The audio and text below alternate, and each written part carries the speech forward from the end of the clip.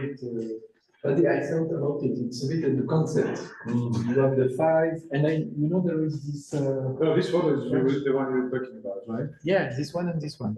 They look. I mean, the photos are amazing. We have five niche, Yeah. 5 spaces, one for artists also. And I like that this is see-through. Yeah, you can see. This is interesting. You can pray, and you can feel the people in the other place. That's it. And the objects. So it's separate but together, really. In a sense. And you have this symbolic sculpture by the artist in the center, which is kind of divinity. As you are now talking, I was thinking, Manuel, do you want us to take a video of you talking about the exhibition? Yeah, why not? Or the native, also. Yeah, we can. Or we can have a short interview.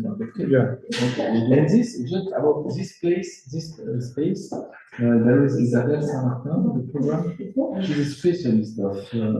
So I think she will talk about it. This is my favorite. This is by far my favorite. Recently, I posted on Facebook and Milan, Turkish but he based in France. He told me it's not possible. Where is it in Europe? It's spread me as an area or something like that.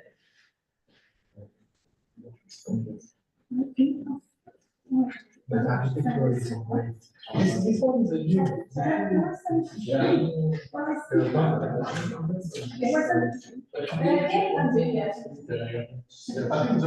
Yeah, of course. It's a dynamic state. We can find out. And this recently. I got the key, events, and so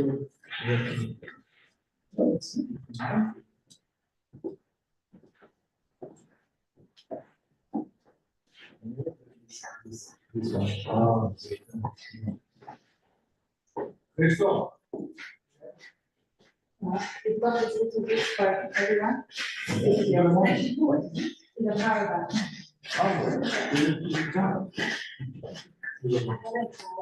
But usually there are 20% charge. You need to charge them. But it may be handy. It's a good If you are 10%. There is also computer attachment. What was here? Your imagination, right? That's how I thought. Yeah, they did. In the illustrator 5 box, there is not nothing, but there is books. There are books like for knowledge and the science. And in the case because we did it science, kind of in Paris we did it is because this is a real space in the hospital. People go to pray. multi-phase site. Yeah, but he created also art. This is a standard artwork and but he has also a mobile one that we exhibit in Paris.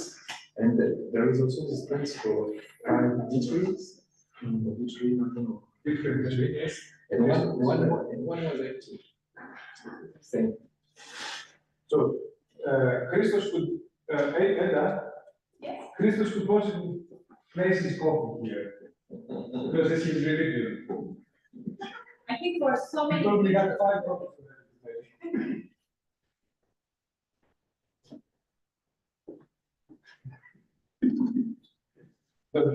I mean, a lot of people they say they're not religious, right? Yeah. Or they don't believe in rituals. Yet, if you see them how they prepare the coffee, That's right. right? The meticulous attention, Yeah. how you boil it, how you measure it. I've Or got the friends, way of religion. I've got friends like that. And I tell them, your religion is your coffee. Yeah, or tea. Or tea. I'm not like I'm addicted, but it's not. You're not like that yet.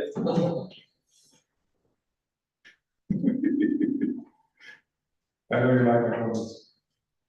So what's up? What's up? Oh, you have these too? Yes. Are you sure? Yes, that's from free. We could do it for one, but two for everyone. Yes, we did it, yes.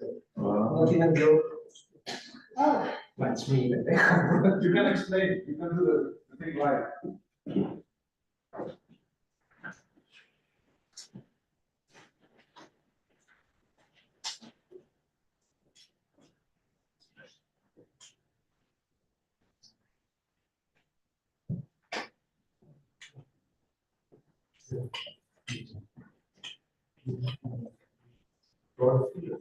Maybe,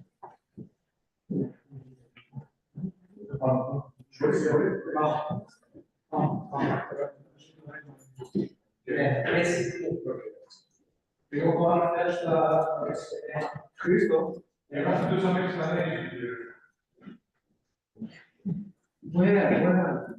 The innovation. Yes, that's me. From me. Yes, but Richard is a wonderful example.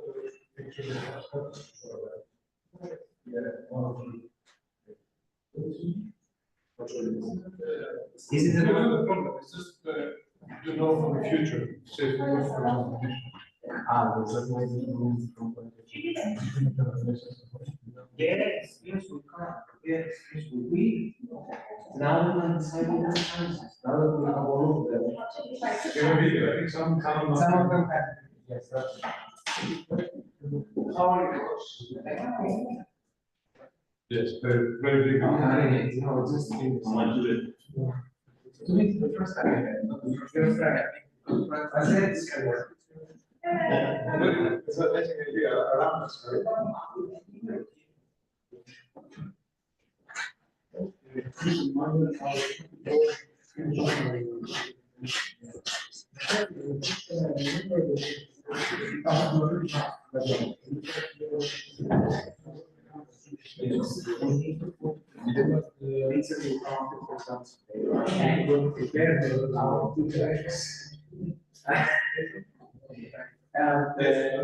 Can you please,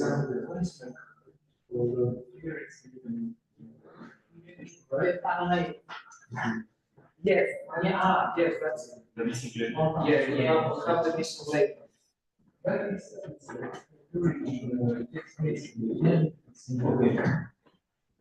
And then inside that room is everything. And then it looks at the word, Sarah, if I'm not here, I think in 15 minutes I will be here.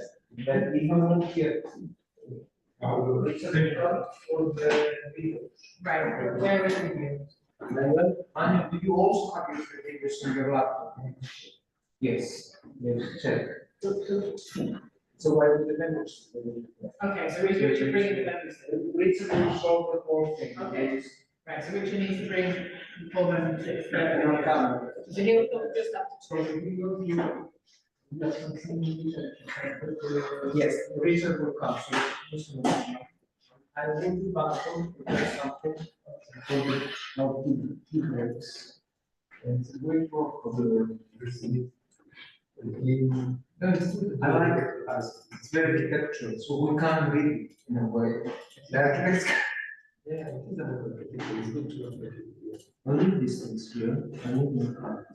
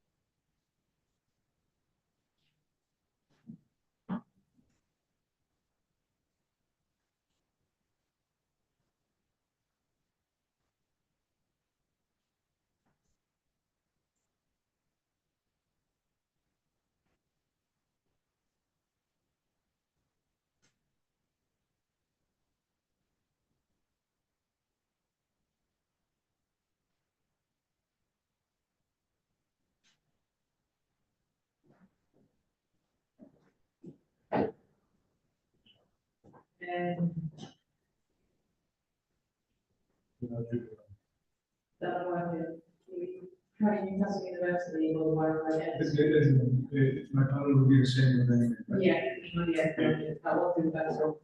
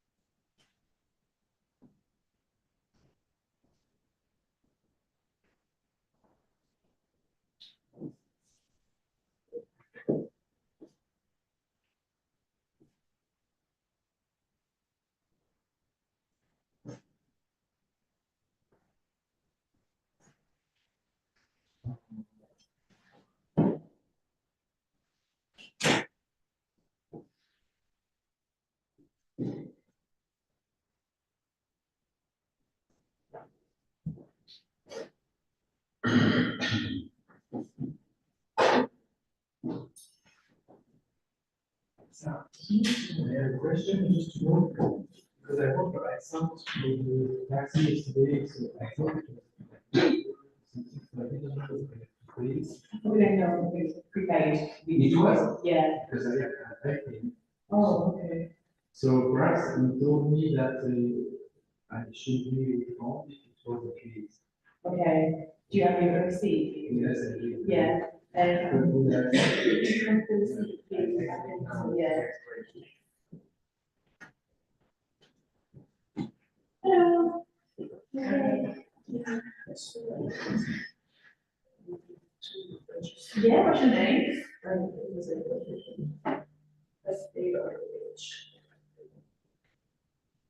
Well, I don't. I'm not sure.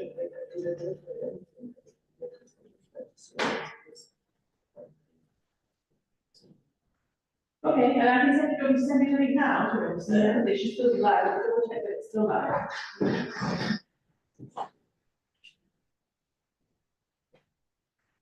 Are you going to go for 3 days? Yes, yeah. Yeah. As long as I still find it.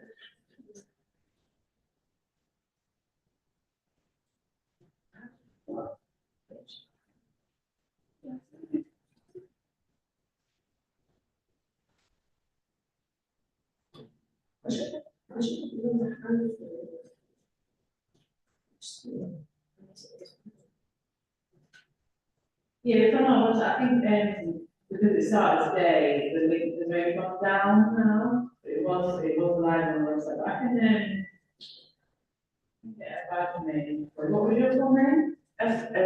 Farah, A-R-A-H.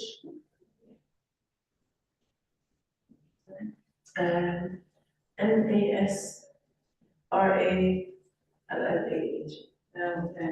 L-L-A-H. Yeah. Yeah. Okay, well, I'll get you a badge and, In this case, could we make a project here? yeah, what was your name? Measure PJ from the UKOUR. Yeah, that was good. What was it?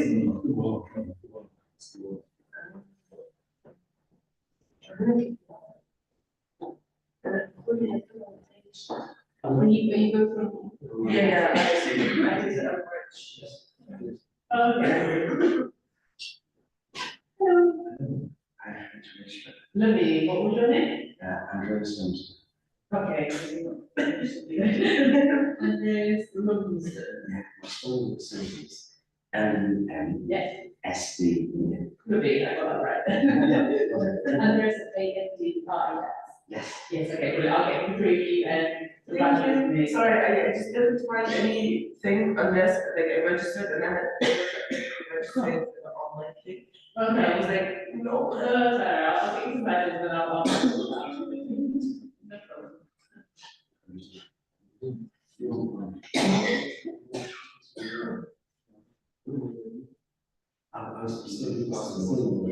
I'm still interested, so Christmas Day and Christmas Eve.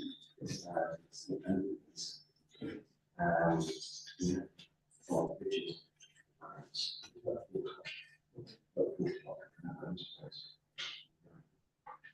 So it's like, that's just like. So.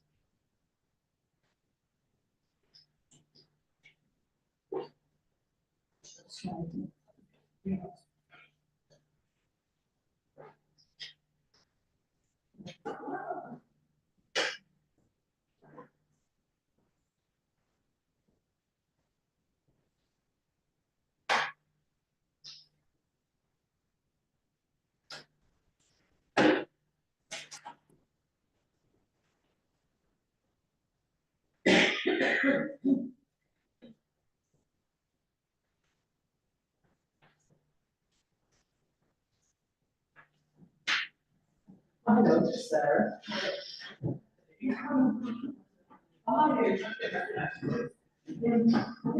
Don't suppose anyone who has to say it, they on my desk, is that a pack of, and like the wallets with name bags to go in.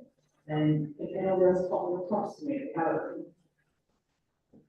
Darling, thank you. Bye. Yeah. Just.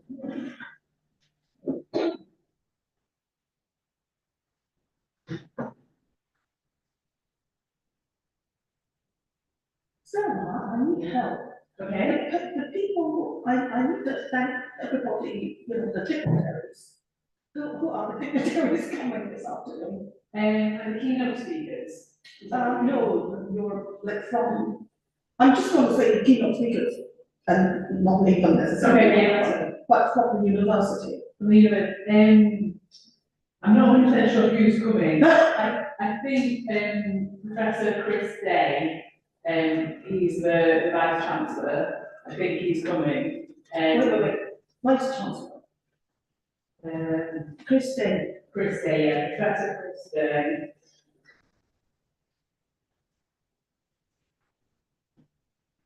Yeah. And then I think it'll probably just be him. I'm not sure about. Zeynep is coming. She's one of the keynote speakers. All right. But she's, other than being keynote speaker, is she like a departmental? No, okay, so keynote speakers. Yeah. I don't know if Crystal has asked Paola to come as well. She's the head of school. So she's the head of school. Yeah, the head of architecture and planning school. So Paula's coming, is that Paola is Dr. Paola Gazzola. So, Yeah. thank you. And if she's here, I'll let you know. Thank you. And if anyone else comes in, you'll like, I reckon. Yeah. So you can just Thank you, that's them. So, the Vice Chancellor Professor Chris Day, Dr. Paolo Gazzola, and, Christos George, and the keynote speakers. That's it. Yes. Thank you. Hello, you okay? You need to register. What's your name? Omar. Omar, hello. That's good. Let's do as well. And you found some stuff as well. Thank you. Thank you so much. And we got a program, and how many bags for these in? There's a notebook pen, so I mean, from religion to peace, you have them, just standing on the power bank as well. Beautiful. No, that's completely fine. And this. That's fine. Thank you.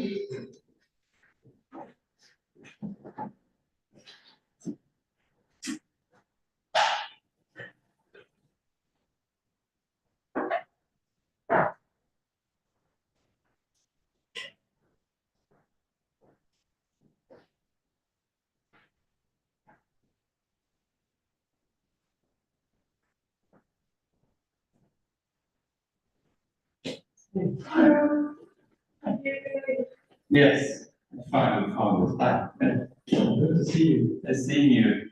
Barcelona. Yes, yes. Good to see you. This is great. Yes. Yeah. How do you, I just came over. Yeah. Yeah, I was planning to go earlier and then whatnot. Yes, and it sits on there, so, and so that, yes, so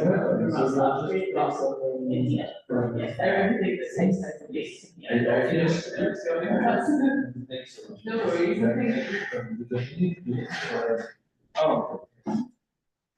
First, I need the also the. Would you like to take your badge and the different bits as well, yeah? This is yours.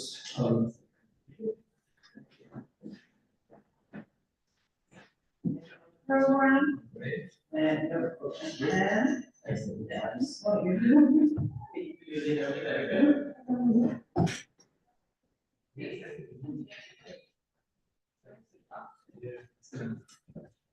And. What was your name, sorry? Yes. Yes, okay, brilliant. Oh, I'm set. yes. You are. I'll write it for a brilliant piece. That's not really. Pretty well. I know. That's all right. Just really thinking of it.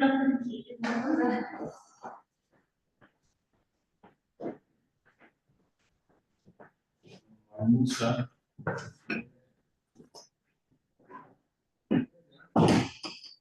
You went there? No, unfortunately not. You have been there? Yeah. I can do it. Oh, when was that? Would you like copies of the printed Just the photograph? time. Yes, but I think it's weird to do now. For us, we see that I think I will go with the. Yeah. Thank you. Depends on the class. What will happen.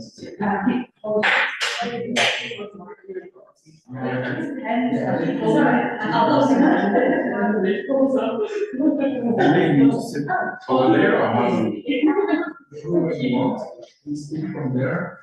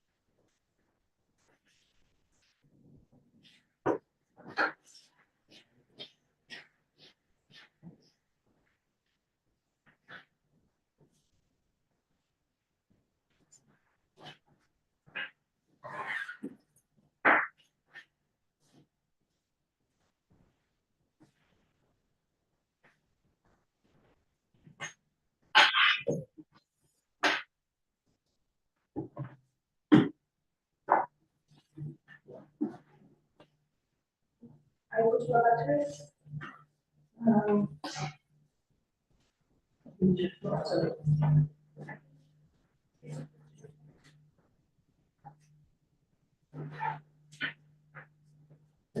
So.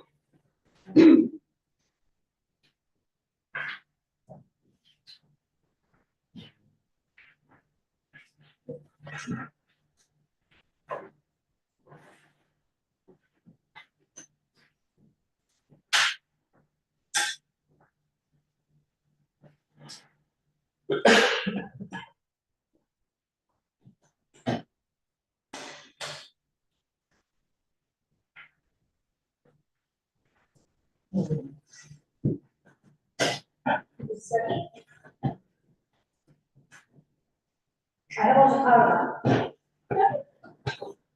You can have it me.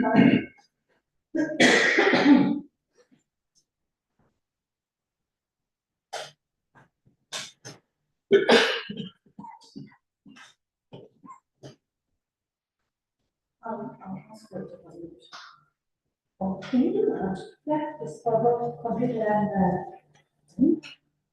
the.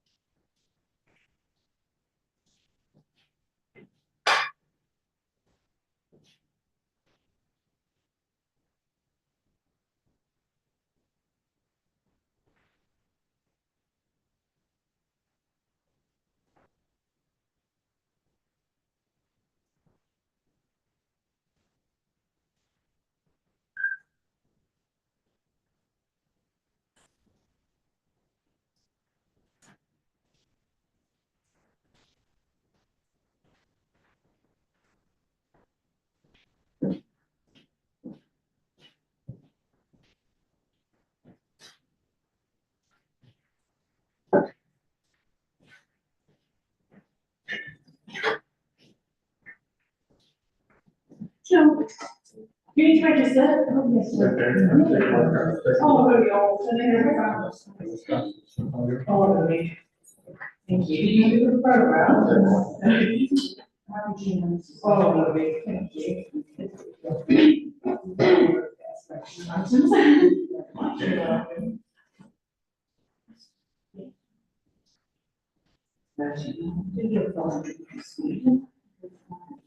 And that's probably, just this room here, directly to the right side, yeah. Yeah, you can just use the Wi-Fi, yes, it's quite strong, so that'll then.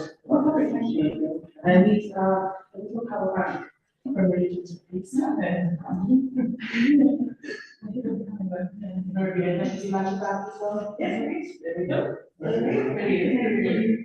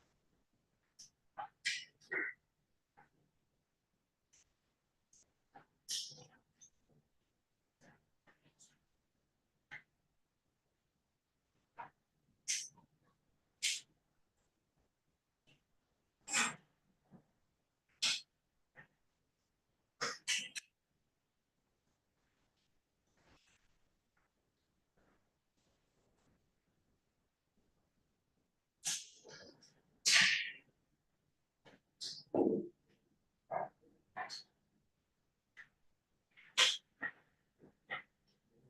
Hello.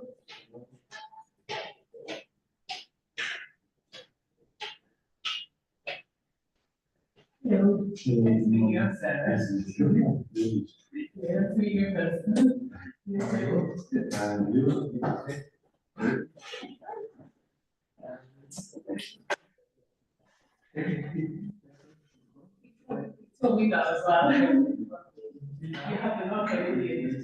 And I'll go, Christoph just got there. I'll go.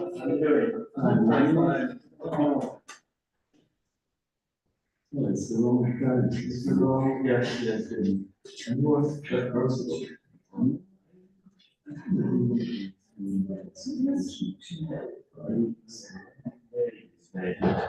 Maybe not that. And it's short, yeah.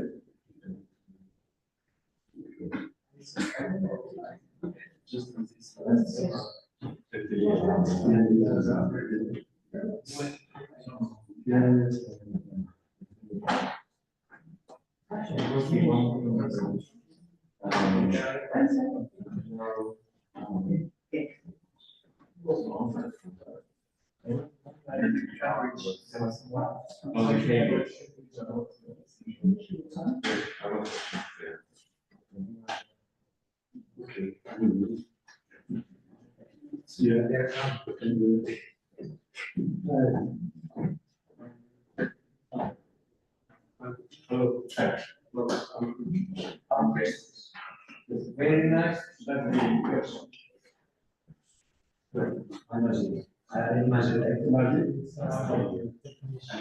He's got inspiration. He said,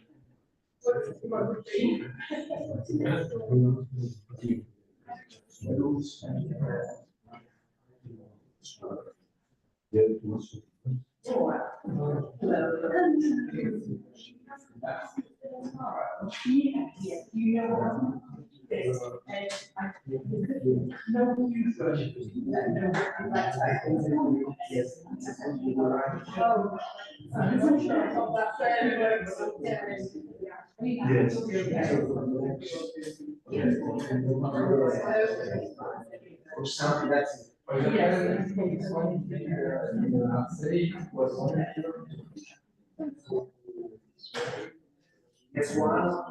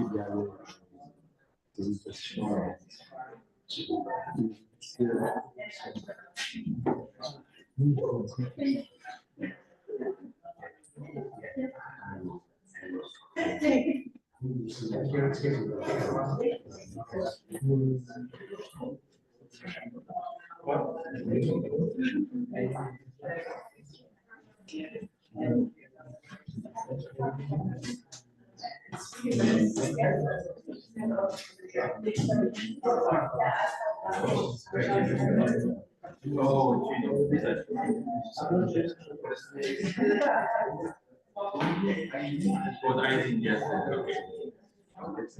Oh, no.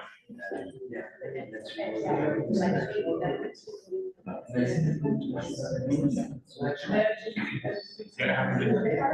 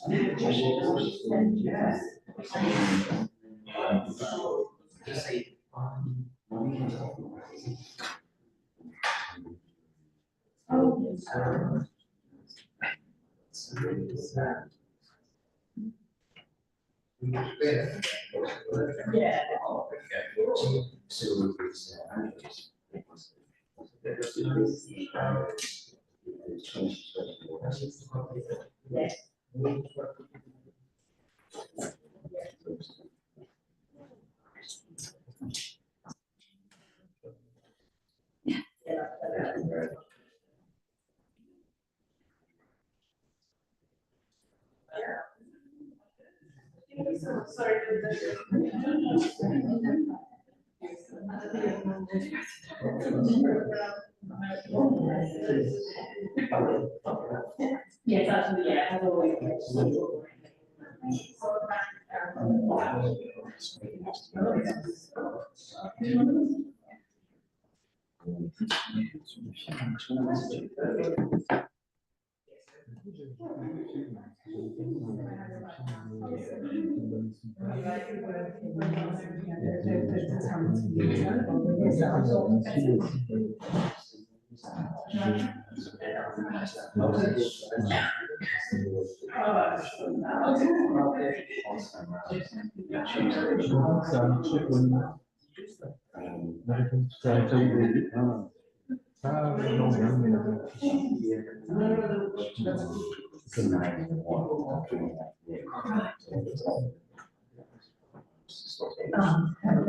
Sounds good.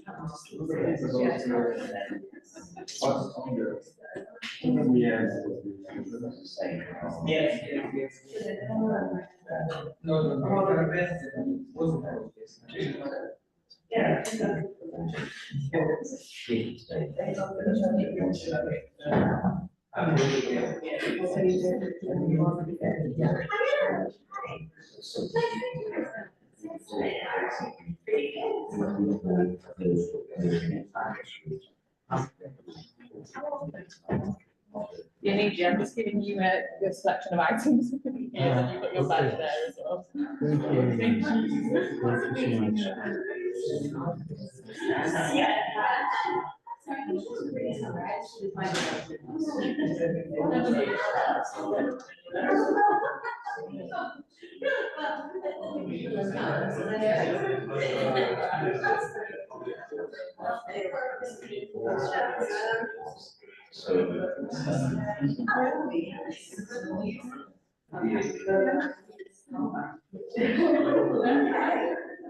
C'est pas mal, hein? Mais ça se voit, marche bien.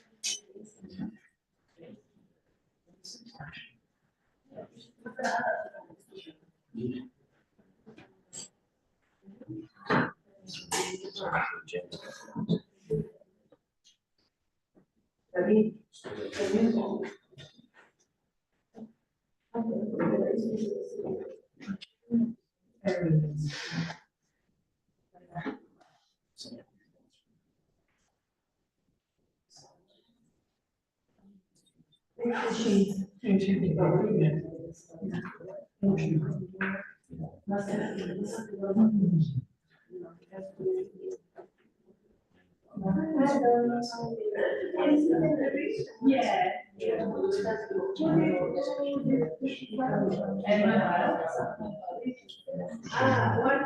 Yes.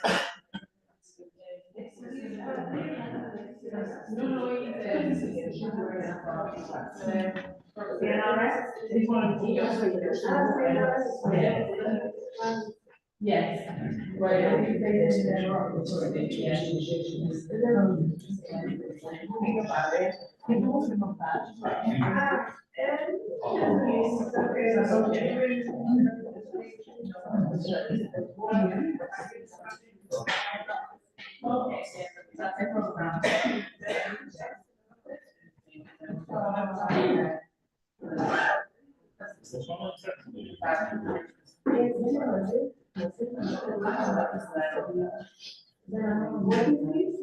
And she just now collaborated to their charity and to grow charity.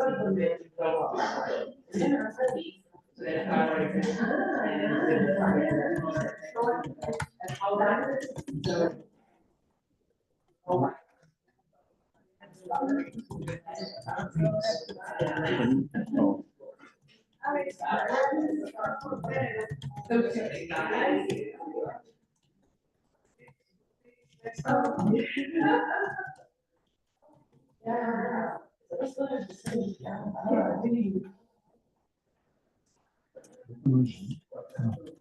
Non, moi j'ai marié des.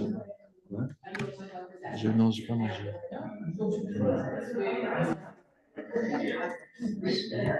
En fait, il m'est arrivé une merde. J'ai voulu avancer le billet d'avion. J'ai des billets d'avion assez chers.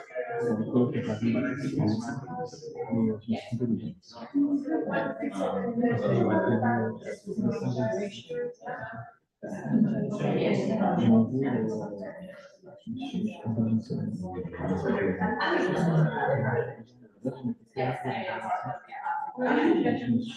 le dos à faire ça. Ça va me coûter, je sais pas combien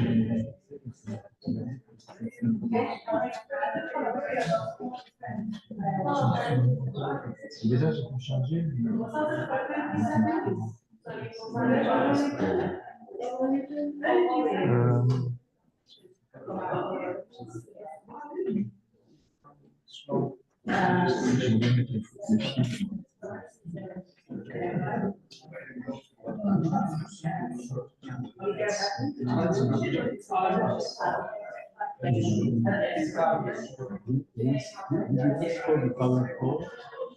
For the PowerPoint, how it works? We can use our computer. For the PowerPoint. Yes. And then they have the Zoom, I think, separate. Okay, but in fact, I also my text from my computer, so I will ask. Yeah, he's coming. Hello. Hello.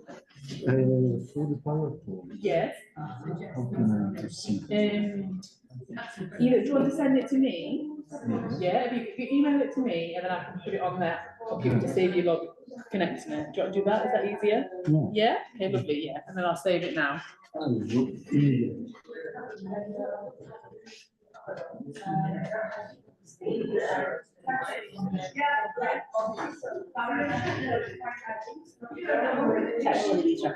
Can I email you this one? Yeah, that's Yeah.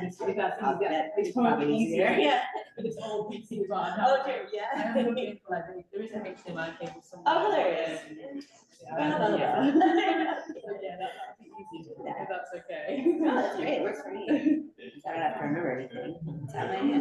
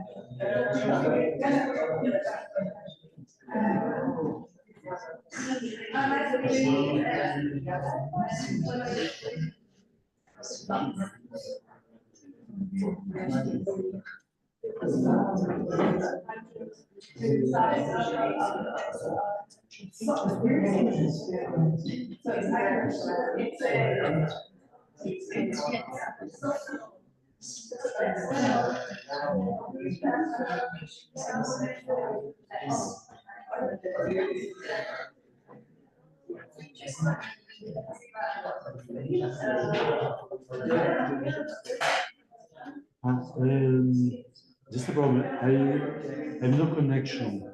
Oh, can you connect to Wi-Fi guest? Yes. Yeah, that one's the best. Okay. Yeah, if you do Wi-Fi guest, that one will work. But I tried it. Oh, it's not working. Yes, I guess.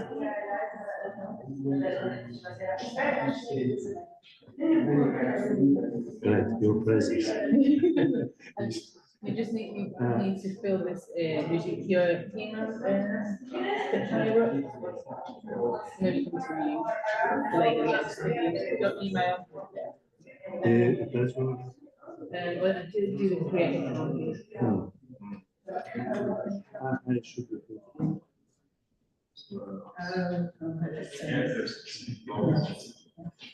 Yeah, no, that. Nah, everything's easy. I know. Nothing straightforward, is it? House number, also the address. Okay. Postcode. But should I put my French postcode? Yeah, anything will be okay.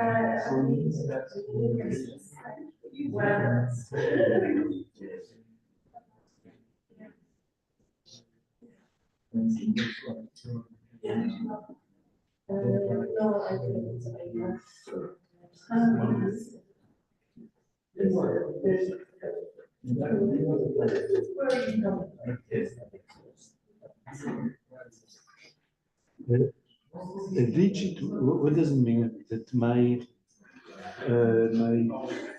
password should contain a digit. The number. A number. Yeah, number. like 1, 2, 3. Yeah. And the special character is Exclamation mark or question mark, something like that.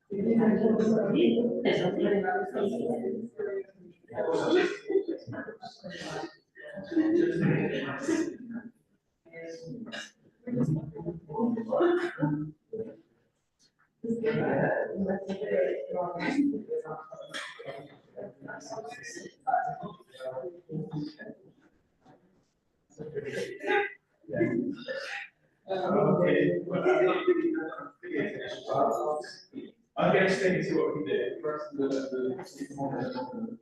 You have a conversion for a match. You don't have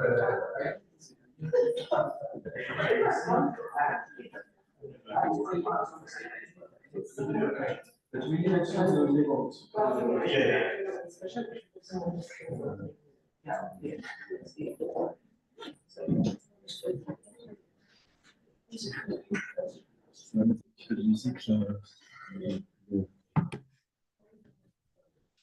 Ouais, il faut que je l'envoie. Je lui envoie c'est ça. Ah, tu peux pas le faire le chat? Il m'a dit d'envoyer ça. Je vais essayer de me connecter en direct. Mais c'est religieux, je connais.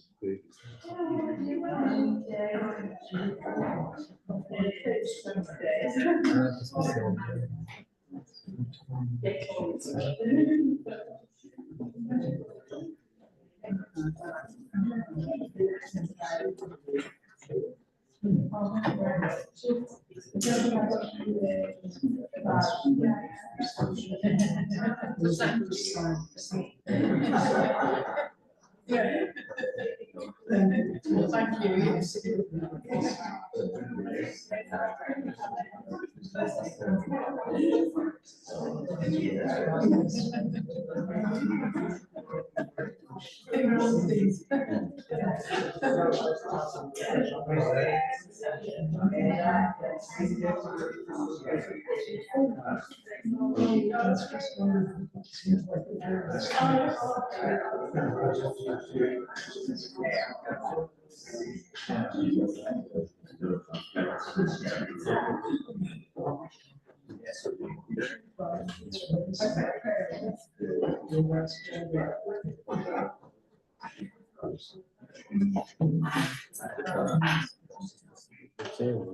Whatever you want.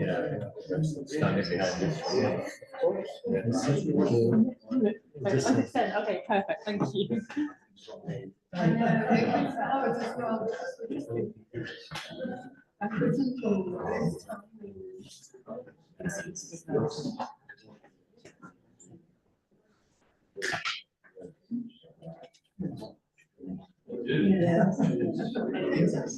Is there a check here? Yes. Yes, you. We've gone downstairs to get.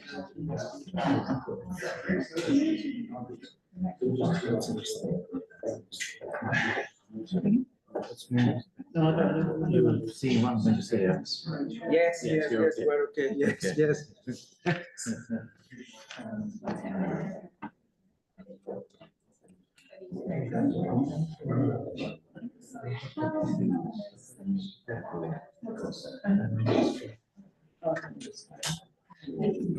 Did you send my email address?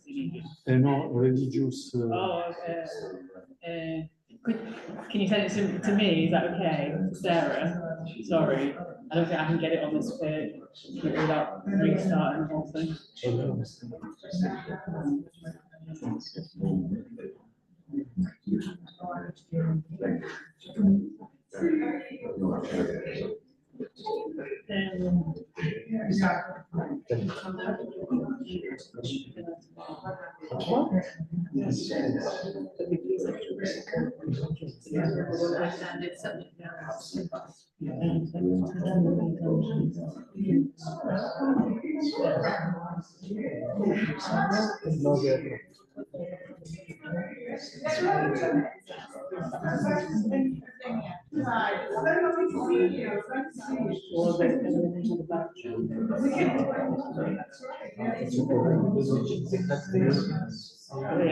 I need to do this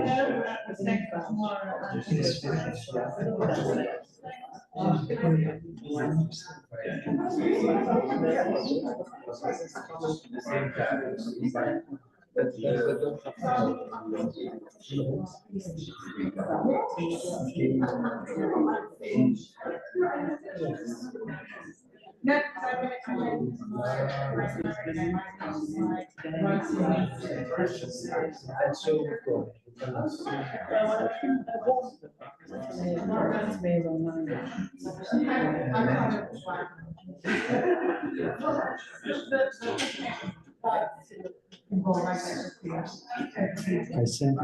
I just come back, thank you.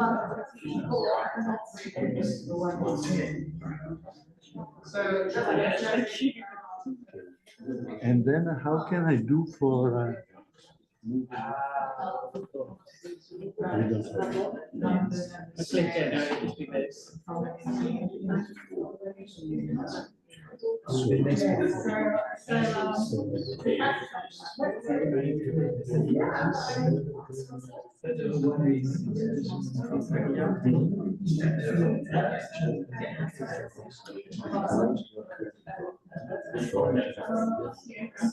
Yeah, so when you want, I'll come up with your presentation. Yeah.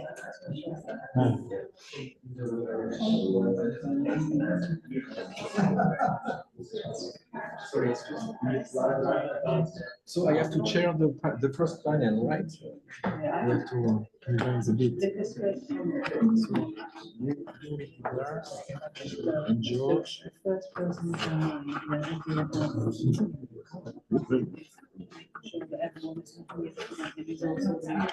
so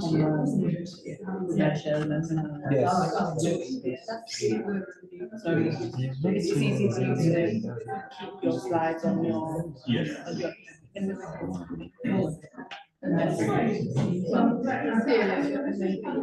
I'm trying to work out the best way. If you connect your device to the HDMI, not then part of the Zoom, so it won't show everybody else. Oh, really?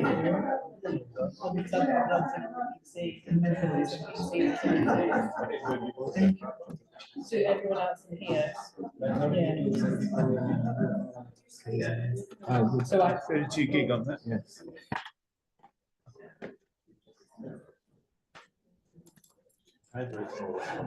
Yeah.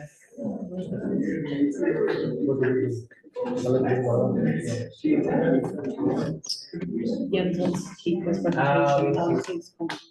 So I think probably he needs to have his computer and Join the Zoom. yes, on his computer. On his computer, Join he the needs to Zoom. mute himself.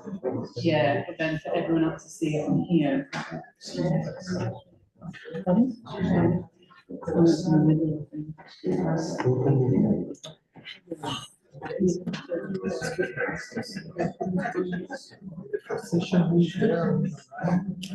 Yeah, because that's also my question. And Vanessa is online. Vanessa is online. She's online. She'll be here. Oh, she'll be here. She's alright. Okay. Yes, okay. So we want the first one, the rest. Yeah.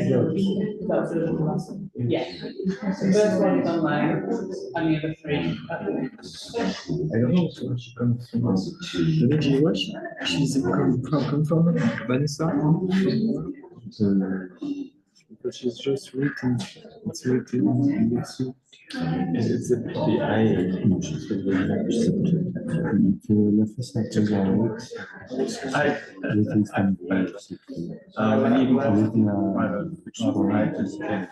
the flight to Germany, that's the last one.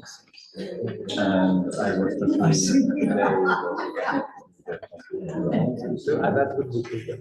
so it's 5:30. Yes.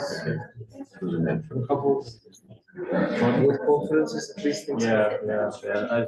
But and since you did the work, I want to be here. Don't worry, we'll have more things to do in the. Ian, s'il arrive des États-Unis. Occasions, there is Ce matin. things that are happening. Don't worry, we will read about them. But not here. That's it.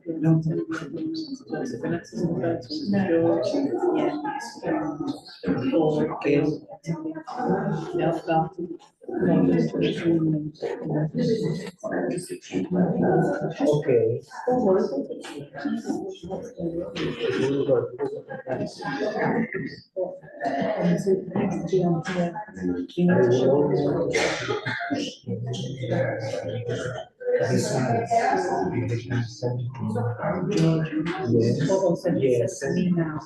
Yes. So what? When I will do. Yes, you can please email. Yes. Yes. Or members, yes.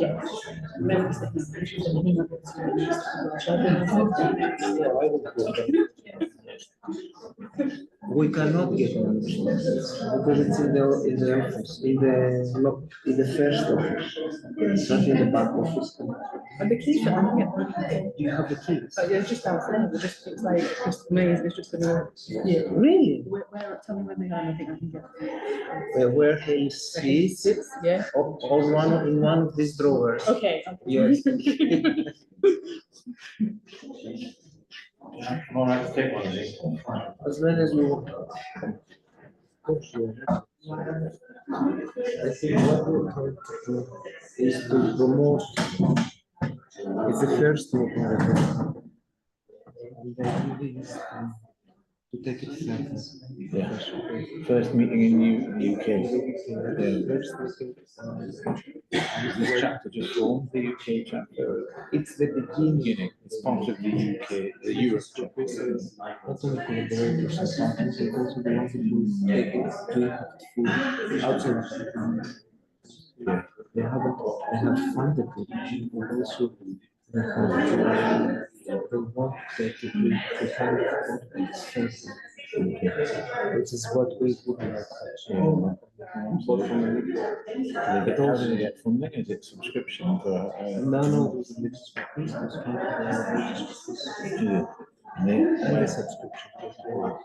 The fee. okay. So it's the first. Where did it start? Religions for Peace? Was it in the Middle East or US. US? No, I'm sorry. Okay. So they had a number of people trying to contacting them from Wanted to make this about current conflict. Yes. To be honest, she's very humble. She's all around the globe. These tensions are very much heightened in both organizations, right? When That's you've got exactly. this going on. And that's why I wanted innovating even slightly getting into something. It's good for For me, this is, it's exactly what university should be about, dialogue, collaboration, understanding other people's point of view. Because that's something that we saw with someone else now. it's amazing that we're still talking war I'm not a booster of peace. Yeah, war and peace. Yeah, something. I blame Tolstoy.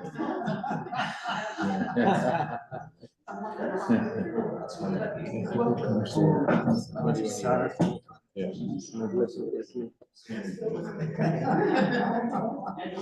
Looking very good, don't we? Don't you see?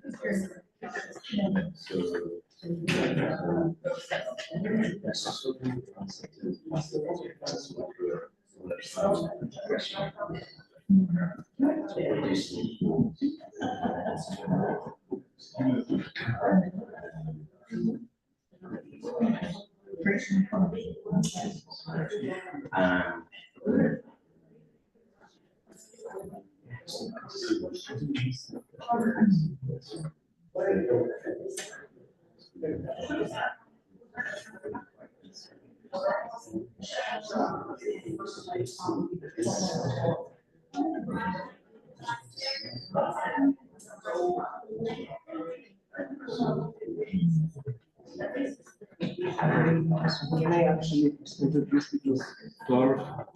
Hello, Dr. Rich, how are you? Instead of doing that, social So I don't know what you're based in. I'm based in London. Yeah, I'm the reason because if I'm honest, I hope that we will get at some point. thank you so much for doing it. No problem. Round. It's a bunch of nature. It's quite an amazing place.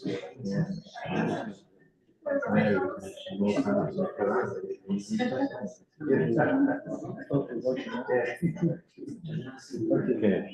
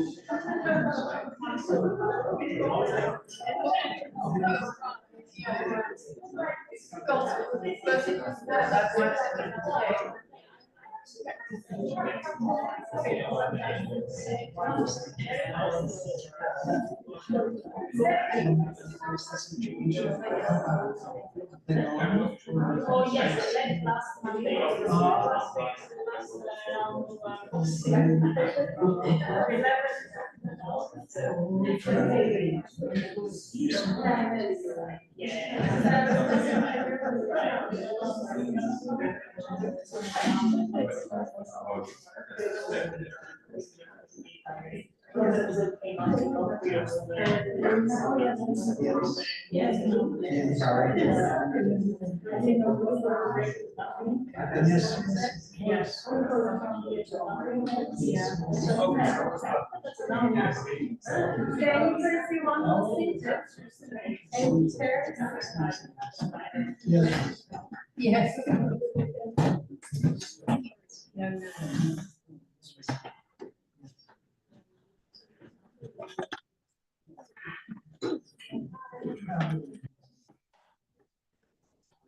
Good afternoon,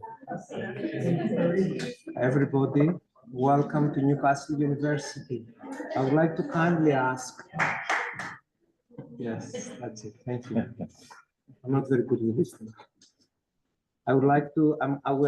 We are grateful that our Vice Chancellor, Professor Chris Day, is here to open the event, and we're very much looking forward for his opening remarks. Thank you. Thank you. I'll just stay seated if that's all right. So good afternoon, everyone, and a very warm welcome to Newcastle University for this International Symposium on Religious Coexistence. Many of you I know have travelled the distance to be here, so on behalf of all my colleagues, welcome to Newcastle too. I hope you might have time to explore our city and our region, where you can be assured of a welcome much warmer than our recent January weather.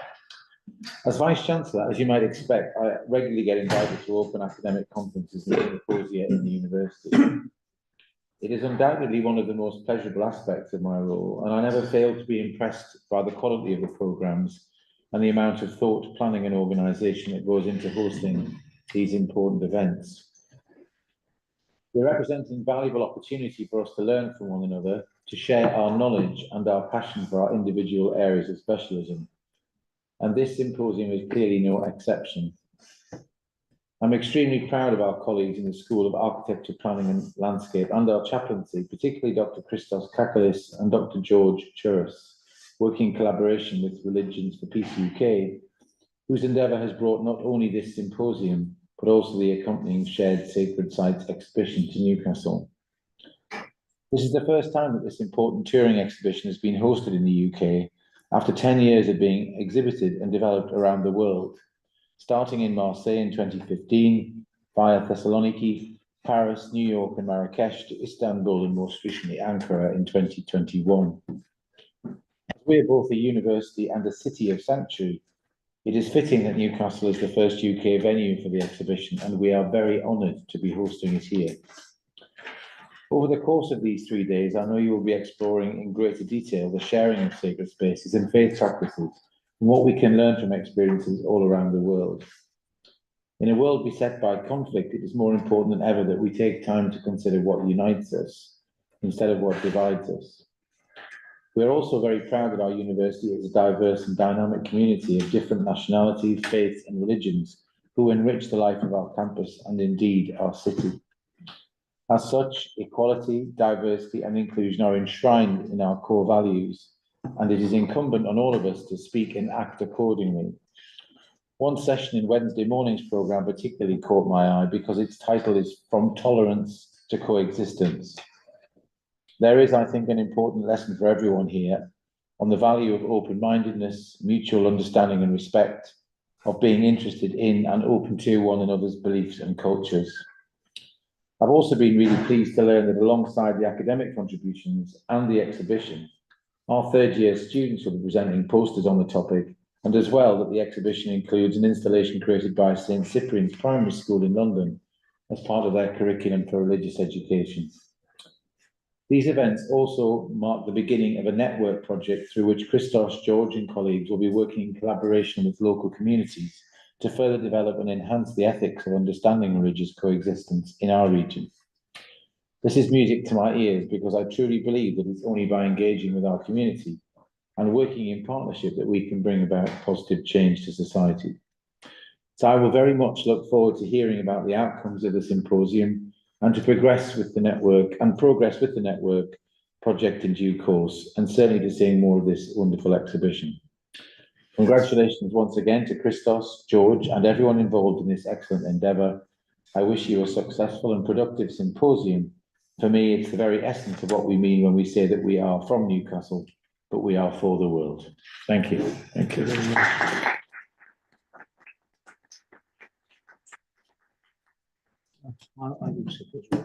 Thanks.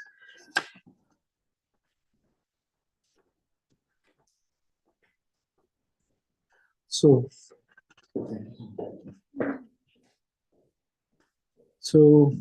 dear presenters and under this, we're very happy that we're all together here at Newcastle. George and I have been very much longing for this day, a day dedicated to religions and peaceful coexistence. Our research interests have been brought together to an event that feels like a blessing, and with the participation of all of us can become the next first step for a better understanding and more practical work on peaceful topographies.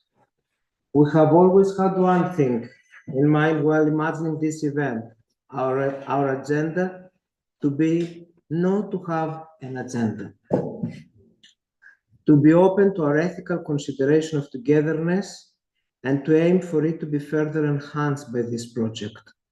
It is very important to be able to have this event now, an event on religion and peace in a world that is bombarded through media about religions and war. Great supporters and collaborators in this endeavor have been our partners, Religion for Peace UK, that not only financially supported the event, but have shown faith in the ethics of the project. Cindy Lee, the chair of Religions for Peace UK, holds the straightforward, honest, and deeply perceptive character that we were hoping but could have never imagined to find. We are most grateful to RFP UK for their support. We are also grateful to the School of Architecture, Planning and Landscape for hosting the event, our precious collaborators Sarah Appleyard, our technicians Sin Mullen and Richard Chippington for all the advice and help on setting up. Special thanks also to the artist and curator Henry Martin, who is not here today, for his always constructive advice and help with the exhibition. We'd also like to thank the Wellbeing Department of Newcastle University and the chaplaincy team for their positive presence in this initiative. Last but not least, we would like to thank each and all of you for making this event happen. Can I please ask Cindy to give us your remarks?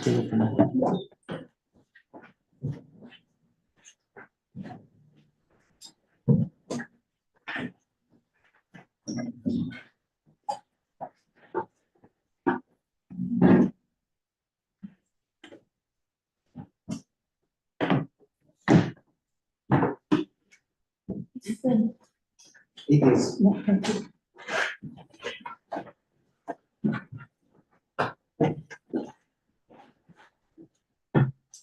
This is the coexistence presentation. Coexistence presentation. Yes, it is.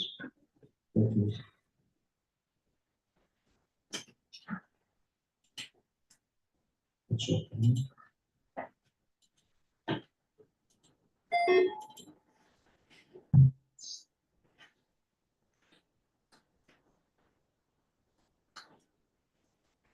Thank you. Should I be there? Yes, you can be here. to reduce the brightness of the outline.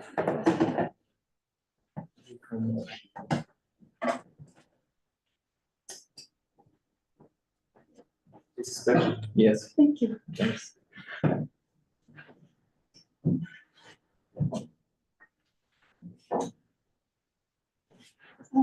Thank you very much. I apologize for that voice from cold. So I am very happy to be here.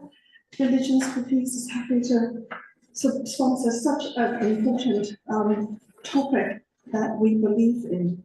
So Dr. George, Dr. Christos, the exhibitors, keynote speakers, ladies and gentlemen, online and with us in Newcastle today. To say that we are honored is just too shallow an expression, because it has been a long-term vision for Religions for Peace to take this idea, because without the coexistent bit of it, none of the peace can happen, because you cannot imagine it even. The world populations have shifted so much that what we used to know as learning about religions in a country, mostly there is one main one, and you learn about that one, whether you belong to that religion or not, you learn about it. The way that you learn about it is kind of just one. And then all of a sudden, we have things changing so much, so fast, that we're reacting to that. And we haven't reacted quite so quickly in terms of learning how to learn about each other. And that is something that this exhibition helps us bridge. And it's not just how far, but it's the method of thinking that is involved in this that we really need to take into heart and take it forward. So viewing the sharing of religious sites involve the spiritual needs and the cultural diversity that gives value to the people that these religions involve. So it goes beyond our simple wish for just peace, which is an idea. It is actually day-to-day living, and what you do whenever you see somebody different, and whenever you want to have, or whether or not you want to have interaction between them, keep thinking that they are the other. When do we start to call them part of ourselves? Especially in a place like UK, when there are multiple religions and multiple faiths. So if you would allow me to go through what Religions for Peace is about. We started in the 1970s. It started a bit earlier because a bunch of world religious leaders was appalled by the fact that the United States had suppressed the awful effects of the bombs. It was suppressed for over 2 decades. Nobody talked about it. If you talk about it, you don't get money, you don't get aid. And the horribleness of that, besides the actual fact that it was suppressed, was they were trying to censor it in a country that is saying that, free speech is part of their most important tenets. And the religious leaders kind of gone crazy and go all over the world to find each other to say, we religious people must stop this, the suppressing, and not doing anything about it and just kind of let it be part of history and drift by. So that's how it started. Because the event killed more than 100,000 people, and it just needs to be talked about.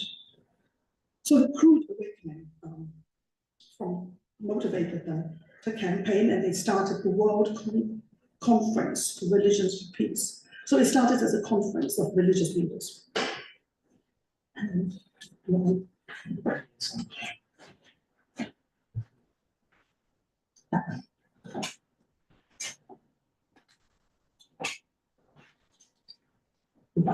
which one? Thank you. So, welcome. Yes.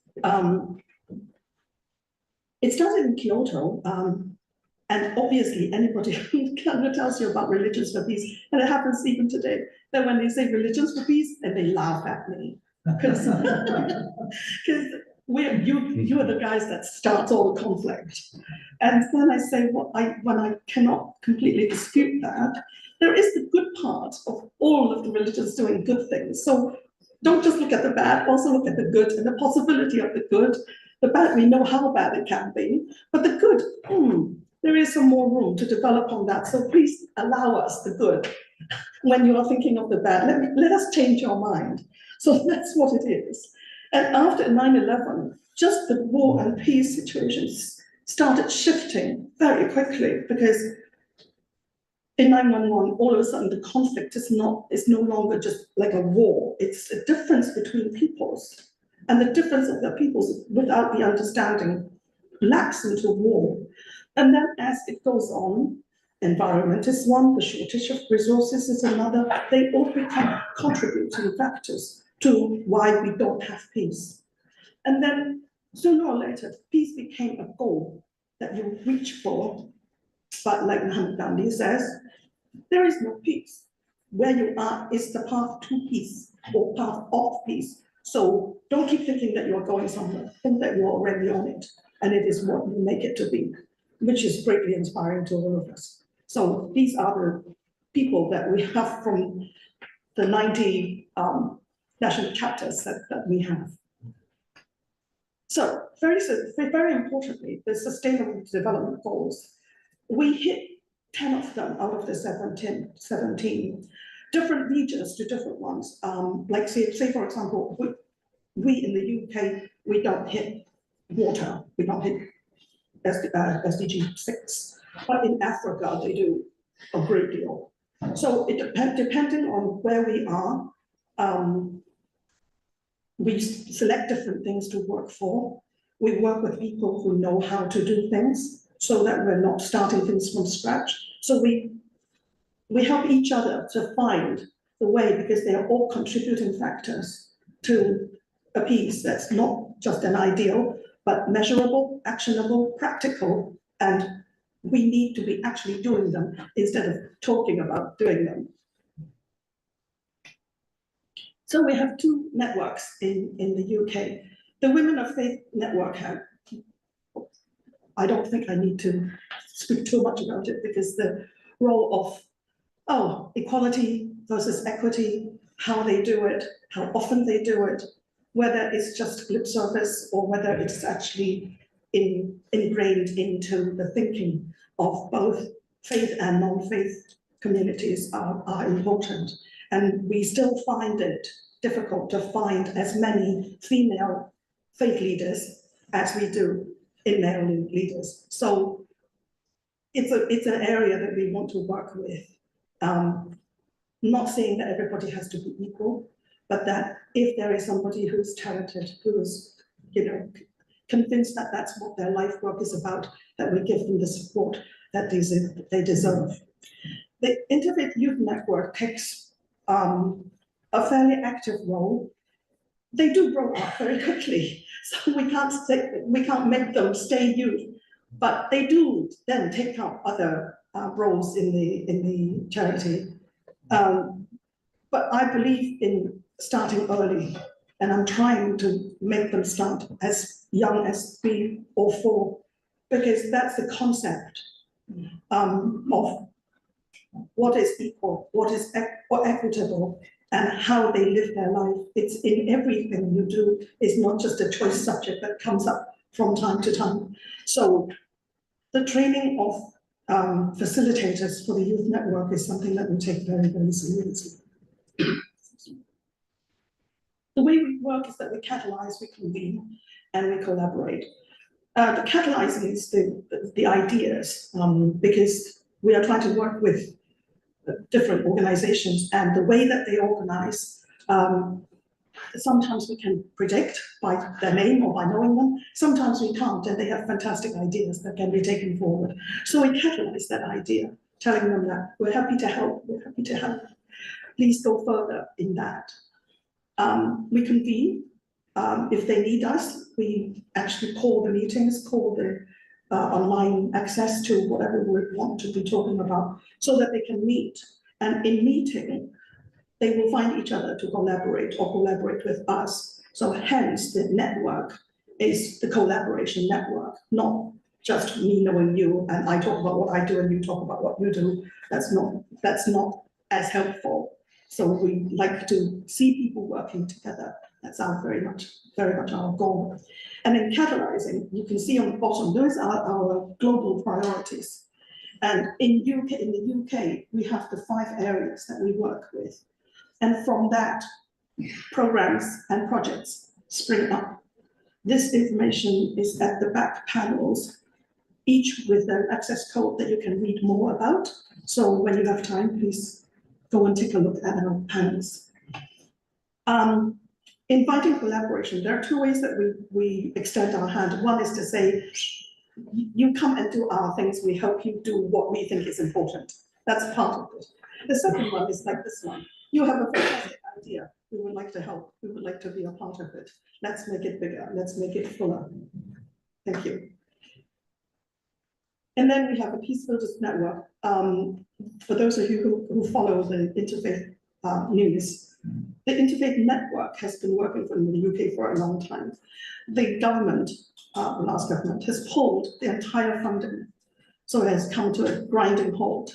All of the 160 some interfaith organizations are completely invisible to each other now. You don't even know how to find them. And that network has that function and is now gone. It falls to those of us who were part of it to scramble and say, what can we do to put it back together? But it's a Humpty Dumpty, like it's easier to crash it than to put it back. The effort that is going to stick it back together is. But with every crisis, the Chinese, the word crisis comes in 2 parts: danger and opportunity. So don't look at the danger part. We know it already because we've crashed. But look at the opportunity part. So what can we do to actually make it better? Find a solution.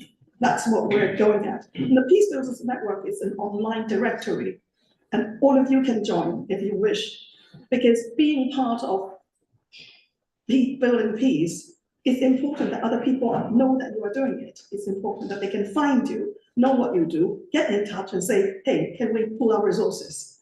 In a resource poor environment, that is even more necessary than ever. So we have all our social media in one place. Thank you for the opportunity. This is a wonderful experience. I wish you a fruitful and exciting event. Thank you very much.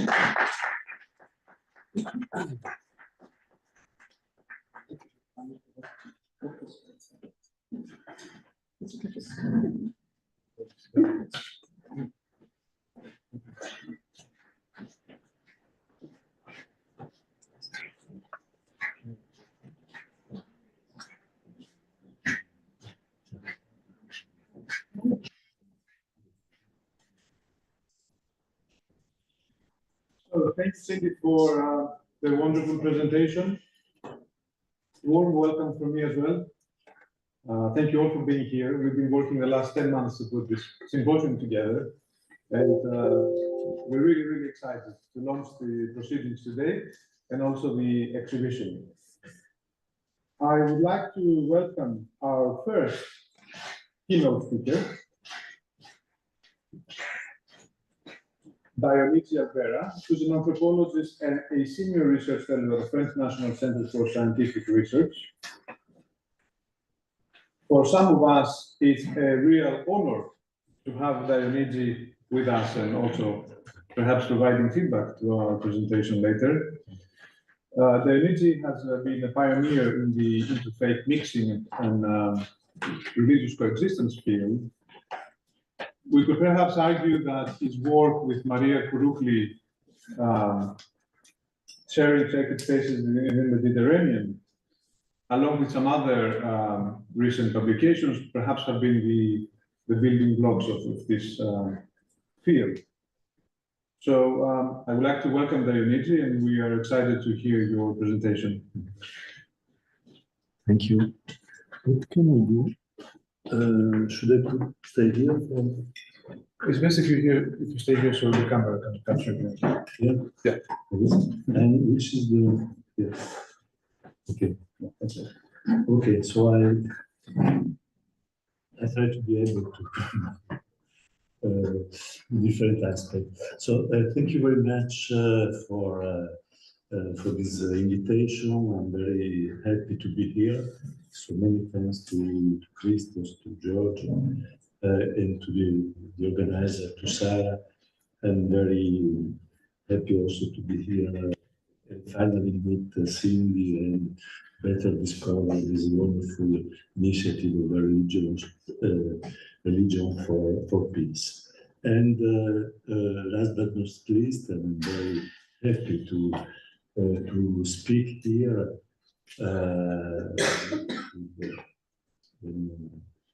around the exhibit that we have conceived with Manuel Penico, and you can see his images, his photographs, and so it's very beautiful for me and for Manuel too to be here inside the first first venue in Britain, this exhibit. Hope that will be the last. And there will be the possibility to make travel this exhibit. In this talk, I will try to deal with some theoretical issue. I apologize, perhaps it will be a bit boring, my intervention. But sometimes it's also useful to try to stop it, to think about wider theoretical issues. And I thought that this was the good occasion to try to reflect with you, to share with you some ideas that in the last few years I have proposed in a scattered way in different articles, and in order to try to grasp better this phenomenon. What do you mean? Do we mean when we speak of sharing sacred places or spaces, like in these exhibits? In these exhibits, we present different aspects of this topic, because on the one side there are we document some forms which are linked to the rise of the interreligious dialogue in the last decades, which has implied initiatives which have involved some collaborative efforts by architects, by artists, in order to design space of interreligious encounter. And also there have been several new initiatives in different horizons, like airport, like urban spaces, in which there has been an attempt to establish a close conversation between different religions. And moreover, there is also another kind of phenomenon, which is more ancient, more widespread, and which that we can define as a kind of spontaneous interreligious initiative, which derives from the initiatives of common faithful who decide at some point to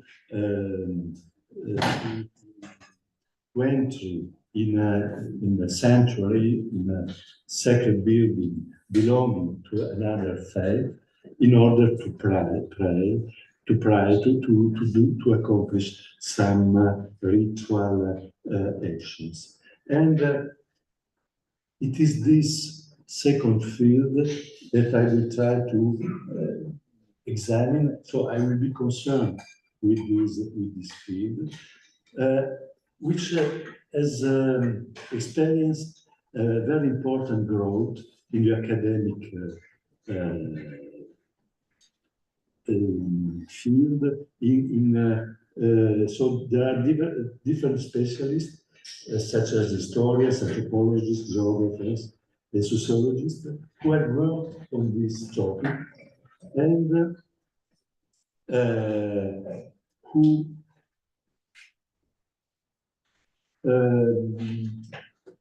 have documented a very recurrent and massive presence of this phenomena through the history and also in the present.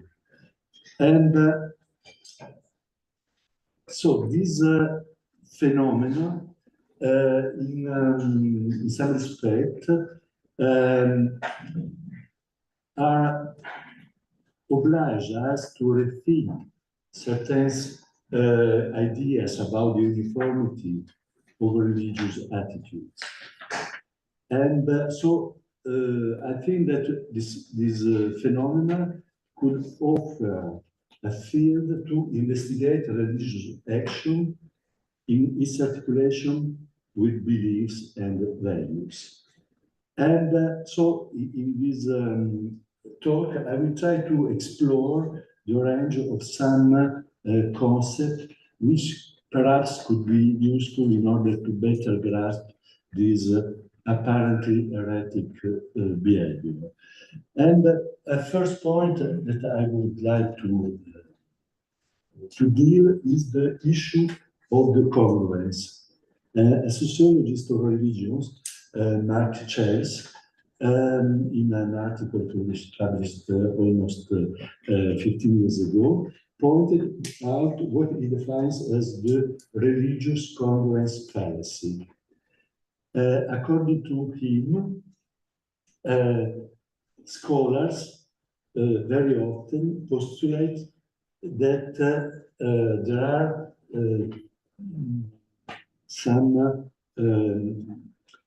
some behavior that people are sent to follow. So the religious congruence fallacy may be interpreted in three main senses. So that individuals' religious idea constitute a tight, logically connected, integrated network of consistent beliefs and values. That religious practices and actions follow directly from those beliefs and values. And third, that religious beliefs and values that individuals express in certain contexts are consistently held and chronically accessible across context, situations, and life domains.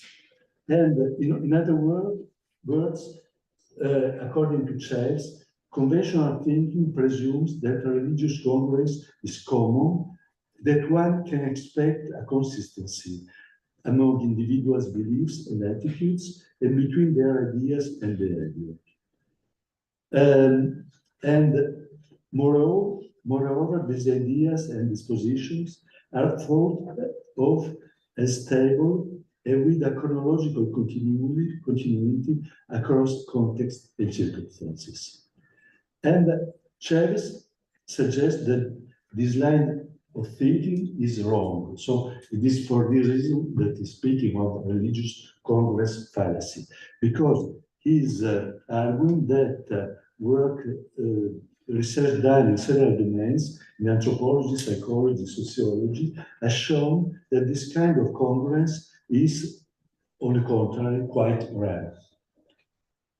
If we start from this idea, we can ask to what extent the literature on shared sacred places suggests some possible ways to expand this argument, which is mainly concerned with contradictions within a particular religious system. And in some respects, these findings challenge conventional wisdom, which frequently postulates that individuals inscribed in a, who are inscribed in a religious culture complete only what with the individual and collective, private and public rights that are prescribed in order to substantiate a particular creed. And we could also continue saying that furthermore, that in this idea of Congress, there is also the idea that individuals belong to only one religion. And this idea could pose problem if we move our scope toward different religious experience in which people can also shift from between different religious belongings. I'm thinking, for instance, of East Asia, the case of Japan, also of China in the past. But we remain in a Mediterranean context, and which is deeply influenced by the monotheistic religions, in which we have religious belonging, which is clearly defined. We can find that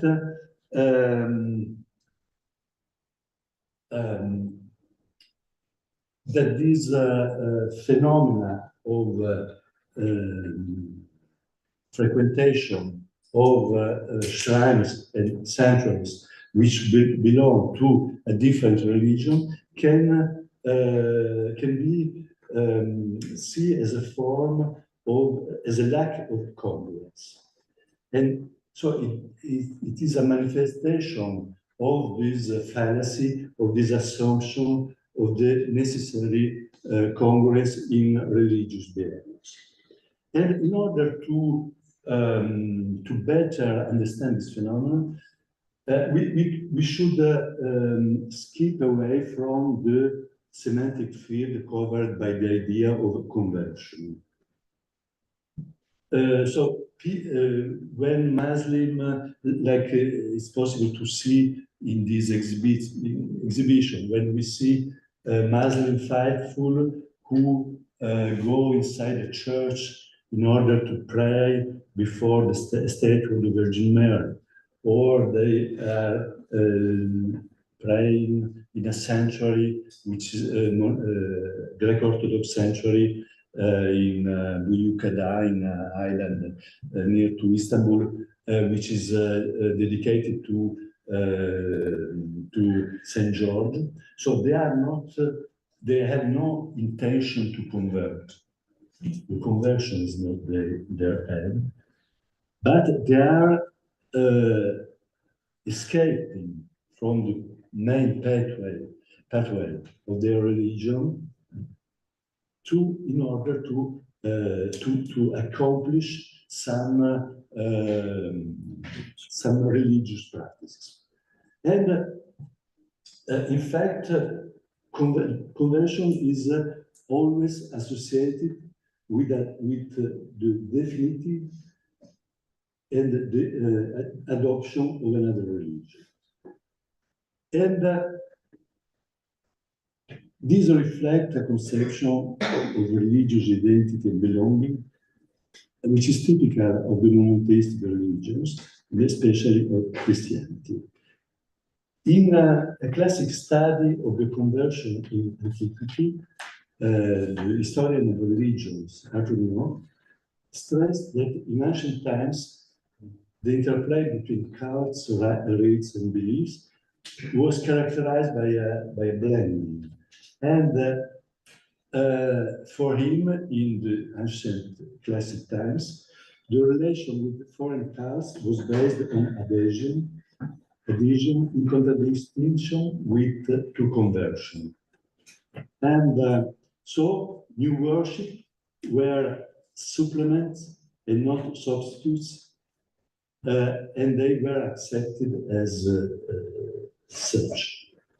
And what I would suggest is that perhaps this idea of adhesion could be also applied to different contexts, to other religious landscapes. For instance, in the long history of the great East Asian religions. But in some respect, several behaviors that are documented in these exhibits, also which are referred to the Mediterranean area, in which there are the very strong presence of monotheistic religions. And even in these cases, we can see forms of adhesion to other cultic structures, cultic materiality, cultic cultic figures like saints. And so perhaps this could be a possibility to use this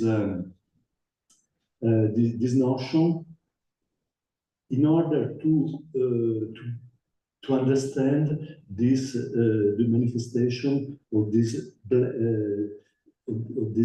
interfaith connivance, in these Mediterranean blendings. And if what the recent research has shown, and is that there is a secret and subaltern world which appears beneath the surface of orthodoxy and orthopraxy. Even in the case of the monotheistic religions, in which an exclusivist tendency has dominated, and in which also the religious structures are materialization in the space of separate identities. Even in this case, the faithful can circulate and also enter in foreign structures.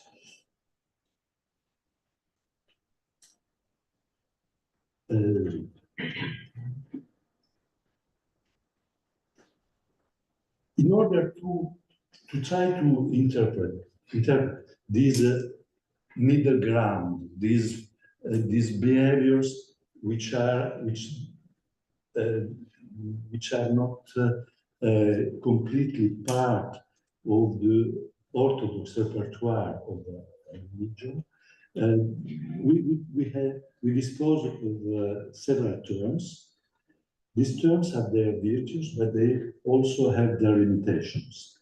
And in fact, we are confronted with some controversial concepts, which have been at the center of very animated discussions in academic circles. We can mention terms like syncretism, hybridity, the French term of métissage, which is frequently used also in French research, creolization, mixing.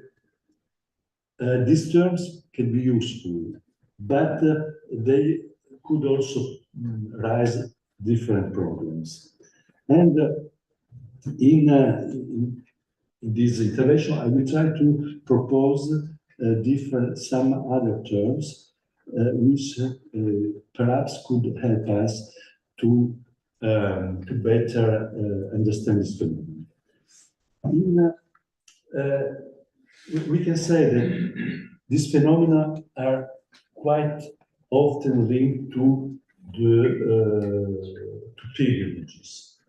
their pilgrimage is the main manifestation of this spontaneous form of interfaith relationship. And we should say that in many cases, this aspect has been underestimated by research done by anthropologists and other scholars on pilgrimage. And for instance, in the book that had the greatest international impact on the study of pilgrimage, written by Victor Turner and his wife Edith, the question of interreligious manifestation is addressed, but the authors state that in reality, pilgrimages reinforce the exclusivism of the great historical religions.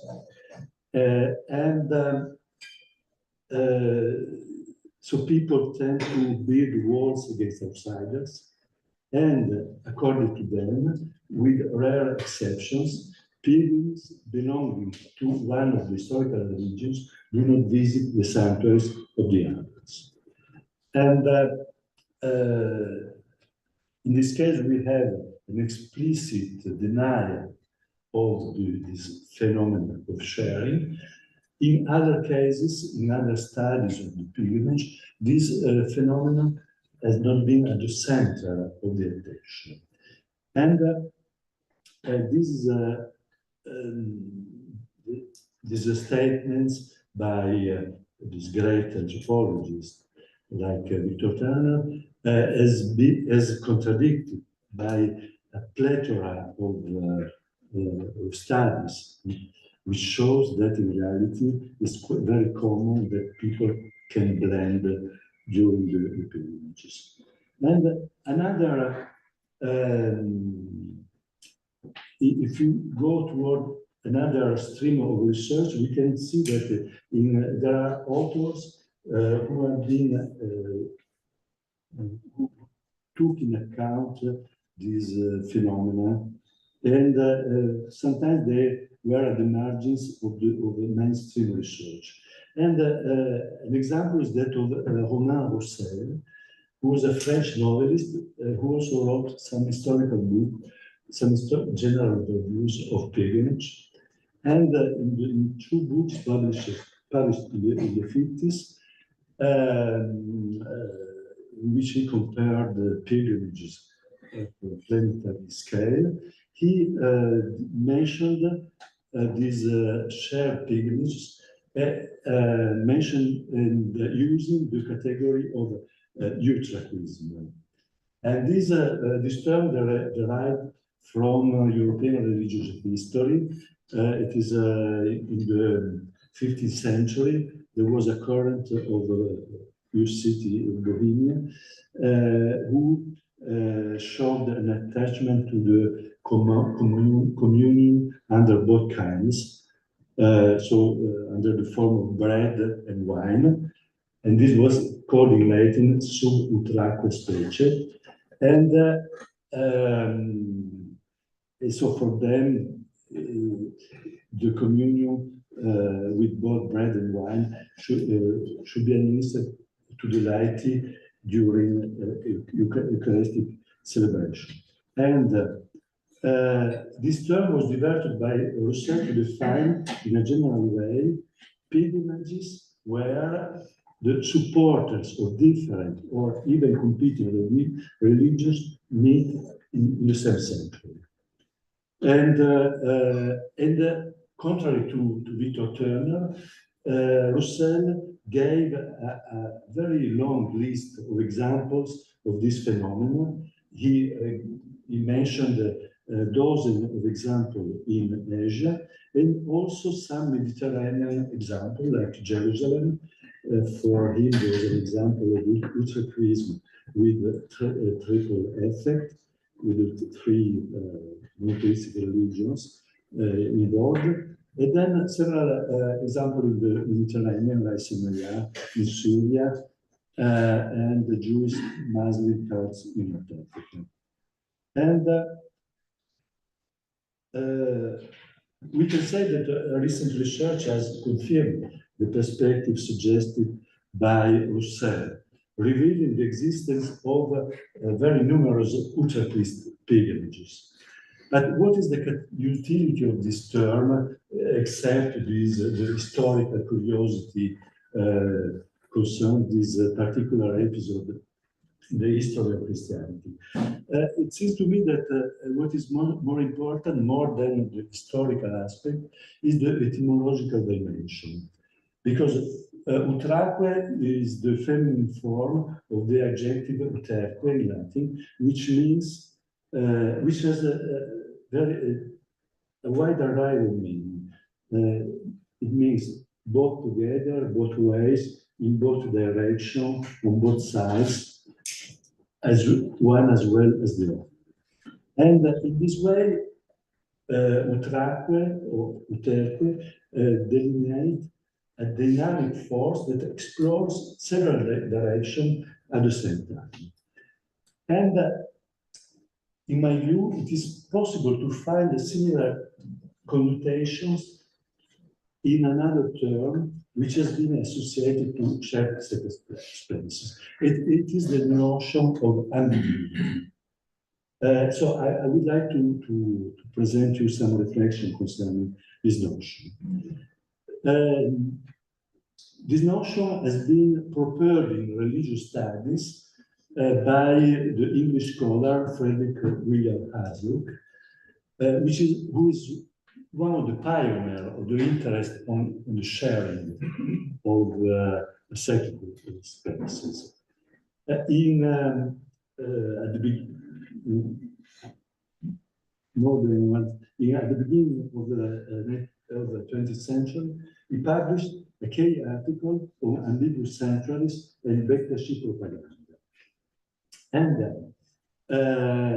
his work on the interchange between Christianity and Islam occupied the last year of his short life. And there's a book published after his death in 1929, present a vast array of examples of sharing distributed over several centuries, especially in Anatolia and the Balkans, and showing the interfaith frequentation of sacred sites where people of different religions share the search for well-being and often practice the same rituals. And Hazlitt suggested that the relations between religious groups within the Ottoman Empire had symbiotic aspects. In this context, for him, the frequentation of a shrine belonging to another religion was a common, almost banal phenomenon. He was writing this the year of the First World War, and he was and he presented several great quantity of examples of these practices. We can see how things have changed in the last century, in which this phenomenon have become less and less present, less frequent, with all the changes, the growth of religious nationalism, of nationalism to core, during the 20th century. And but still in the year of the World War I, for Hazlitt, practically any of the religions of Turkey may share the use of a sanctuary administered by another, if this sanctuary has a sufficient reputation for beneficent miracles. And the notion of ambiguity is associated by Hazlitt with his discussion of sanctuaries whose religious affiliation is somewhat blurred. He analyzed the functioning of ambiguous sanctuaries in connection with dictatorship propaganda. Bektash is a group, is heterodox group, which is was present in Anatolia and in the Balkans. And according to Hasluk, the spread of Bektashism has implied the usurpation of tribal shrines or of sanctuary belonging to other Islamic mystic orders through a diversified strategy, going from the dissemination of legends and account of miracles for common people to initiation into sacred knowledge for more learned persons. And the same procedure was applied also to Christian churches and Christian sandstones. And it shows several examples of these over Anatolia and the Balkans. And sanctuaries are made ambiguous between Christianity and Bektashism through three main mechanisms: conversion, intrusion, and identification, according to Hasluk. So the circulation of a number of legends may suggest that a saint belonging to one religion was in fact converted to another religion, or that the mausoleum also houses the tomb of a saint of a different religion. So this is the intrusion. Or that the holy person, the saint, is actually the transfiguration of a saint of another religion, with the identification. And this action has different consequences according to the degree of culture. So the educated Bektashi will read this with the lens of pantheism and metempsychosis, while more popular individuals are more attentive to the miracles and to the legend, which suggests the identification between different saints. And also, Hasluk documents various examples in which also Christian sanctuaries adopt fictitious Bektashi legends in order to make their places more accessible to Bektashi pilgrims. And he pointed to the material interest of the personnel in charge of these holy sites that were interested in make larger their clientele and consequently their revenues. In Hasluk, the writings, the notion of ambiguity is also associated to that of cults. So we also, for him, have ambiguous cults, which are not necessarily the result of the propaganda by religious specialists, but could also create it in a rather spontaneous way, like in ambiguous cults linked to natural settings, like springs, in which there is no any human presence. And moreover, it is also possible to perceive another dimension of ambiguity, which remains a bit implicit in Hasluk works, and this is referred to the dimension of the practice, because the attendance could be simply related to the power attributed to the sanctuary and linked to miracles of other extraordinary phenomena. And this is not, this is kind of a spontaneous attitude of people without any attempt to attract them from the part of the specialists who are in charge of the sanctuaries. So it's possible to describe a continuum or cross-border situation that materialize in ambiguous sanctuaries, cults, and practices. And it's some general questions are to the heart of the issue of ambiguity in religious practices, cults, and sanctuaries. We can ask, why over many centuries did the faithful of a particular religion not hesitate to visit the place of another religion?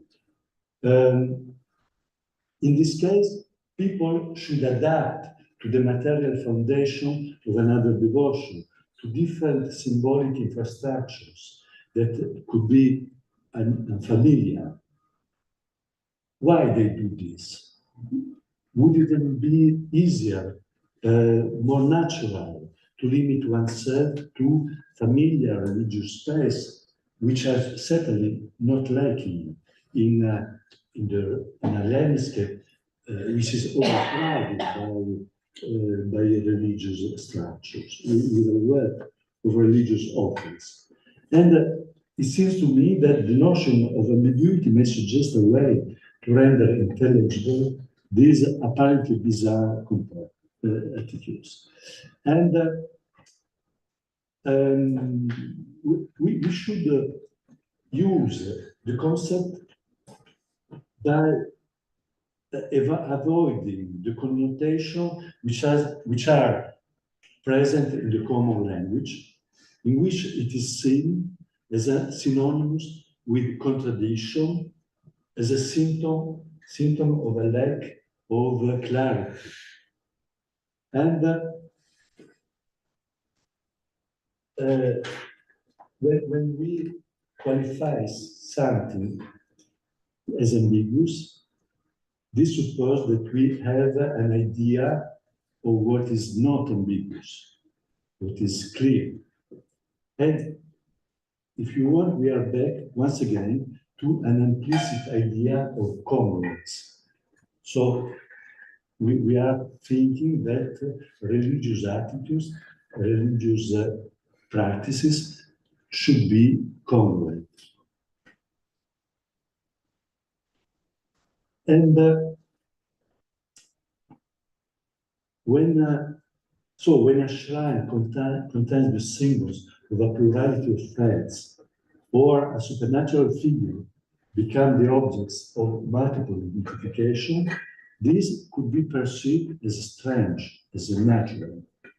And a double nature for a saint is seen as an index of confusion. And a pilgrimage to a shrine of another religion may easily be perceived as an equivocal practice, because it is in contrast with the internal image of the religious group, which is promoted by the authorities, which tends to consider the religion as an uniform set of practice, belief, and norms. We can try to continue this exploration through a foray into etymology. And in this way, we should not limit ourselves to a vision of ambiguity conceived in a negative way as a lack of intelligibility or coherence, as the reversal of what is univocal, well-defined, and distinct. And if we adopt the congruence perspective, we cannot say the positive aspect of ambiguity. Adopting a positive conception of ambiguity means privileging its objective meaning. So, to say the property of things of them that admit more than one interpretation or explanation. And from this point of view, the term ambiguity derives from the Latin amber and agere, which means to move, to drive, to push on both on many sides. And so we have here a semantic field which is very similar to track or UTEC that I mentioned before. So it denotes an action that takes several dimensions, exploring different possibilities without stopping at a single dimension.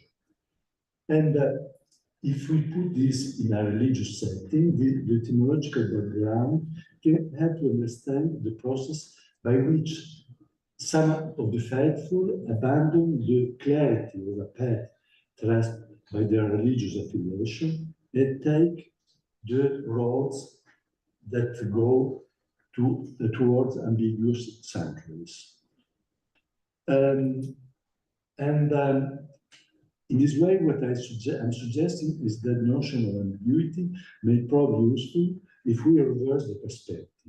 We should regard ambiguity as an element which is situated at the foundation, not at the margin of religious attitudes. Instead of considering ambiguity as a synonym of lack of order and coherence, it would be possible to consider as the evidence of another logic, which is animated by a wealth of meanings and interpretations, and by the tendency to push on many sides for the quest for supernatural benefit. And it is a kind of semantic of overabundance, which has been undergoing a process of reduction due to the action of different orders that superimposes its principle. There is an external law which imposes stricter requirement on this profusion of symbols, beliefs, and practices. And from this point of view, this path of the notion of ambiguity has some continuity with the reflection of a great scholar, the Jesuit historian and anthropologist Michel de Certeau, who dedicated some very seminal pages to the dimension of beliefs, of belief. In the Certeau perspective, believing means to, always use the verb believing and not believe, because for him believing is a process, is an action. Believing means to give credit to a recipient. Very often this recipient is a superhuman entity. And believing creates a reference to the other and to the future. And according to the Certeau, believing produces a relational commitment. Something is given to someone other, pending a reward from him. And this requires that the latter, this other, recognize his obligation and be able to do what is asked. Therefore, according to the Certeau, the deployment of belief is padded with uncertainties. Without ever being assured of his bet, the believer is brought to multiply the transactions with supramundane partners who could meet his demands. So, according to the Certeau, mobility is a dominant feature of the act of believing. So the believer tends to compensate for his uncertainty by an endless reference to a multiplicity of supernatural objects. And because of the lack of certainty, the believer is brought to rely on the fact that other people believe in the action of some supermundane, some guarantors. And in this way, according to the Certeau, believing proceeds from an indefinite plurality, very much like opinion does. It is the domain which is designated by expression like it is believed, they believe. and it is a neutral authorization of the belief. The Sartor defines this dimension as that of plausibility, whose subject remains undetermined. It seems to me that this neutral and anonymous sphere of believing, pointed out by the Sartor at the basis of the religious attitudes, overlaps in some respects with the etymological meaning of ambiguity. It corresponds to moving on both many sides through a multiplication of respondents that could meet the demands of the faithful. And if we reverse the approach starting from ambiguity, we could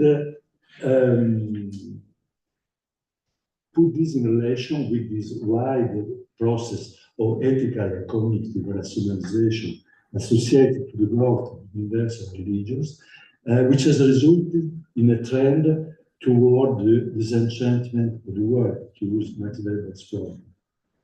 This movement could also be described as a disambiguation, disenchantment. So disambiguation which replaces the indeterminate realm of what is credible by limiting the number of supernatural interlocutors, by identifying some beliefs, some ritual actions, and by ensuring their coherence.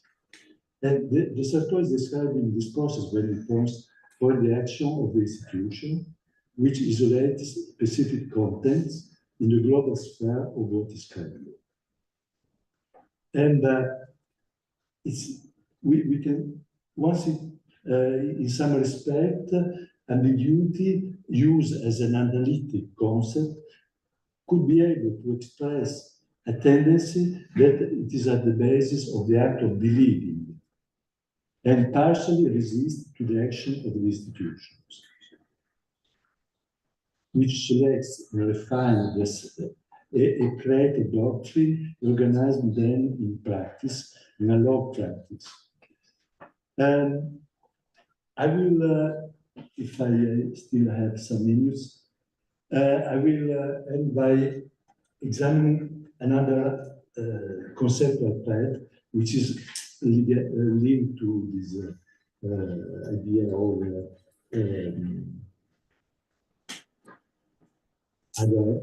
adhesion, ambiguity, and so on. It is the notion of polytropy, which has been introduced by the British anthropologist Michael Carruthers, who taught quite not so far from me in Durham, and he's retired now.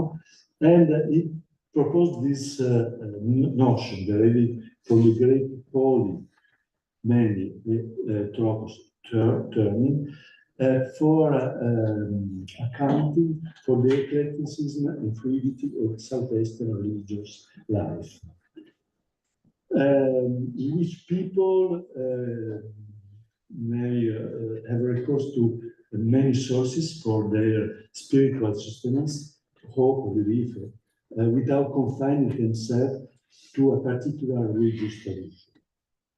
And he's mainly concerned with a specific case in India, but he also suggests that this notion of polytropy may fit with religious practices that are present in South Asia as a whole. And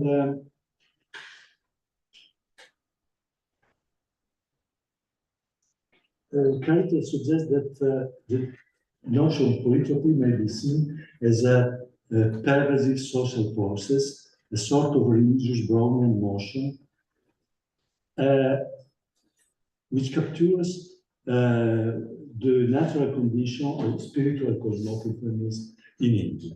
And several other anthropologists working in Asia have taken this notion of polytropy and suggesting, as David Gellner, for instance, that this could be used for Asia as a whole. And in another article that the Polish student show has retained this notion to describe the religiosity of the late imperial China, where the majority of the population lacked confessional distinctions. And where the majority of Chinese were involved in what we call an efficacy-based religiosity, in which what mattered above all was the effectiveness of rituals. These scholars, like Caritas, Chao Gellner, seem to grant polytropy some cultural character. For them, this term would capture a basic tonality of the Asian religiosity, even if they don't agree, as always scholars do, about the relative strength of this tendency in the different regions of the continent. For them, polytropic orientations are irreducible to the logic of the modernist confessional religious identities, which are embedded in the history of the monotheistic religions. And so for them, polytropy is a cultural characteristic of Asian religions. If we look at the vast body of literature that has explored the sharing of sacred sites in different sectors of the Mediterranean region, it seems that it is possible to isolate polytropic forms of religiosity even there. And a movement towards the Mediterranean has two major results. It shows that polytropy cannot be interpreted in cultural terms, and it reveals also the historical depth of this notion. And this can make richer its implication. So if we go toward etymology again, we may say that even if Caritas states that is invented this word, in reality, this word has a long history in Greek language and literature. And in ancient Greek, the word polytropia, and I don't know the exact pronunciation, meant versatility, craft, variety, and the adjective polytropos has many occurrences in Greek literature. It was associated with Hermes, but especially with Odysseus. And Circe defines Odysseus as polytropos. And polytropos man is characterized by his mobility, is unstable, undulating, flexible. And we can add that this word was inscribed in the general semantic field of the métis, which is exemplified again by the mythical figure of Odysseus. As the historians Detienne and Bernard have showed, métis is a practical, candid knowledge distinct from formal knowledge, which is called episteme. This exploration of the ancient roots of the word polytropy resonate quite intensely with the meaning, with the technical notion introduced by Caritas in the field of the anthropology of religions, designating an efficacy-based religiosity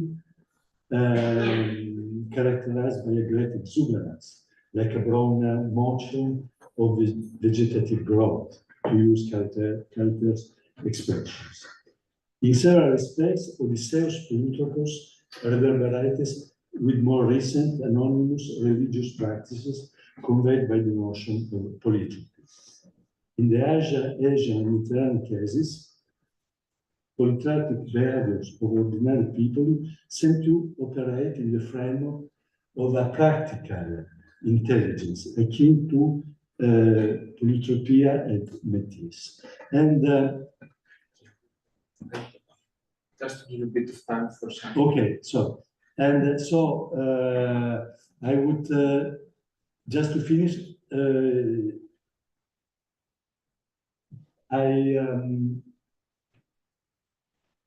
It would also be possible to oppose the notion of monotropia, which is present in late antiquity, already in Greek literature, which meant uniformity, simplicity, but also solitary married person. And among the Greek fathers, the monastic life was characterized as monotropous, meaning a celibate life, but also, above all, a unified behavior focusing on dialogue with God. And for instance, Saint Basil opposed the life of the true Christian, saying that the true Christian is monotropous, while the latter is polytropous, multiple evaluated. So, in some respect, we are the behaviors that we are trying to describe, to analyze, can refer to this opposition, and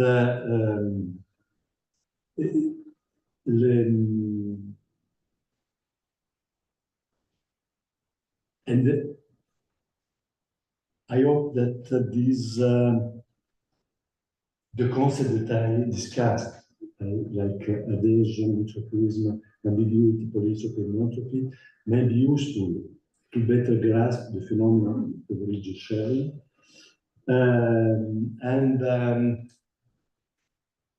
I hope that the study of shared sacred spaces can contribute to explore new research avenues for a general anthropology of religion. Thank you.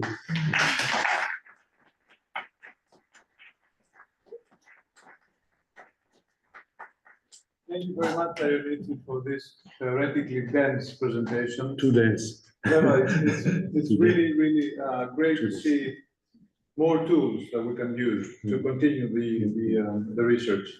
We would like to take a few questions now. We have about, perhaps we can push it, give another 5 minutes for questions, and then we are going for a coffee break. So if anyone has any questions for Dionysus. Yes.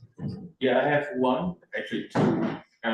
The Utrecht was an interesting case because it was a community, and I think that's a broader question I would have. The way you presented this appeared to be that individuals can choose which order they follow, but I think it was a social or communal thing. And I think that would be also a very interesting question, and maybe you can elaborate this, and I may not sure if I fully understand or grasp the idea of polytropy. How to put it? Where does the types of veneration, often we see just individuals on these, but it's a communal thing. Yeah. It's not top down, but bottom up, but it's not just individuals, it's more people. It's a culture, if you want. And I think that would be also interesting to kind of go into that direction of what dimensions polytropy or ambiguity too. You are completely right. But to take into account the dimension of community will require another 1 hour. So I will spare you. But in fact, there could be a common history, a common landscape, a common traditions, stories in multi-religious regions which explains why people can share, can switch between different religious places. I was more concerned here with as you rightly suggested, with the individual dimension. But in fact, we should put the individual in his or her social context. Yeah, it's a difficult question because we study these individuals because they are deviant and at the same time, it's not just the ones. But in the idea of Desserteau seems to me inspiring because he's suggesting a different articulation between the individual and collective entities with this idea of plausibility, but which is a kind of indeterminate. It's not the idea which is at the basis of this research in many directions, doesn't derive from the doctrine of when institution, but it is embedded in a network of exchanges for which and we can see very often this that suddenly the reputation of a century grows, becomes important, and this from different different informal networks pushes several people of different religious belongings to go toward this to attend this century. So I agree with you that we should try to also to formalize better the interplay between the individual and collective dimensions. Thank you, James. We can take another question.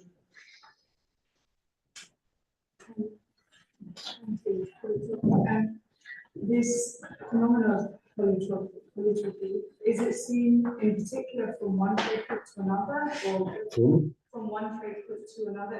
Are there particular trends in terms of which trade groups tend to be more susceptible to or open to polytropy? Yes. In the Mediterranean. In the Mediterranean. No, it can go in different directions. So from all the historical research and also the anthropological research done in the past showed that there were different combinations between. So you could have a Muslim attending the Christian sanctuary, or Christian attending a Muslim shrine, the tomb of a Muslim saint, or the same happened between Judaism and Muslims. For instance, in North Africa, in the past there were hundreds and hundreds of common places common between Judaism and Islam. For the larger part, they were tombs of saints. And it is the case in which the three monotheistic faiths are all together implied, are attending all together the same place, are less diffused, but are also documented and present. And then there is also the issue of the control of these sites, which also is linked to political dimensions, to political opposition. So this means that sometimes very important sanctuaries which are recognized by the three monotheistic religions are in fact places of struggle and of competition more than of sharing. For instance, the cave of the Patriarch in Hebron, which is a very contested place, in which the people of different faiths can enter, but from different doors and with different itineraries. So they share the space, but they never share, they never see each other. Great. So if we don't have any more questions, we would like to thank you, Dionysi, for your interesting presentation. Those tools and ideas and threads that you shared with us, we can certainly ponder over the next following days. We would now go for a short coffee break of 25 minutes. Coffee and snack are waiting for us just around the corner. And we will be back 5 o'clock for the first panel of the symposium. You deserve it.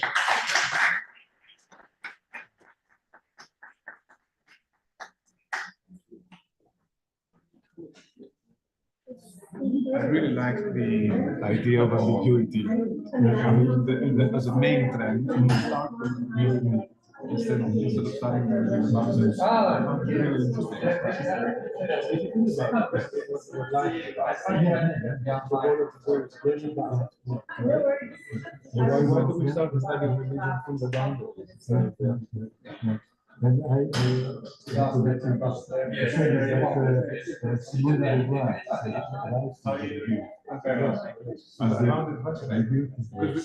This is like associating with in front of our eyes. I don't acknowledge like that. And I also like the polytropia concept. Yes. Yeah, polytropia. In many ways. That's you facilitate your argument better. Yeah.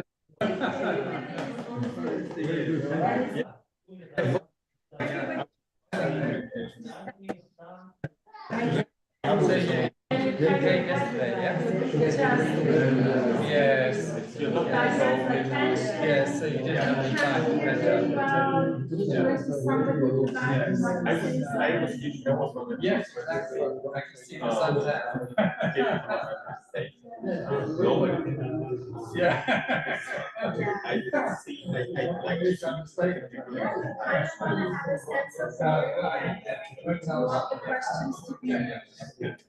You want to ask?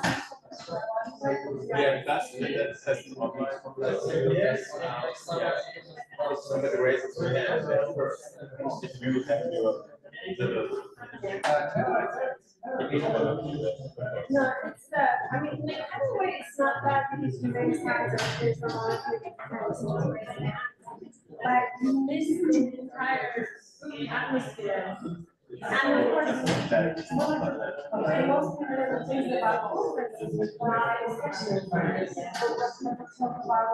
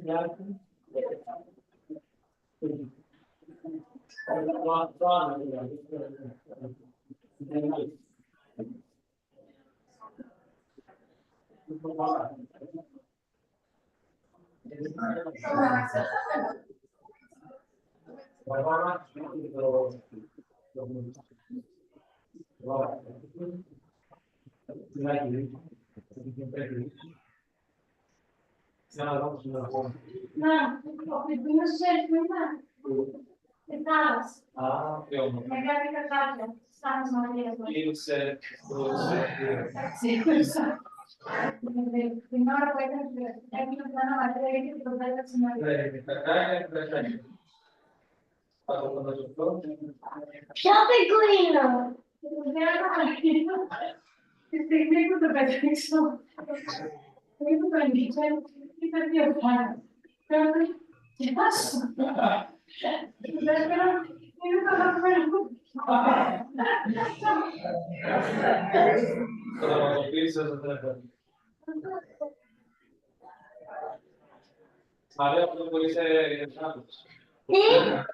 Luego sarà Vieni!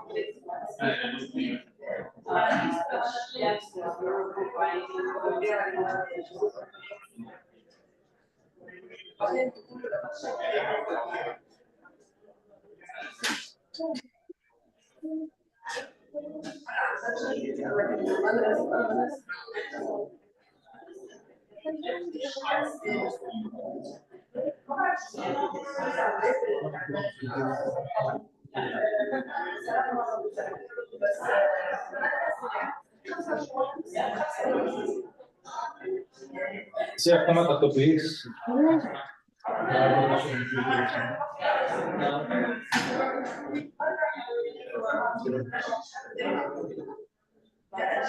Bravo, Nata.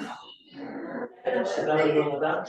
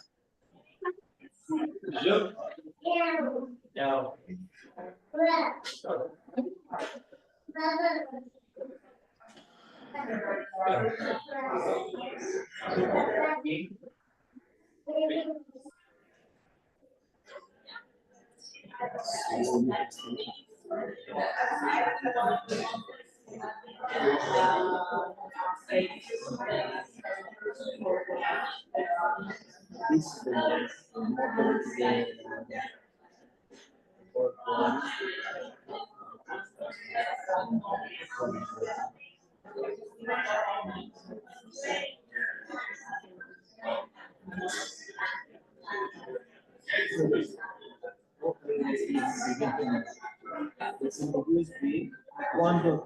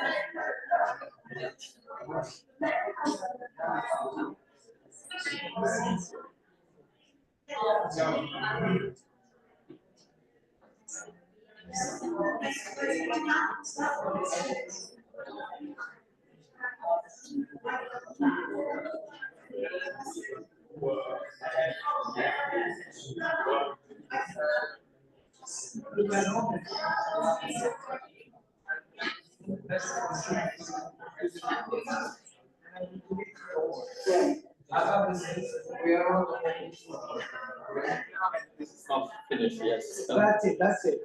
I hope all the things are done. Go for it.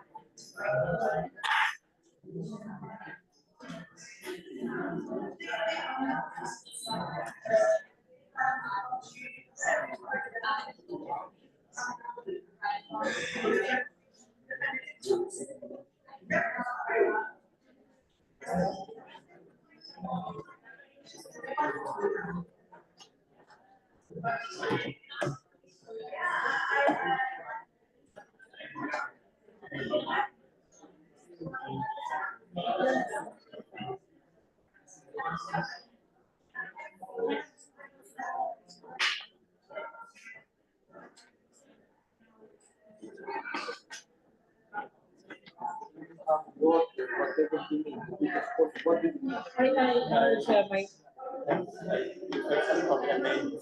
Okay. But there's some issues.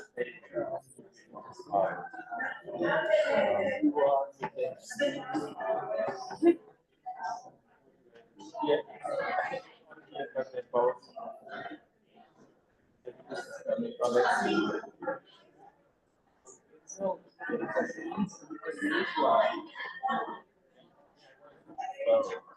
Yes, but you can have the one.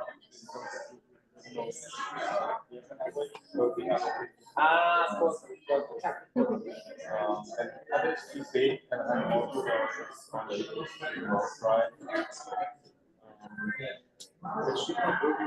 I can, Is this not article safe? Can I check? Yes, I think the one is And then you can read it by yourself. Yes.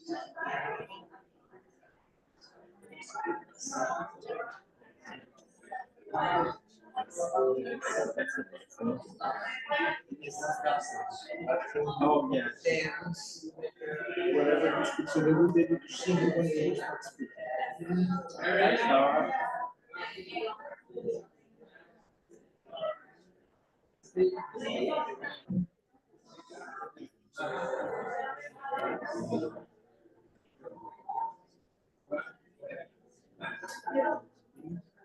So I open to see your work.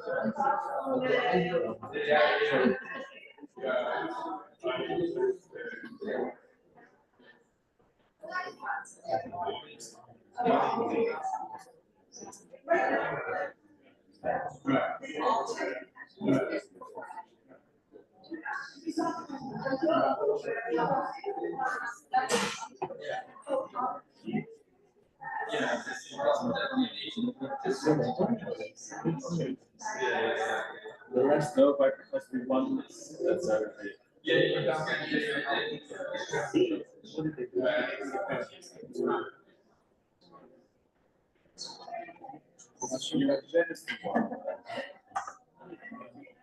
Vous parlez chacun votre tour. Can you join the Zoom link? That will be the best thing. C'est Vanessa dans la. I can log into my presentation. And if you join the Zoom link, we should get on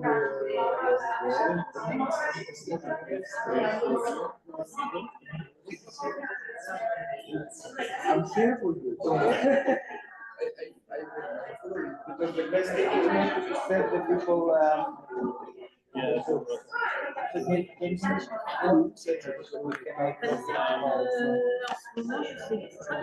Elle a un projet où elle Oui, elle est dans un projet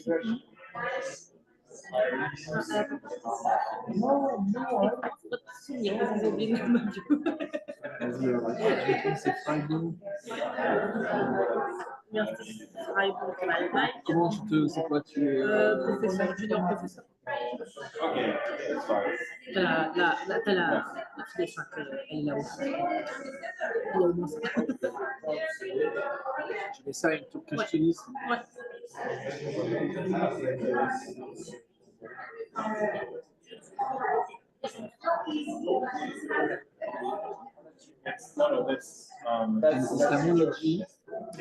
Alors moi je vais simplement dire ouais.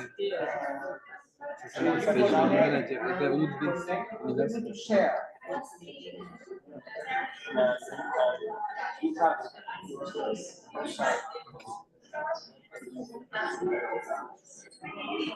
Tu peux dire sur la Cappadoce, c'est ça, c'est Oui, sur t'as la le Cappadoce. livre, en fait, là, tu peux utiliser ce qu'il y a derrière, là, c'est le titre du livre, et c'est la présentation est connectée au chapitre concerné.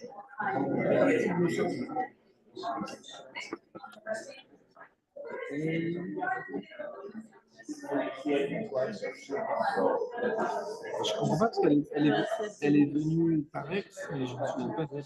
Elle a fait ça, mais elle n'était pas sur place quand elle a fait son doctorat, elle était encore je crois qu'elle l'a fait avec Schiffelberg. Elle devait être là.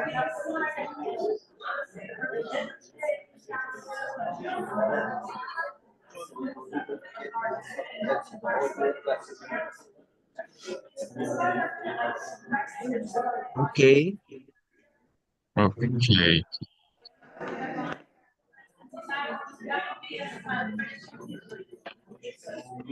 C'est toi qui es le deuxième?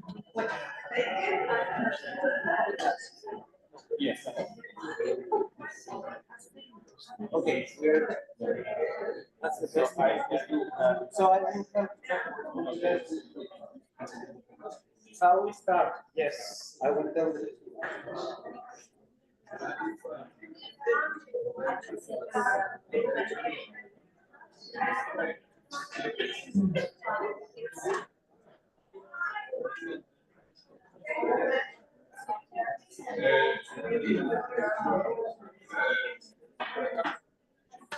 I was.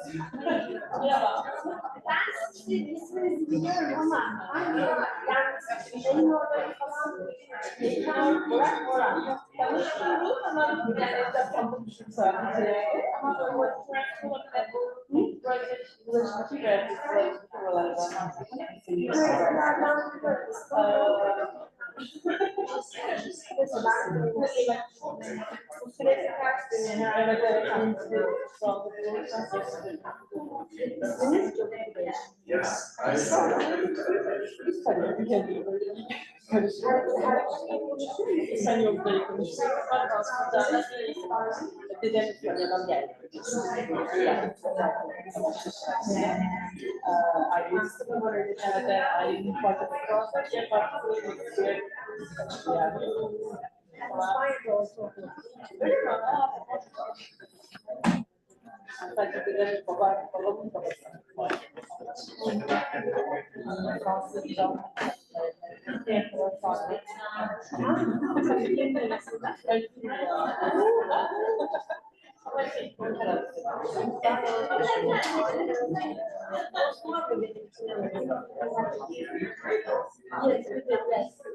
And I just made a mess of myself, so.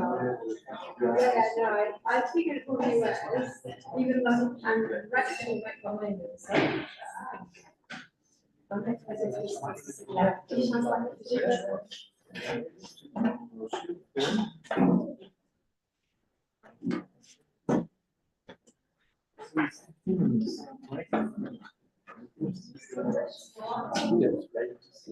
Whatever you think, it's okay.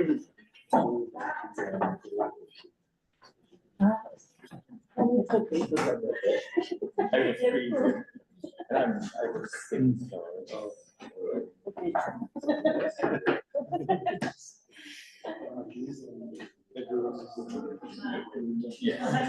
I think we're ready to start on the first session, interfaith dialogue and shared sacred spaces. And this is presentation.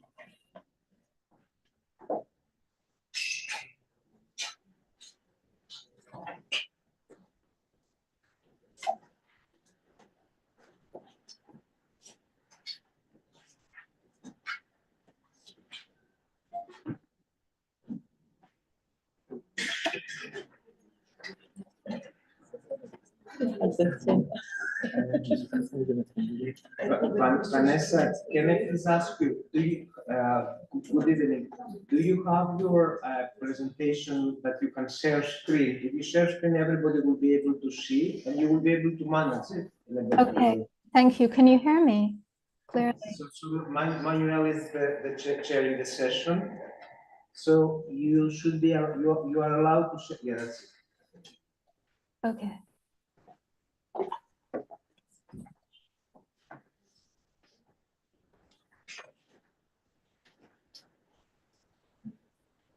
Can you hear me? Yes, very well. Can you hear us? Yes, and can you see my screen? Yes, we can. Excellent. Okay, let's go.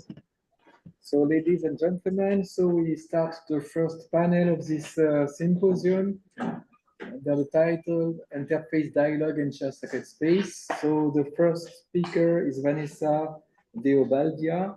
She's an affiliated scholar and Ottomanist for the ERC Starting Grant Project Mamens. Her research focuses on Christian-Islamic relations, shared religious heritage, and archival cataloging of Attonite and Ottoman collections. So she's online, and the floor is yours. You have 15 minutes. Thank you very much. Thank you very much for your kind introduction. I begin by thanking the organizers, Dr. Christos Kakkalis and Dr. George Tsouros, and to the keynote speaker, Professor Dionysia Albera, for their kind invitation. My presentation is intended to honor and to complement the inspiring Shared Sacred Sites exhibition. It is therefore a display of photographs upon which I ask the audience to contemplate. I begin with two photographs that tell the stories of multi-denominational and multi-religious encounters in the Latin Catholic churches of Istanbul, a historic city of religious, cultural, and ethnic plurality. This is the first photo. I kindly request that those present take a moment to observe this first image without judgment. Contemplate on the place, the people, and the multi-faith encounter.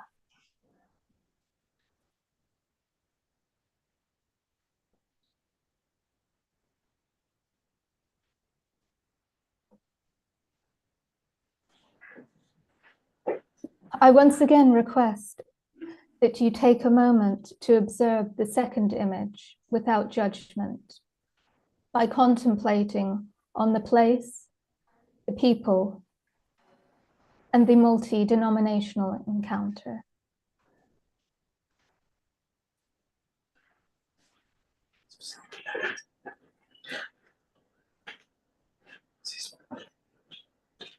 Since Ottoman times, with the conquest of Constantinople in 1453, the Muslim inhabitants of Istanbul have come into contact with Latin Catholic spaces and places of worship, as well as their religious rituals and devotional practices. Numerous are the reports of Muslims frequenting shrines and chapels for healing, and even engaging in certain sacraments in the belief of deriving spiritual benefit. For example, ever since the 17th century, cures were sought from the popular Franciscan saint Anthony of Padua at his eponymous chapel at the prison bans for Christian public slaves in the Ottoman capital. Christians and Muslims alike would remain in the chapel for 3 days and 3 nights seeking a cure from Saint Anthony. Similarly, the French Capuchin friar Francois Leclerc de Tremblay recounts having witnessed several healings of Muslims when a Franciscan priest at the church and complex of St. Francis, located in Galata, you see the image in front of you, the Franciscan priest placed the Gospel of St. John, on the heads of the sick, which he documented in his report on the status of Catholics in the Ottoman Empire in 1623. Other accounts document Muslims secretly baptizing their children in the belief that some otherworldly benefit might be derived from the sacrament. Similar shared devotional practices have continued over the centuries until contemporary times. Accounts abound about Muslims frequenting Latin Catholic churches seeking intervention of the human or material, such as absolution of sins from priests, release from jinn through exorcism, and healing from holy water. Muslims' devotion also extends to the spiritual through the participation of shared practices, such as the lighting of candles in churches, praying at the icons of the Virgin Mary and Child, and leaving votive offerings at the statues of Saint Anthony of Padua in the form of bread, whole loaves, or pieces. So I will give you as a case, two cases in point, that of the miraculous Marian icons. So Istanbul has long been connected with to Marian devotion since Byzantine times through shrines and relics, and which continues today, as is it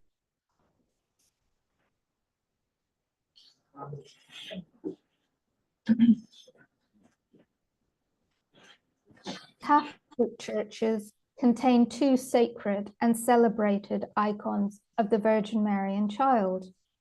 The first is called Santa Maria de Raperes, and that is the image you see on the screen, and that is housed and preserved in the church of by the same name, located in Beolo. And the second is the Ogeditria, which means that she who points or shows the way. And that is located in the Dominican Church of Saints Peter and Paul in Galata. So the miraculous qualities of these two icons are well documented in both primary ecclesiastical sources during the Ottoman era, as well as secondary sources. Consequently, a culture of veneration by both Christians and Muslims have grown and flourished around them. A second example is that of the popular 12th century Franciscan saint Anthony of Padua. His statue is present in all of the Franciscan churches within Istanbul, and he is venerated because he is considered to be a saint of all purposes. He is a helper for those in trouble, a finder of lost articles, and a healer of bodies and souls. I return to the image once again, and a slightly different image this time, because I'd like you to observe in the foreground, you have the Mevlevi whirling dervishes about to start their ritual. And in the background, you have two Franciscan friars. And you also have a painting of the Virgin Mary. So this is situated within one of the Latin Catholic churches. And you also have some commemorative plaques on the wall. So the place of this multi-religious encounter is Santa Maria de Raperes. As mentioned previously, it's a church located in Beyoğlu, on the European side of Istanbul. And it was donated to the Franciscan Observant Friars, who are one of three branches of the Franciscan order, by a noblewoman from a Galatan family of Genovese origin, named Clara Bartola de Raperes. This donation was made in 1584, and one of the reasons for this donation within the deed was because of her devotion to Saint Francis and to the Christian holy sites in Jerusalem. So this church, and both the icon and the church itself, was named after her. The people within this image are the Franciscan observant friars. So the Franciscan observance became known as the Reformed observance in the 17th century. And they were present within Constantinople before the Ottoman conquest during the Byzantine period. But following the conquest, they had to abandon their church, and they resided for a time at the Church of Saint Benoit, which was administered by the Jesuits, and until they finally moved from Galata up to Beolo, following the conversion of one of their churches into Kamankesh Kara Mustafa Pasha Mosque. And so they were able to establish their new church in 1678. And you see also in this image the Mevlevi whirling dervishes, and they are well known from the tekke that is likewise located in Galata and Beolo, which was founded in 1491. And it is one of the first Mevlevi lodges in Istanbul. It has since been converted into a museum, but they continue to practice the rituals within the museum during certain times. And so you see in the background also the musicians and the singers. And what is the significance of this event that brought these two communities together within a Latin Catholic space? This was the commemoration of the 1219 meeting between Saint Francis of Assisi and the Egyptian Sultan Malik al-Kamil during the Fifth Crusade. And you can see during this event, the Sheikh, the head of the Mevlevi dervishes, gave a brief presentation next to a painting located in front of the altar of the church. This beautiful painting of Saint Francis and Malik al-Kamil's meeting. So I move on to the next image, the second image that I showed. And I'd like you to take a moment to understand what is going on here, because it's slightly more complex. So you have a Latin Catholic space of worship with certain symbols, religious symbols from the Orthodox Syriac Church.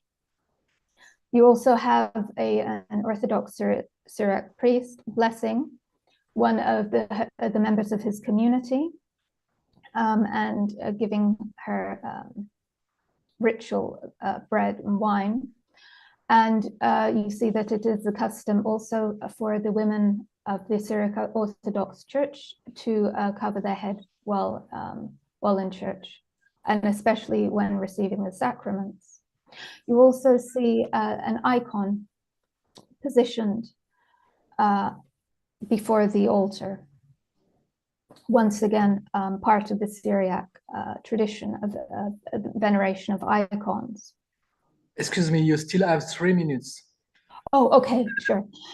So the place essentially is the Dominican Church of Notre Dame de Rosaire, Our Lady of the Rosary, located in Bakirköy, which is on the outskirts of Istanbul.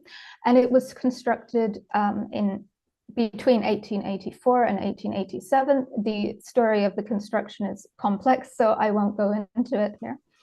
The people who share this space are the order of preachers, commonly known as the Dominicans, and the Syriac Orthodox community. So what is the significance of this space? This space, essentially, the history behind the church is that it was not just a church for one ritual. It was constructed to serve the needs of the Levantine community that was there. However, it was also inaugurated with various other rites. Apart from the Roman Catholic, you had Chaldean and the Greek Catholic. And so this, from the very beginning of the church's existence, you had this interdenominational vocation, as it were, of the church. And with the passage of the years, there were significant developments in the 80s, where you had the migration from the south, southeast, Mardin, Shirnak, for example, of Eastern Christians, the Chaldeans and the Assyrians. And this affected the parish in two ways. So some of them were hosted within the parish premises. And because they didn't have enough spaces of worship for the Syriac rite, the Dominicans offered them two churches. The first is the church in question, and in which they share the space. And the second was actually given to them. So it's no longer used as a Dominican or Latin Catholic place of worship. So, excuse me. Yes, I just finished. Yes, Yeah, so the significance of this is it is the Dominican church, and the Dominicans are setting their own rules within their the Dominican framework. However, it cannot be considered so much as the disruption of the Dominican space, the sacred space, but rather a negotiation of space by the two Christian denominations.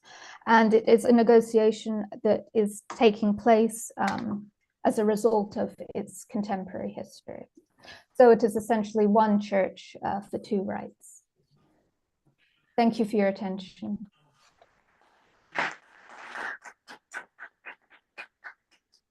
Thank you very much, Vanessa.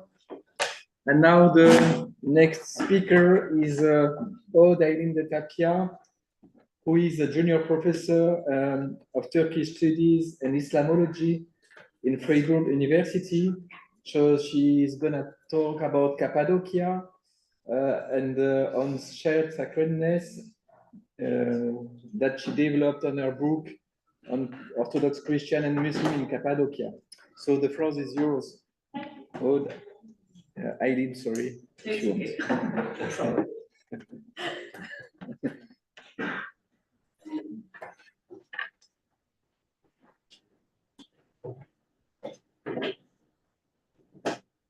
So thank you very much for the presentation, and thank you to the organizers for this very nice invitation to this congress on coexistence and shared sacred space. So Cappadocia is the main landscape of this presentation, and it's a region which is in the center of Anatolia, in current Turkey, and it's known worldwide for its troglodyte sites and especially the Byzantine churches, and also the underground cities that many, probably some of you have already It extends widely between the main cities of Aksaray, Niğde, Kayseri, and Nevşehir on the top. And from the mid-20th century, it became very famous as a touristic place, and the tourist activities which were developed there were polarized and are still polarized around the natural landscape, and the prestigious Byzantine sites, in the shadow of which more recent history and heritage have remained.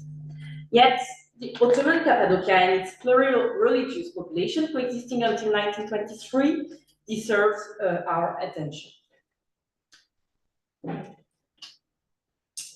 In the 19th century, the religious landscape was still marked by a strong Christian identity, with thousands of Robustrian chapels dating back to the Byzantine times, as well as by large new churches built for most of them after the 1850s in towns and villages, thanks to the money collected among Christians, Armenians, or Greek Orthodox, who had massively migrated to big cities of the empire, such as Istanbul, especially, of course, but also abroad, up to the United States, for instance. Consequently, in the Cappadocian landscape, Christian sacred sites had a great visibility, and a part of these sites became, throughout the Ottoman centuries, important centers for shared sacredness in a region which became progressively demographically dominated by Muslims, but remained visually dominated by Christianity. At that time, Cappadocia was indeed populated by Sunni Muslims, a Sunni Muslim majority, also by a few Qizilbash or Alevi communities in the surrounding of the mausoleum or turbe of Hacı Bektaş, close to Nevşehir, and also a series of Christian minorities, the Orthodox Christians that we call Rum, I will use sometimes the word Rum in the Ottoman context, and the Armenians, who were, for the Armenians, more specifically located in the eastern part of the region, Cappadocia being a kind of border between the Western Orthodox Christian Anatolia and the Eastern Armenian Anatolia. So many villages were shared by different communities, most of the time by Rums and Muslims, or by Armenians and Muslims, but we have very few or even no or one example of a village shared by Armenians and Greek Orthodox. So the relations were generally between Muslims and one of the Christian communities. Among the Greek Orthodox, among the Rums, so a majority was the so-called Karamanlys, so Rum Orthodox, Greek Orthodox people who spoke Turkish as their mother tongue, and who used to write Turkish in Greek script. And among the shared villages shared by Rums and by Christian, by Muslims, the majority of them are inhabited by Turkish-speaking Greek Orthodox.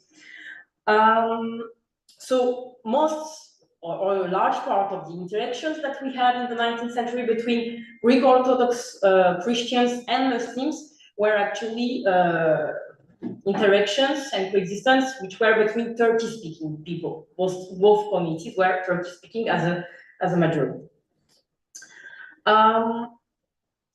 And in these villages, especially I will focus on the rural areas of Cappadocia in this presentation, when the village was shared by two communities, the sharing took place in different places, of course, not only in sacred spaces, but in the streets of the village, on the marketplace, in the coffee houses when they had some, in the fields also in the surroundings of the village, etc. And also in the privacy of the homes for some occasions. So this paper analyzes more specifically the case of the shared spaces between Greek Orthodox and Muslims, and I will try to present you this shared sacredness through three main concepts, or three main, not concepts, but aspects of this sharing, which are the space, the time, and the ritual itself. So before delving into the issue, let me just give you an idea of or an overview of the primary sources that I use for this research. It includes narratives of Western travelers, of missionaries, so books and reports, also publications in Greek or in Karamanlı Turkish, so in Turkish written in Greek script, and especially the publications focusing on the history and ethnography of Cappadocia. I also include parishes register, and last but not least, testimonies of the exchanges or the Greek Orthodox Christians who lived in Cappadocia until 1923 and who left the region with the exchange of population between Greece and Turkey, which was decided in the Conference of Lausanne in 1923. So these testimonies are part of the oral tradition archives of the Center of Asia Minor Studies based in Athens, and they have been collected in the 1930s, 1970s, basically. So to these different primary sources, I also add some ethnographic observation that I did in the current places, which are no more shared today, but are still, for some of them at least, spaces for rituals. So through these different sources, shared sacredness appears to be a part of the everyday life of local Christian and Muslims of the 19th century. It took place in a geography and a local spirituality which blurred the borders of institutionalized religions, and this sharing at various forms and various degrees, from the common pilgrimages and processions to individual visits to sacred sites belonging to the other religion. In terms of space, it included religious buildings, but also natural sanctuaries such as mountain, spring, tree, caverns, and actually any kind of public or private space. Time was also variable, since some practices were related to a specific moment of the day or of the night, or to dates in the various calendars, dates of the Muslim calendar, of the Christian calendar, and of a kind of third common agrarian calendar or climatic calendar, if you want. Moreover, sharing could take place simultaneously or at different moments.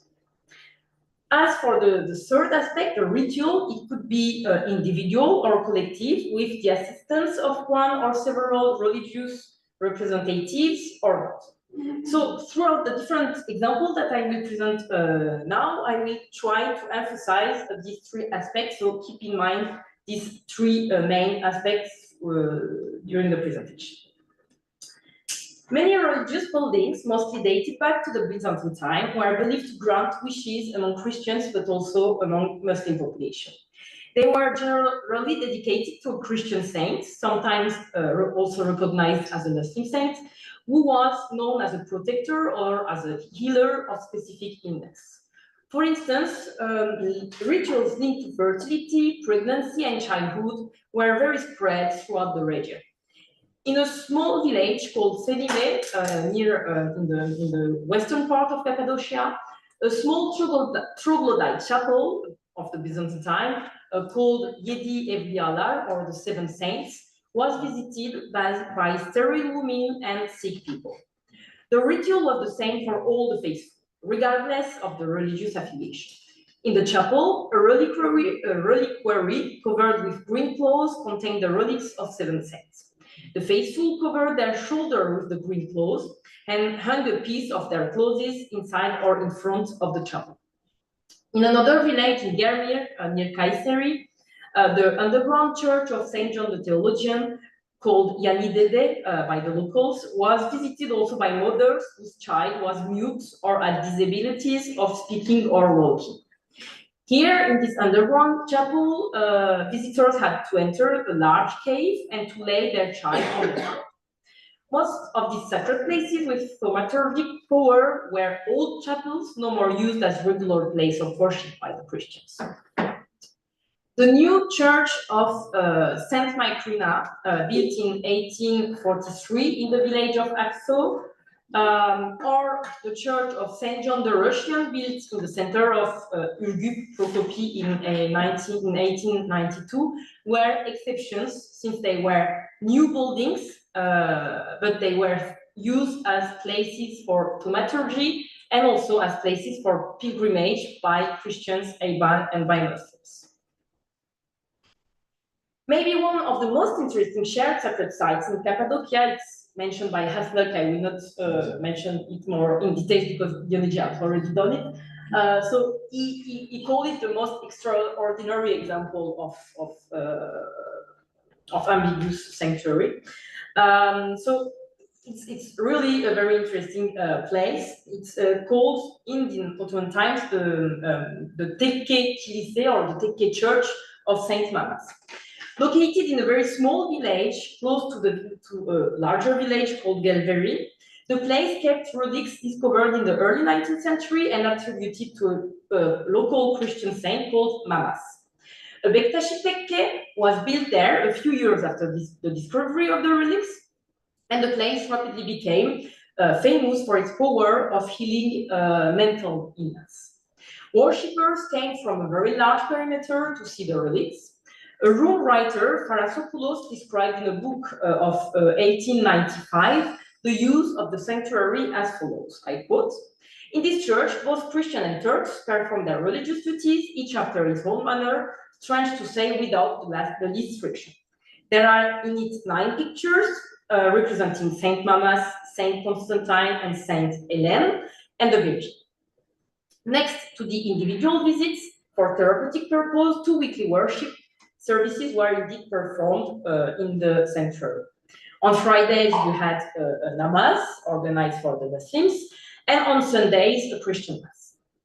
In fact, while the place was occupied by a dervish lodge, the tomb was under a double supervision. The dervishes, but also the parish of the village of Gelveri, and both managed together the shrine so that the place was a Tekke Kilise, Tekke church for the locals. As a result, it did not belong to one specific faith, and its spiritual property was shared. Still used today by Muslims and visited by a few Christians throughout the year, it has been reattributed in the early Turkish Republican time to a Muslim local saint called Shambaz Baba.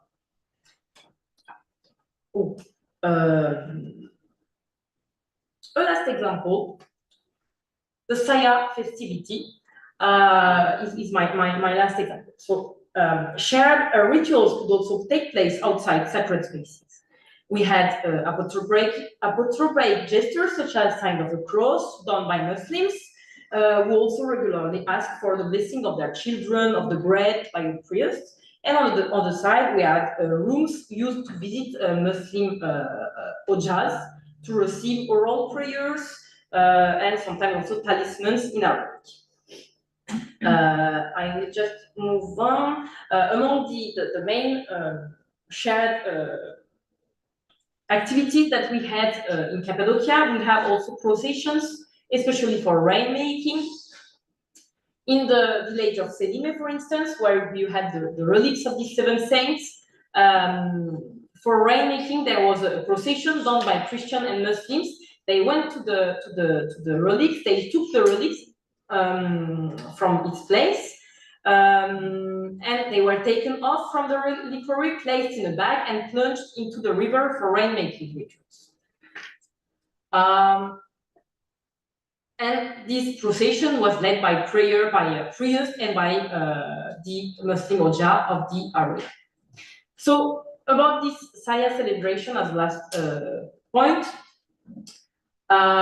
it's an interesting case to study the way ritual space and timing are put together or not.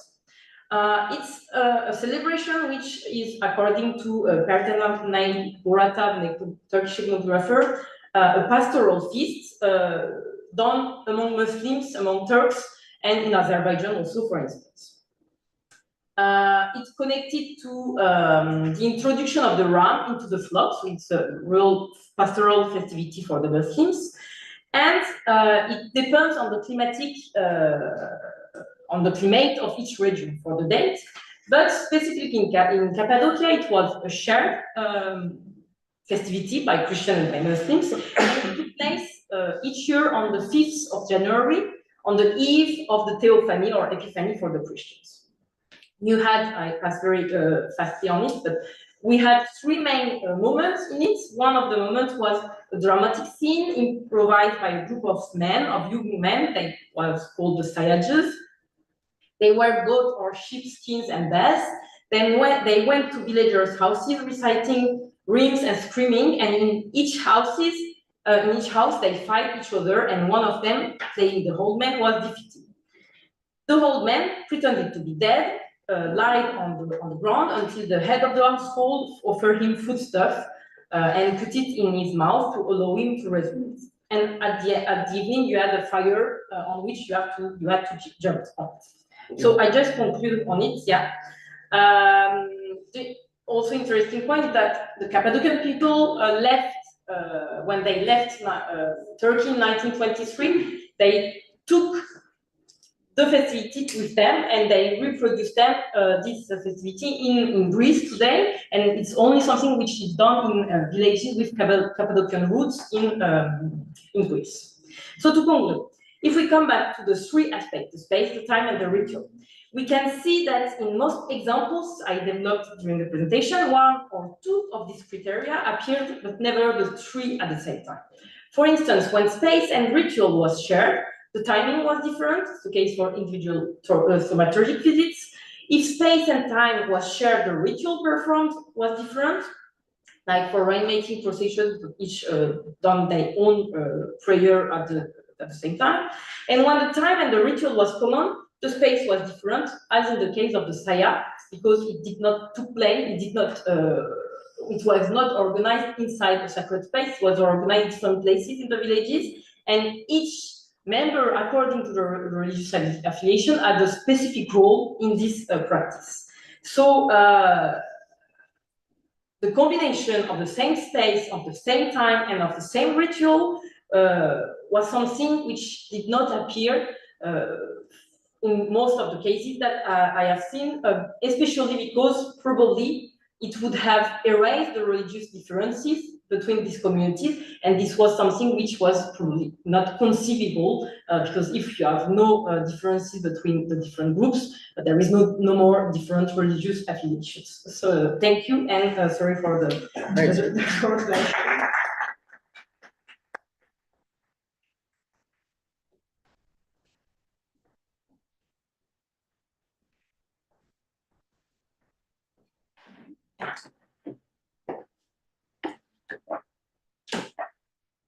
So thank you, Eileen.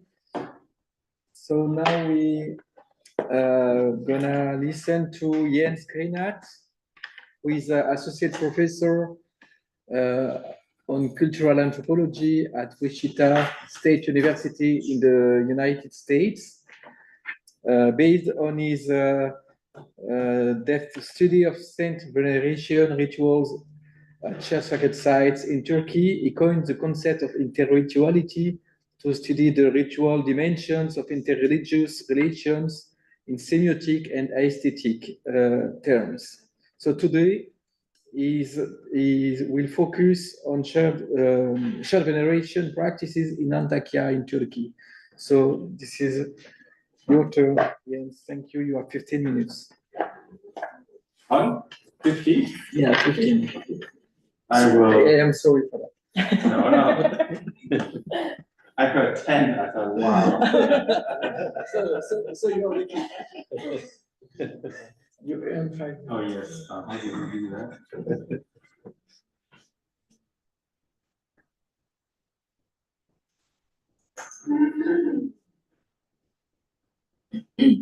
No, I have not. No.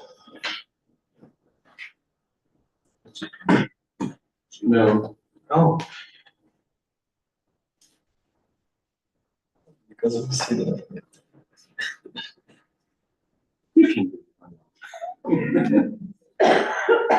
Maybe I should.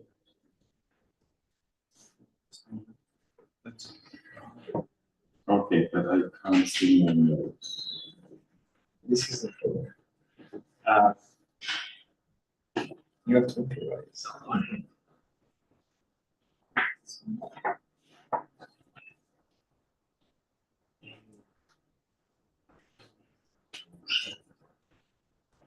I can develop this. Yes.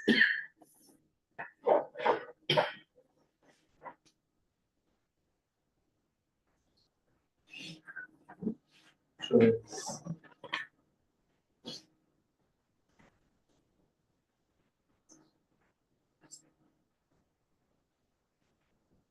So.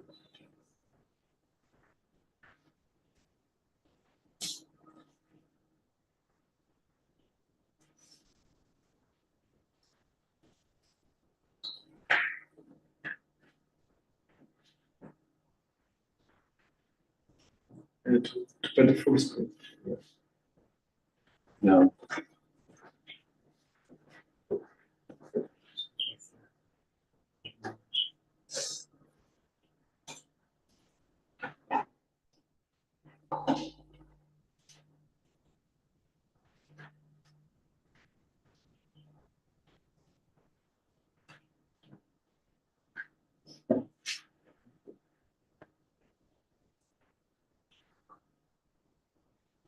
Where can you stop this now?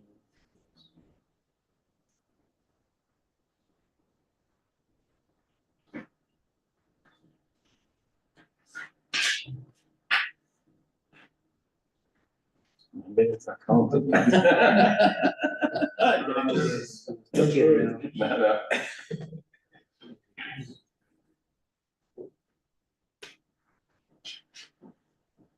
Yeah. Yeah. Full screen. It's not.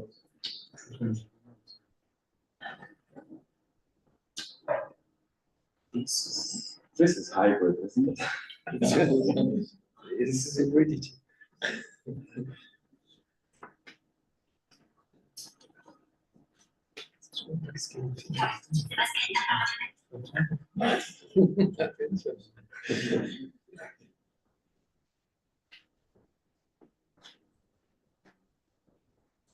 So can I click?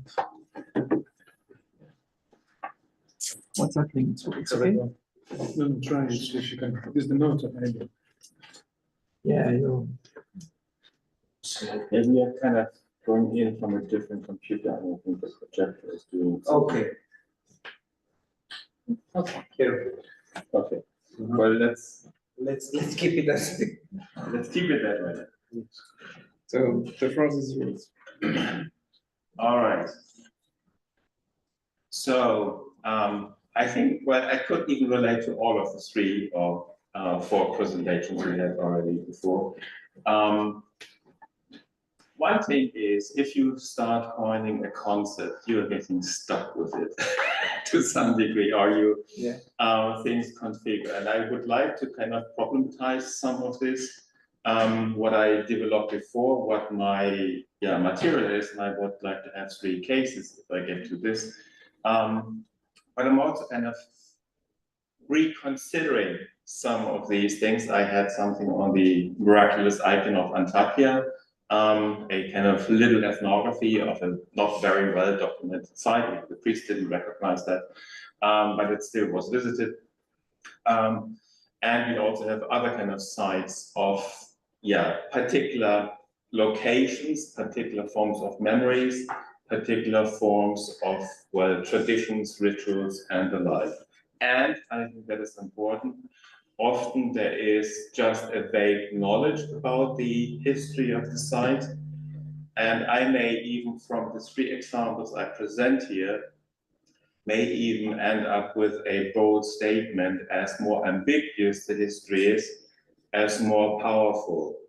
These sites seem to be conducive for forms of miracles. And I will kind of go into some details, but I cannot elaborate all of this.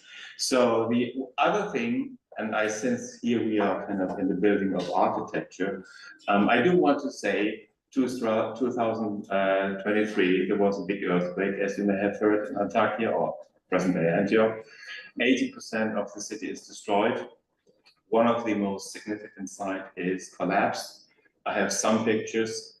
The so-called Saint-Pierre Félicity, which I also will address, is basically, it was a museum since the 1950s, and it's still intact. But the Habib-Jar Mosque, which is the oldest on Turkish soil, according to official kind of narratives, collapsed, is the first building that was kind of, announced to be rebuilt. And there is another site I would like to address where the history is rather vague. It's an Alawite site. The one is Christian, the other is Muslim or Sunni Muslim, and the other is Arab Alawite. So these are the kind of examples I would like to kind of present, the kind of thesis I would like also to put forward. I do want to say, and that's where maybe that's the creativity of these conferences, I'm still in the working process, rethinking, and that geared towards the architecture, materiality and memory. And of course, we have the idea that, let's say, if you have places of commemoration, you have legends, stories that are kind of related to that. But if these sites are destroyed, memory may fade, and I think we may have some examples as well. The history of the region, where if the sites like the Yunus Mosque in Mosul, if this is destroyed, the memories, the traditions will fade away. Sorry. So this is the kind of thinking. I do want to say sorry for the names I, let's say, put forward here, but I'm right now reading Henri Bergson on material and memory, and also time and duration, to kind of reconceptualize particular places, times, and of course person. Literally, I think that's a nice coincidence what we have here, in order to go back to let's say other forms of collective memory, that is then by Maurice Halbwachs in particular, who also studied, for example, sites of Christian veneration and the Holy. So there's quite some interesting overlap. Those being a student of Durkheim, you also read, of course, Bergson as his first teacher, and I think there's something about the rethinking of space and time, or what I called once chronotope, using Bachtin's idea, trying to kind of create a framework to understand what is it, what people experience when they experience the saints.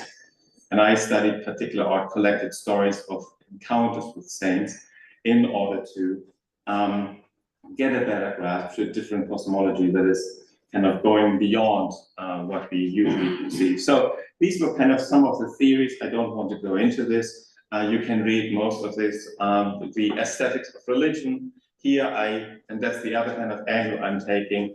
I take the aesthetics as a form of perception. I started reading Aristotle, also the pre-Socratic philosophers and the post-Aristotelian forms of aesthesis. Here I'm mainly inspired by mimesis, the Greek concept of imitation, but also of representation, as Erich Auerbach would say, or otherwise forms of how we practice particular things at particular places, following a particular rule. Meaning performing rituals, learning, let's say, how to do this, how to do these prayers. So aesthetics for me is not something that is the study of beauty, but the way of how we use the senses. And that's then the last one, the aesthetic anthropology, which I will start teaching next spring, and also the anthropology of the senses of touch, smell, of the kind of ethnography of the presence of this saint. That is something I try to capture with this. But the other thing is where I'm coming from is, of course, Alfred, and also the network theory by, for those who are familiar with this.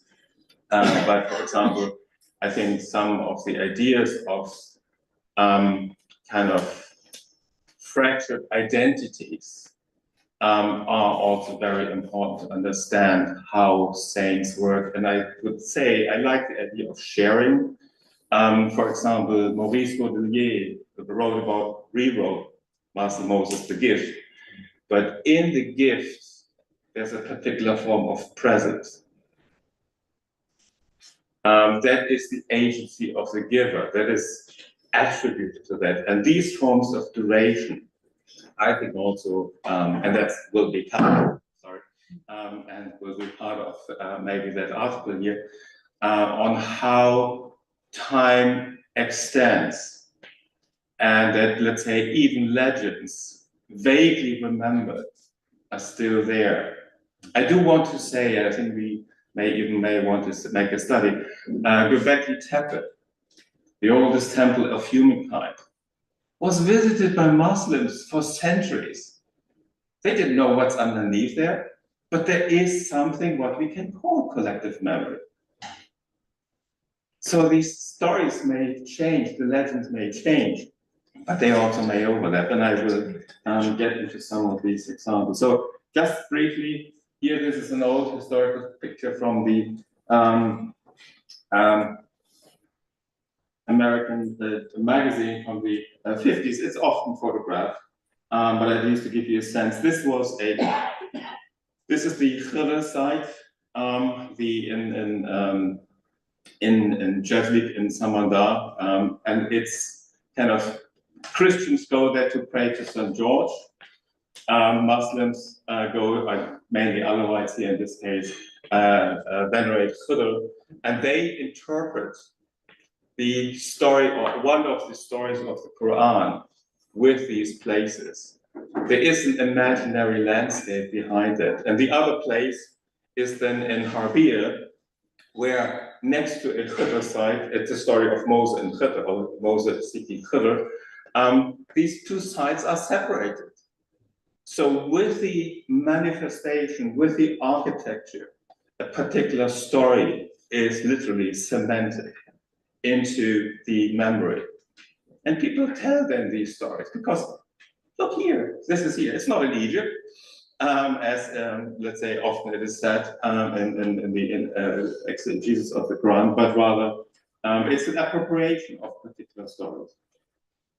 So I will not go too much into this, but the kind of my conceptualizations go into infrastructure. And infrastructure, I mean, let's say, invisible networks that enable particular forms of actions. And I have here then the temporal, the personal, and the spatial infrastructure, and also the historical, political infrastructure. And with personal infrastructure, I, for example, mean, whenever I visited some of the sites, nobody is going alone. And whenever I talk to people, they said, well, that's the rhetoric, I'm not that religious, but my cousin, my uncle, my aunt told me you should go there. So there are always networks. There are families, there are friends, often, yeah, family members. So they never go alone.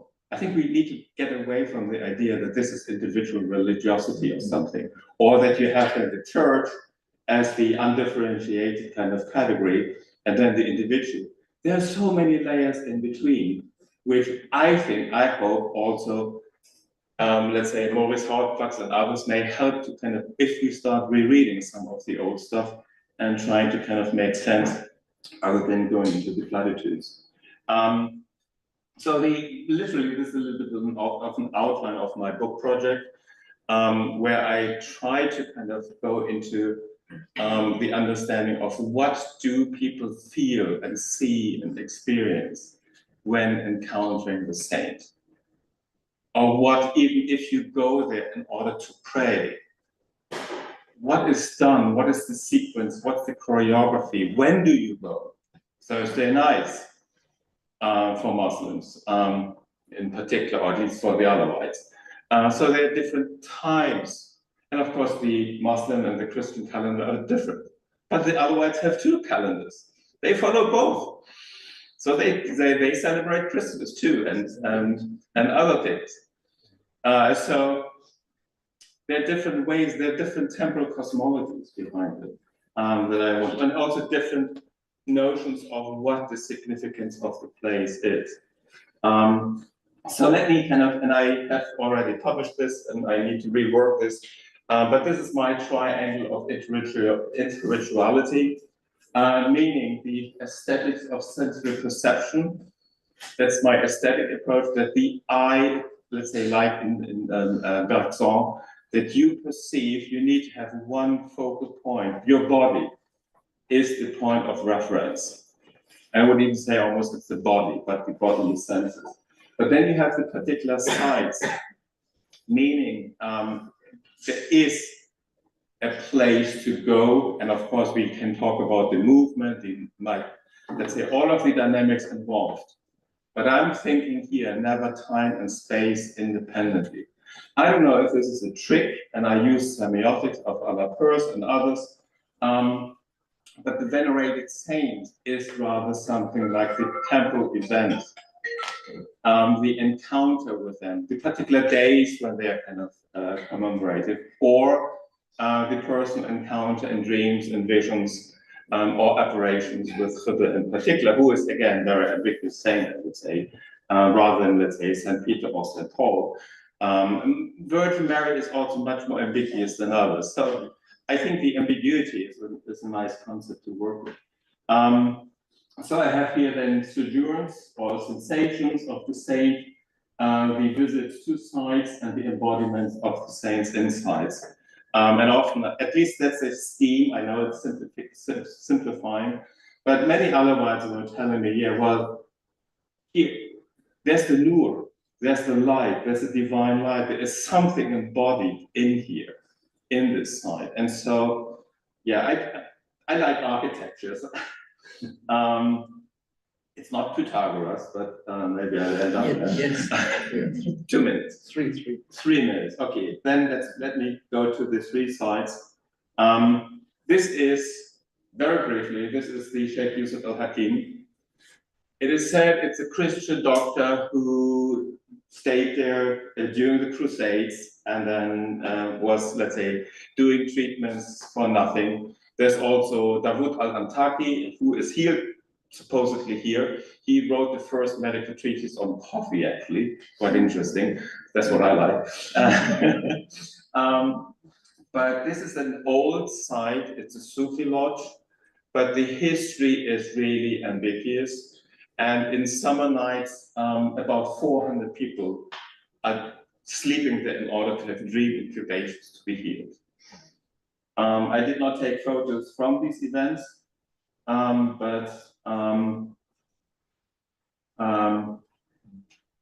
yeah, so these are wish trees, and this is full of it. And there are 7. Interestingly, I'm not sure, and again, this goes into the legends. There's in the 4th century records of the Maccabean brothers who were venerated in Daphne as well as Antakya with dream incubation. John Chrysostomos wrote treatises against these practices. There might have been sites. I'm not suggesting that this was one, but it is really, it's like the Asclepius cult. You go there, you have dream incubation, and people have visions of Sheikh Yusuf healing them. I have 2 longer accounts of this. So this is the one site. So this was, I slept there, married several nights, and I was at a weirdly enough in a dream because you can't sleep because everyone is chatting. And she read 400 people. Yeah. You can't really fall asleep. I think there's a method to the madness. So here I took discreetly in the morning hours, but usually it's filled. I counted this several times, 400 people and more, every Thursday night to Friday morning. So here we have a very ambiguous saint. Sheikh Yusuf is never really, it's not a historical figure, but it's a distinct name. Some say even it's Aristotle. It has something from the Asclepius cult, but yeah, so there is, but it's a very powerful, this is the most powerful site. Even the wife of Erdogan, I think, once visited there, and yeah, it's, this was also in the news for the healing. Then we have this from Pierre Chiesi, or the St. Peter Grotto, which is also declared as a place of pilgrimage by John Paul the II. Yes. Again, here, there are local legends. Some say this was owned by Luke. And again, don't get me wrong here, but so the oldest, some say this is the oldest church of Christianity. Peter, Barnabas, and Paul came to Antioch to introduce Christianity, according to the book of Acts, written by Luke, who is an Antiochian. So there's a kind of, there's a narrative, and it's also used for healing purposes and praying purposes, but it's now a museum, so it is kind of concealed. These were kind of, just quickly, these were the Crusaders made these extensions. So the first crusade, it was the Principality of Antioch, which was maybe a turning point in the crusade history, if you want, and that's the legacy. So it's used for the Peter and Paul festival, who were believed to have preached there. John Chrysostom, I think, most likely preached here. Ignatius of Antioch was most likely also be buried here, or somewhere else. Again, we don't know these sites. We know historical accounts of particular sites, but they do not coincide with the let's say local accounts or with the common practices. But one priest who introduced Catholicism to Antioch was assassinated and then also buried in front of the St. Pierre Church.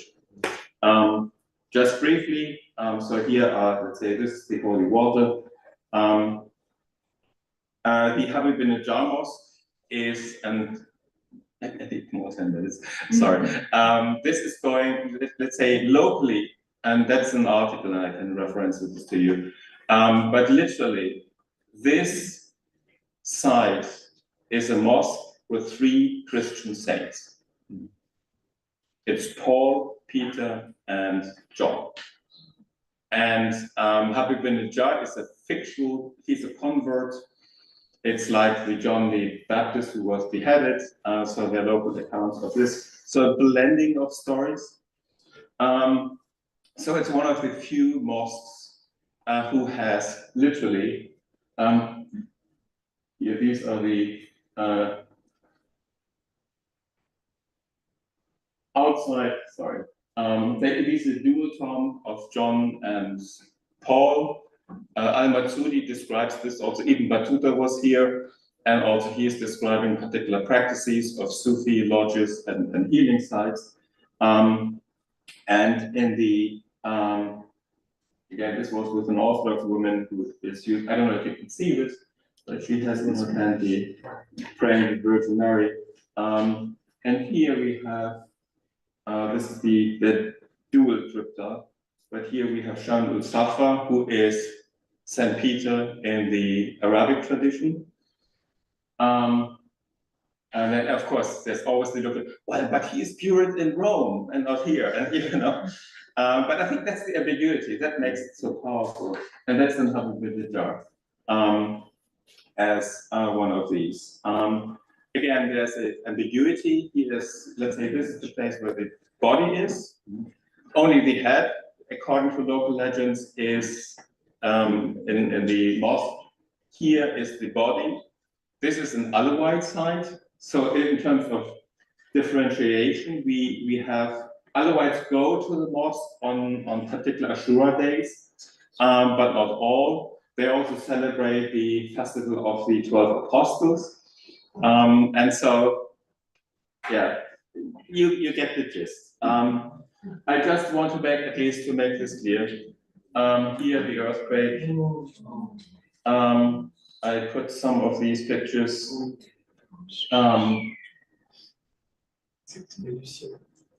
I recently wrote about this, and I also can, for those who are interested here, this is the Greek Orthodox Church. And at least in terms of interreligious, I don't know how this would fit, but interreligious coexistence, this was in the main road. This was destroyed in one of the earlier earthquakes, but that is not my point. They celebrated Easter for 2 times, and also Christmas the year ago. But now everything is sealed off, and we don't know if the Patriarch is possibly negotiating with the Turkish government if the church is rebuilt. I don't know. I was, yeah, getting into the details of some of this, but So here you see the resistance and of course the Orthodox Christians who want to maintain and stay there despite the earthquake. Last Christmas was then celebrated in Saint-Pierre. Thank you.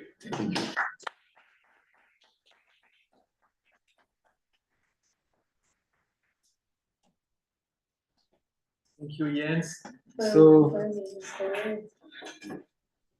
last but not least, I invite George Tsourous, who plays at home in a sense, since he is a visiting fellow here at the School of Architecture in Newcastle University, and his talk will focus on the relationship between the St. Catherine Monastery, Greek monks, and the Bedouins in the Sinai. So this is your turn.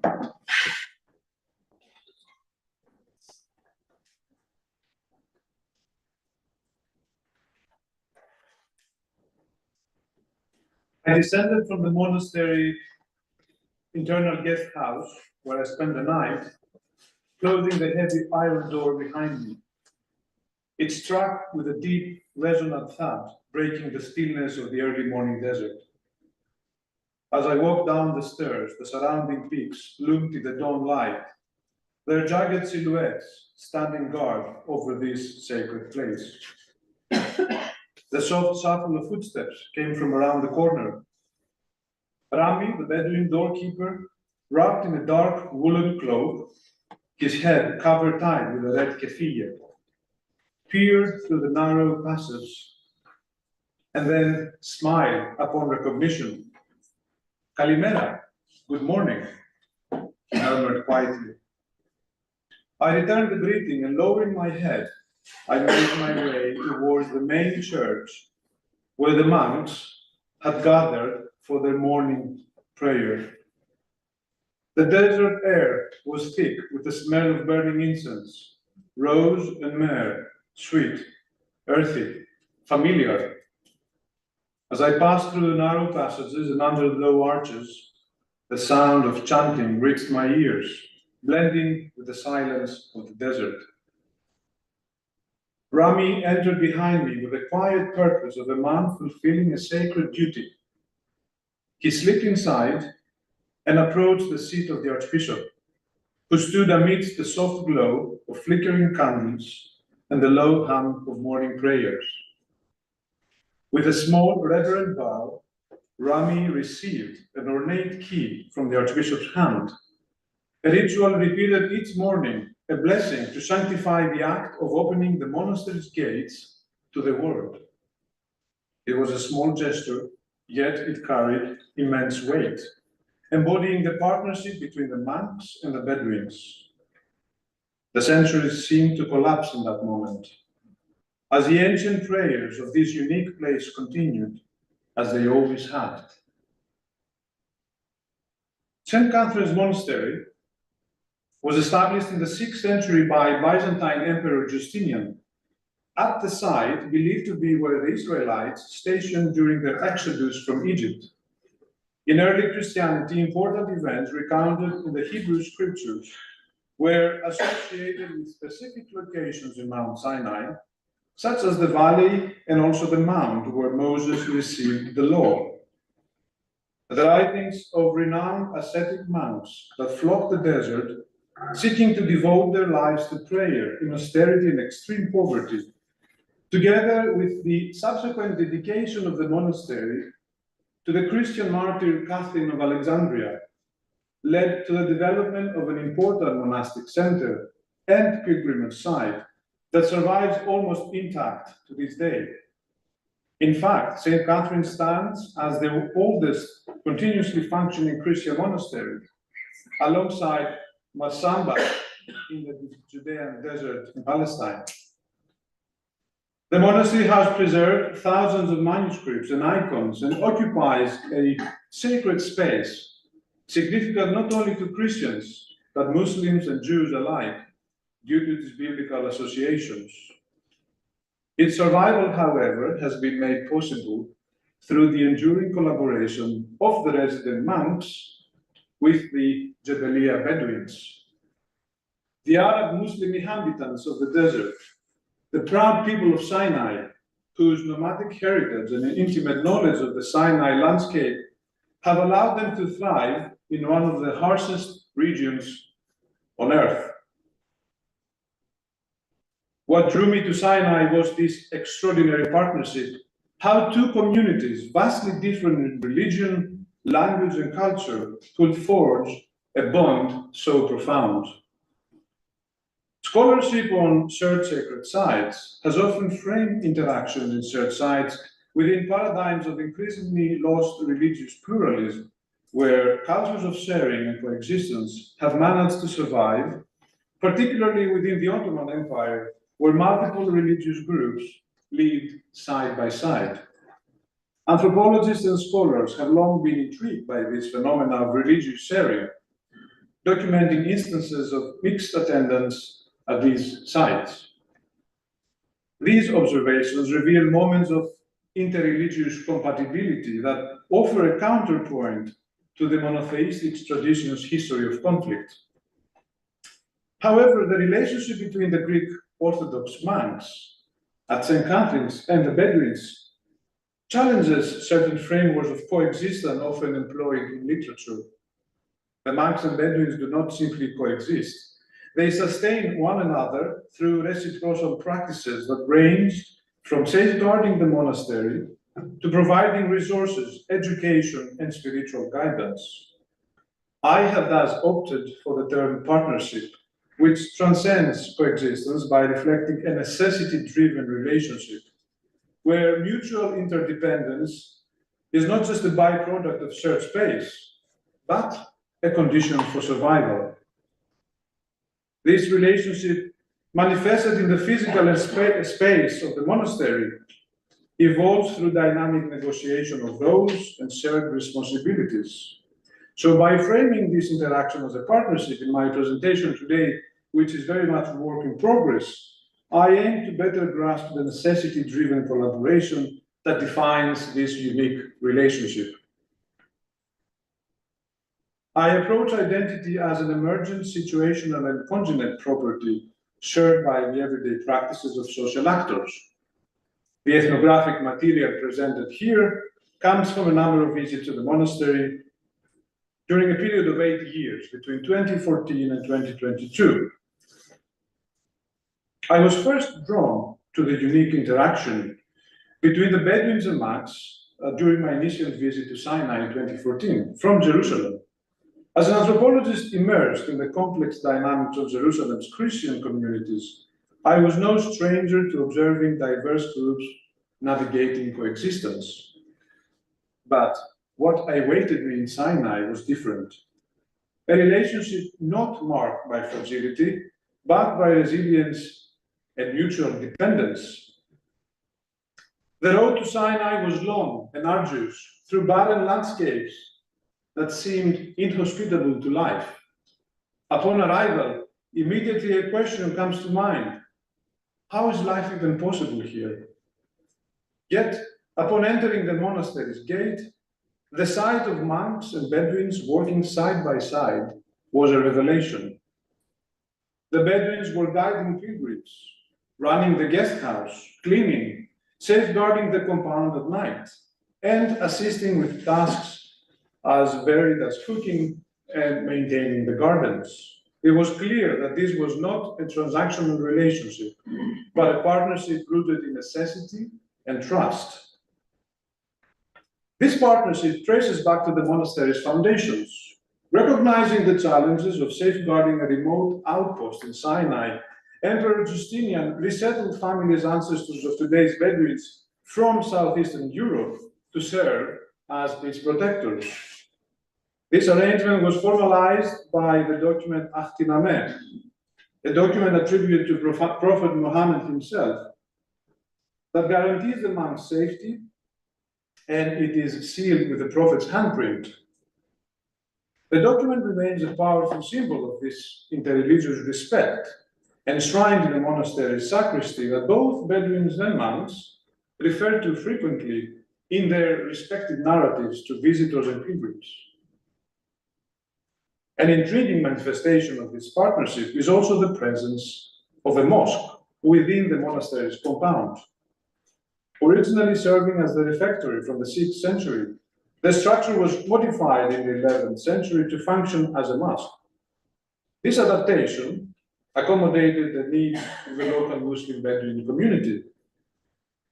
The mosque's location, very close to the main church, also invites reflection on the fluidity of sacred spaces and their capacity to transcend singular religious identities.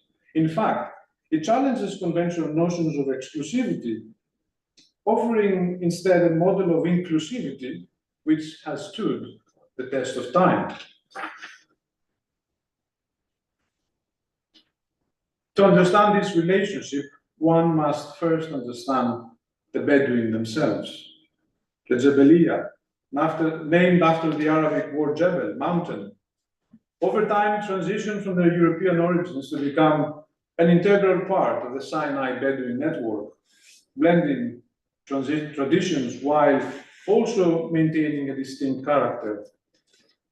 Bedouin life is shaped by adaptability to the desert's demands.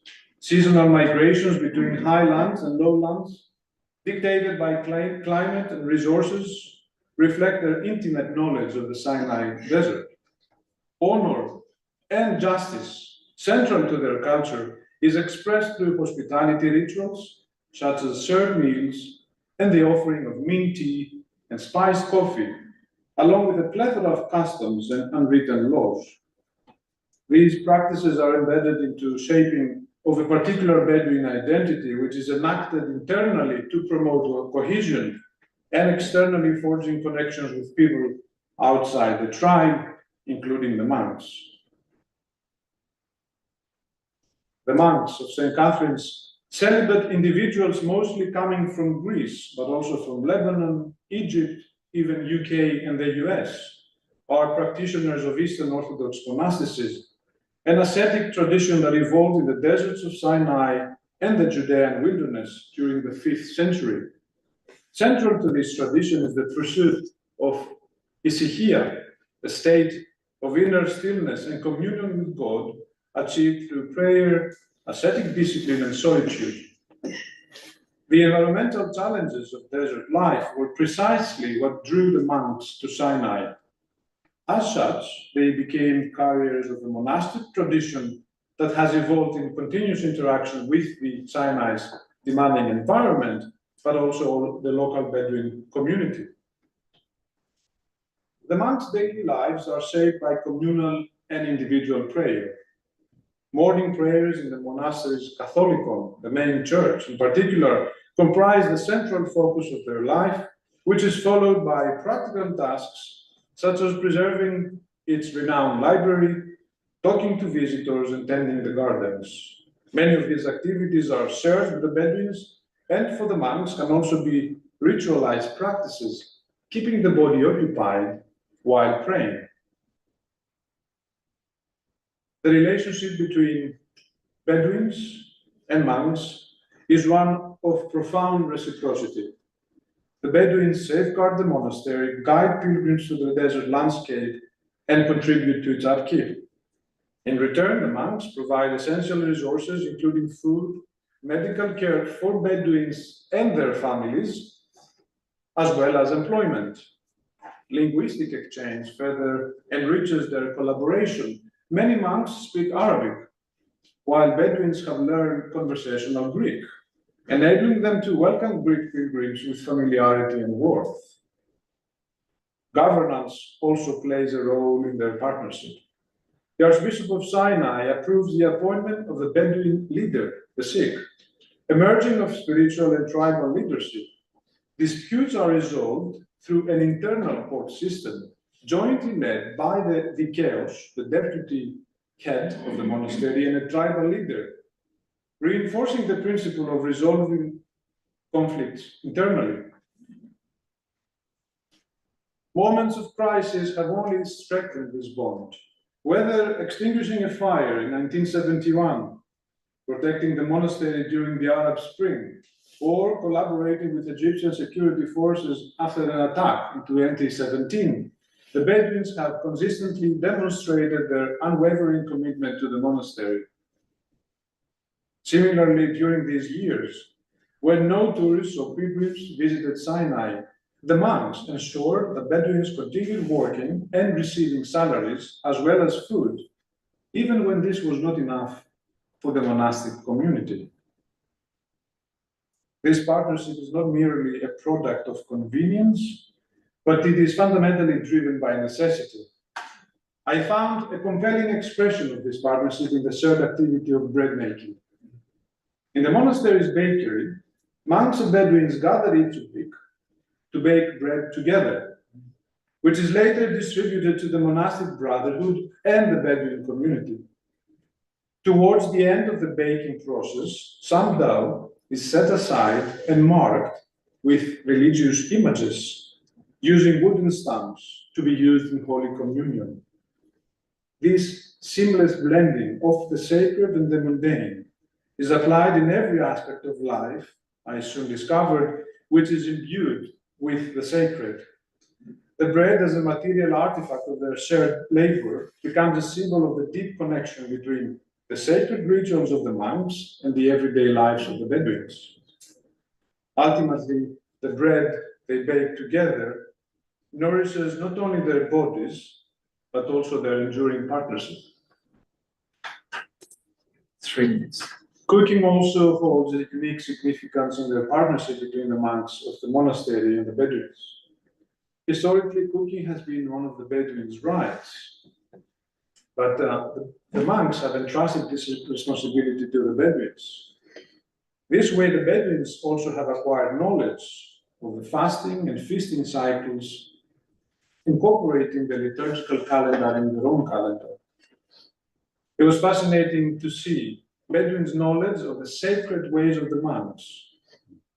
Several Bedouins expressed to me that they revere Saint Catherine. This, of course, became apparent during the feast of the saint, where thousands or perhaps hundreds of Bedouins visited the monastery. However, the participation in feast has a reciprocal character. Monks also enter the Bedouins' private sphere by attending weddings and funerals as well as family celebrations. The monks, much like Moses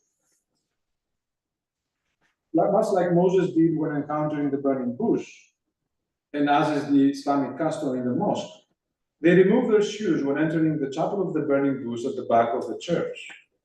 Similarly, Bedouins working within the monastery compound would regularly perform their daily prayers, laying out their prayer rugs in the monastery space. Through friendships with some of the monks, I learned that they too prayed continually for the Bedouins and the prosperity of the entire community.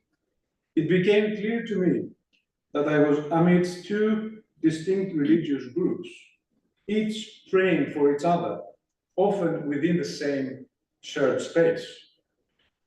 It is thus understood that the monastic space of St. Catherine's Monastery becomes a topos, a locus where alterity is projected. It is within this space that the partnership between the monks and the Bedouins is most visibly manifested. This space, far from being static, is dynamic and continually shaped by the interplay of religious expressions. In this space, alterity is neither erased nor fixed. Rather, it is negotiated through daily interactions, creating a collective sense of belonging. The accounts of local Bedouins whose narratives and practices are recorded in Sinai can be summarized in a frequently repeated phrase: the monastery is ours. The monastery is our home. Modern challenges increasingly strain this partnership. Economic shifts and regional instability have disrupted Bedouin livelihoods, while security concerns place additional burden on the monastery. Moreover, exposure to extremist ideologies online and occasional calls from external imams to undermine the relationship may test the harmony temporarily, yet the Bedouins' connection to the monastery prevails. Adding to these pressures are state interventions, common in shared sacred sites, where political interests often complicate matters. For example, Egypt has recently sought to frame the monastery as part of its national heritage under the Ministry of Antiquities, rather than addressing the monastery as a religious matter within the jurisdiction of the Ministry of Religious Affairs. This work remains a work in progress, and it does not claim to address all aspects of the rich relationship at St. Catherine's. For example, interaction between the monks and the Bedouin women and their families remain unexplored. Also, the dynamic presence of pilgrims. The Ainigi mentioned earlier today, pilgrimage is often seen as a project inherently tied to one religion. What happens when Orthodox pilgrims visit Sinai and encounter Muslim men operating within sites deemed holy to Christianity? Such themes invite further investigation. I have, however, placed emphasis on the shared practices, and by integrating historical transformations, social interactions, power dynamics, and shared rituals, I have sought to offer an analytical framework that, rather than treating the monks and the Bedouins strictly as representative of distinct religious groups, I have attended to the specific ways they negotiate their partnership. By framing this interaction as a partnership, as played out in the dynamic topos of the monastery, I aim to capture its reciprocal character and interdependence of the daily negotiations, hopefully offering new anthropological insights in the interplay of identity, space, and survival. Thank you.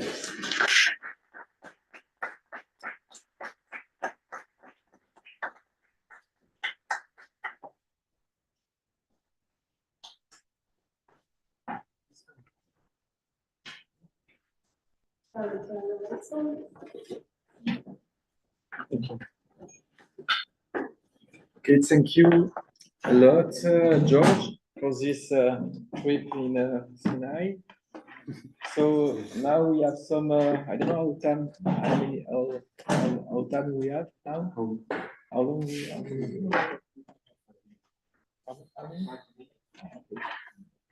How much? 5 minutes? 5 minutes. 20.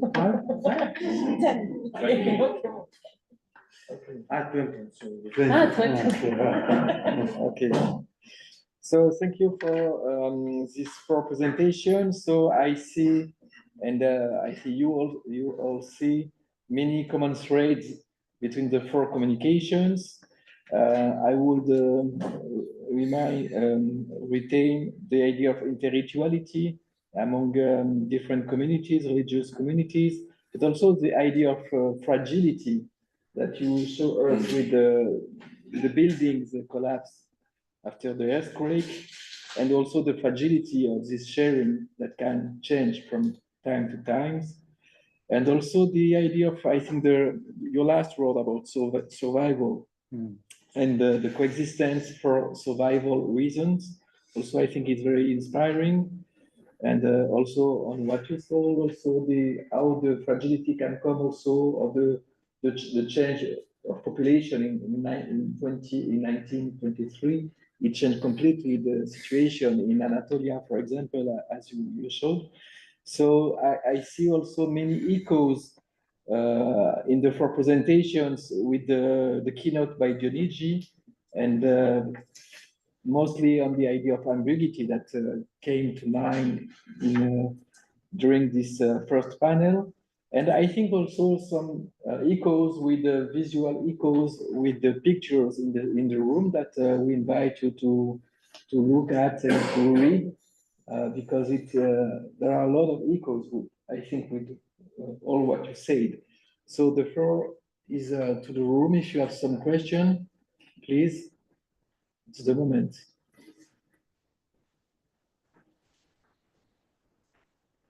Yes, please. Yes. I have a question or comment for Dr. Jens. Yeah.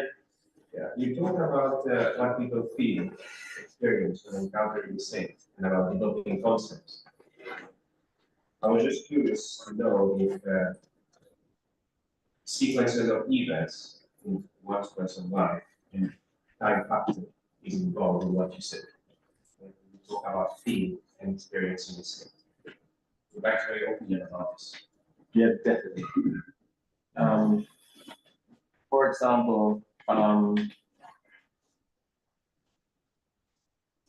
well, giving an example for the Sheikh Yusuf al-Hakim, particularly for the dealing or the visiting opinion, if I understand your question right. Yes.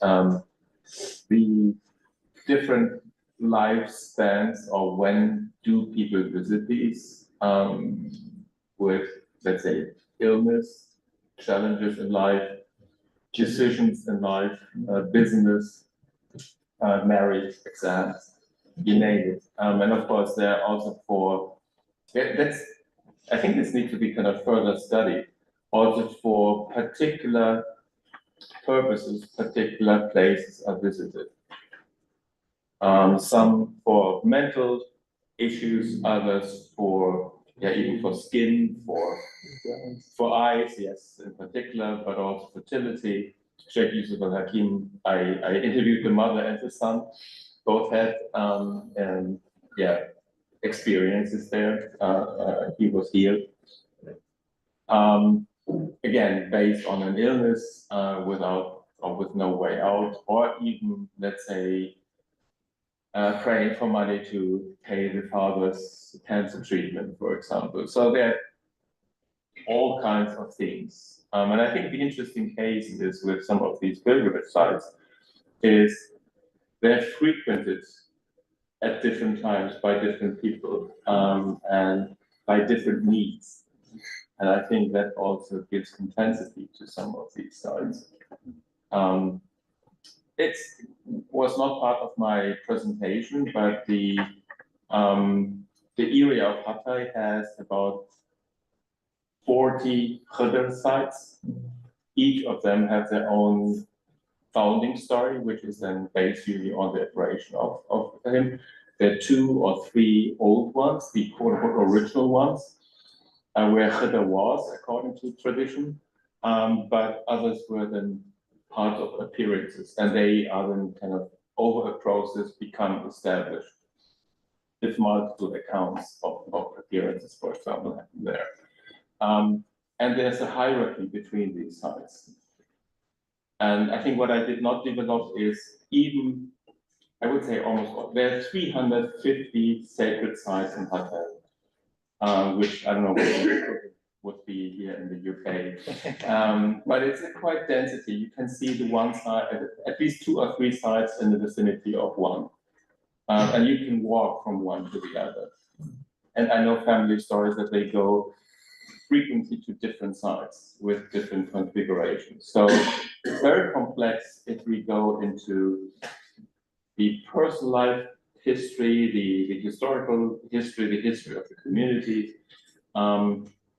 But I think that is a very, very, very productive approach to start with, individual stories, but also how they're embedded in broader frameworks, in the biography and the like. But what is important, if you do what is called a vow, you have to, while you do this in particular sequences, you do particular things in a sequence, which is not prescribed, but again, how is this learned? And then you have to fulfill the vow. And in my Virgin Mary article, I have 2 accounts where they did not really keep the vow. And the one got a nightmare. And I described this in detail, or the other was getting sick. Because to name in a Muslim-dominated area, although Mary is very important in Islam, it's a challenge. And some of these healing, particularly these very intimate healing accounts, was what I was attracted to, and what I tried to capture in some of these. David has a question, I think. Thank you for all your presentations. It was wonderful. I have 2 questions or comments. One for Jens. Yes. Yes, and one for Father George. Ideally, I really like the presentation, but it also made me think, especially when we're talking about revisiting complex. revisiting complex and thinking about sites of memory. That's when we actually look at the graphic, like why people actually go there in these places, it's actually about the future. Because it's about first day, making decision, dreaming now to do something tomorrow, for example, right? But it's also about, I don't know, accumulating good deeds for the afterlife. So it's also again extending themselves towards the future. So I was kind of wondering, is there a space for future in your framework? It's a kind of speculative question, but also thinking about the fact that in this context of religion, or peace, and so on, past is the bone of contention in many of these travels. Future is somehow forgotten in many of these states. So one question is about the future, and just quickly to George, and then I'll shut up. I was intrigued by the choice of the concept partnership, because here we are dealing with basically also almost kind of ecological, almost in deterministic kind of sense of survival. And what we have here is almost like symbiotic relationship. And the reason why I was thinking about that it's more than partnership, it's almost like symbiotic, kind of merged over time, accumulated over time, is that also in theories of exchange,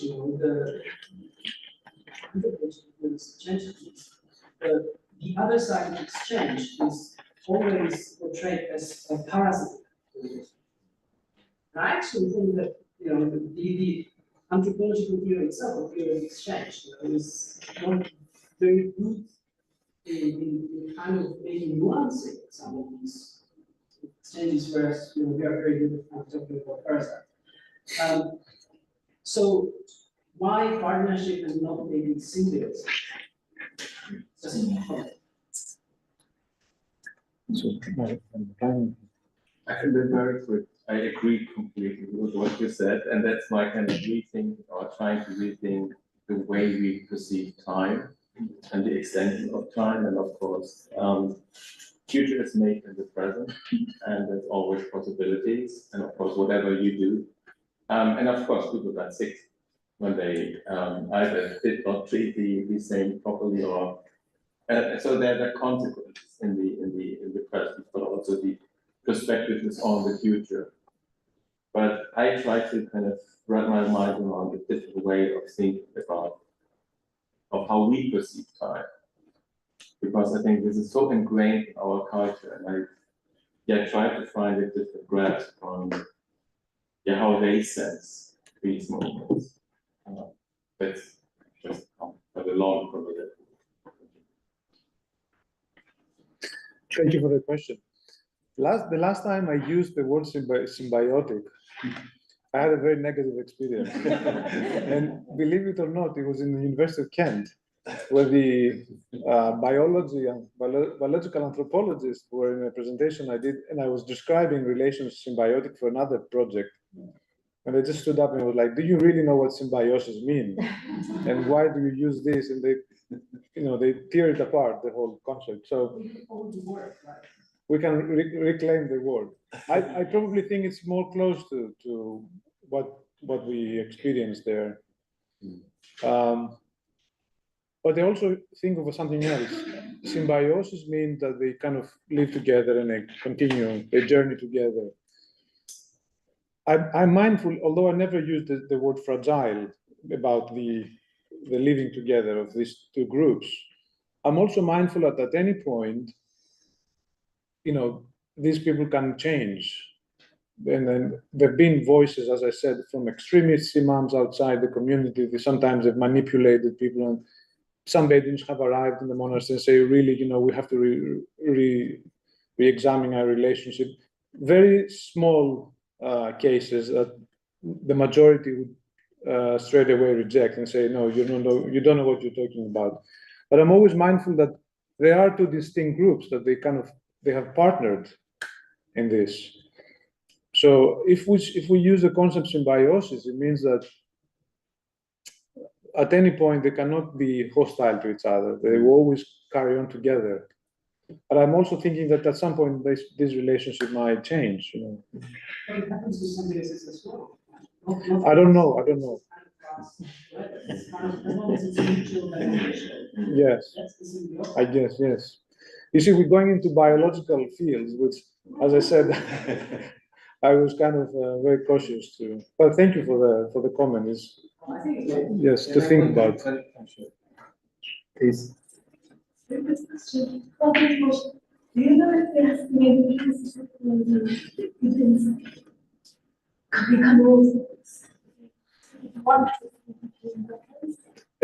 I don't know of any case, but when I addressed the question to the monks, they said we will never do that. Even if somebody says, I want to, because it would completely change the whole balance, you know, the equilibrium.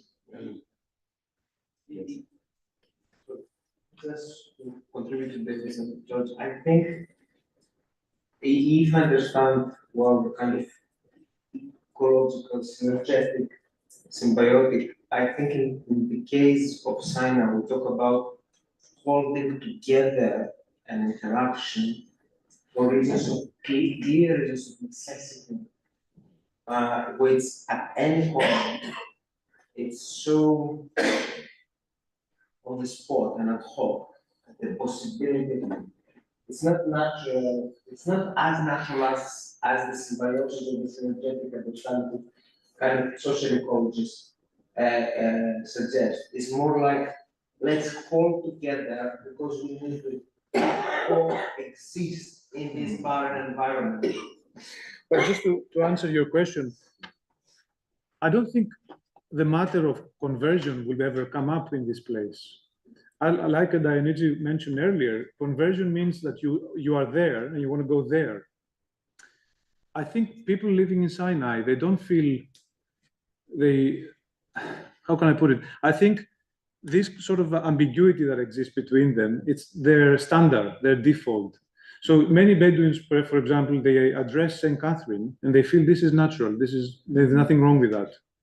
They wouldn't consider conversion, going to becoming Orthodox or Christians. They're happy being Muslims, addressing Saint Catherine. Or they would say things like, we always know this is a special place. Or, you know, they wander up in the mountains. So at one point they said, you know, we go walkabouts with the camels up in the mountains, and if we ever get lost, we know how to come back. They said, how? There's always a light above the monastery, they would say. I don't know what to do with this information, but it's information, it's stuff that they believe as they are, as Muslim Bedouins in Sinai, however, feeling familiar with Christianity or with elements of Christianity. Deligi, perhaps better. Yes, thank you very much for these papers. So I only regret that we haven't enough time. I would like to hear you for still 2 hours. Because all these cases are very illuminating. And so I just remark about the idea of landscape. It seems to me that there is the landscape is very important. It is a landscape of memory, of a common history. In the case of James, Eileen, also Vanessa too for Istanbul, and in the case of George, is an extreme landscape, is a landscape of survival, and it reminds me that we could discuss further the case, very different case, to which I considered recently a book, because of Lampedusa. In this case, a small island in the sea, and there was a creation also in the long term for several centuries of a common sanctuary between Muslims and Christians who put resources together in order to face the risks of the sea, the navigation, storms and so on. So I think that would be fascinating to think in a cooperative way the desert and the sea as a hostile environment in the light of sharing practices. Very interesting. Thank you.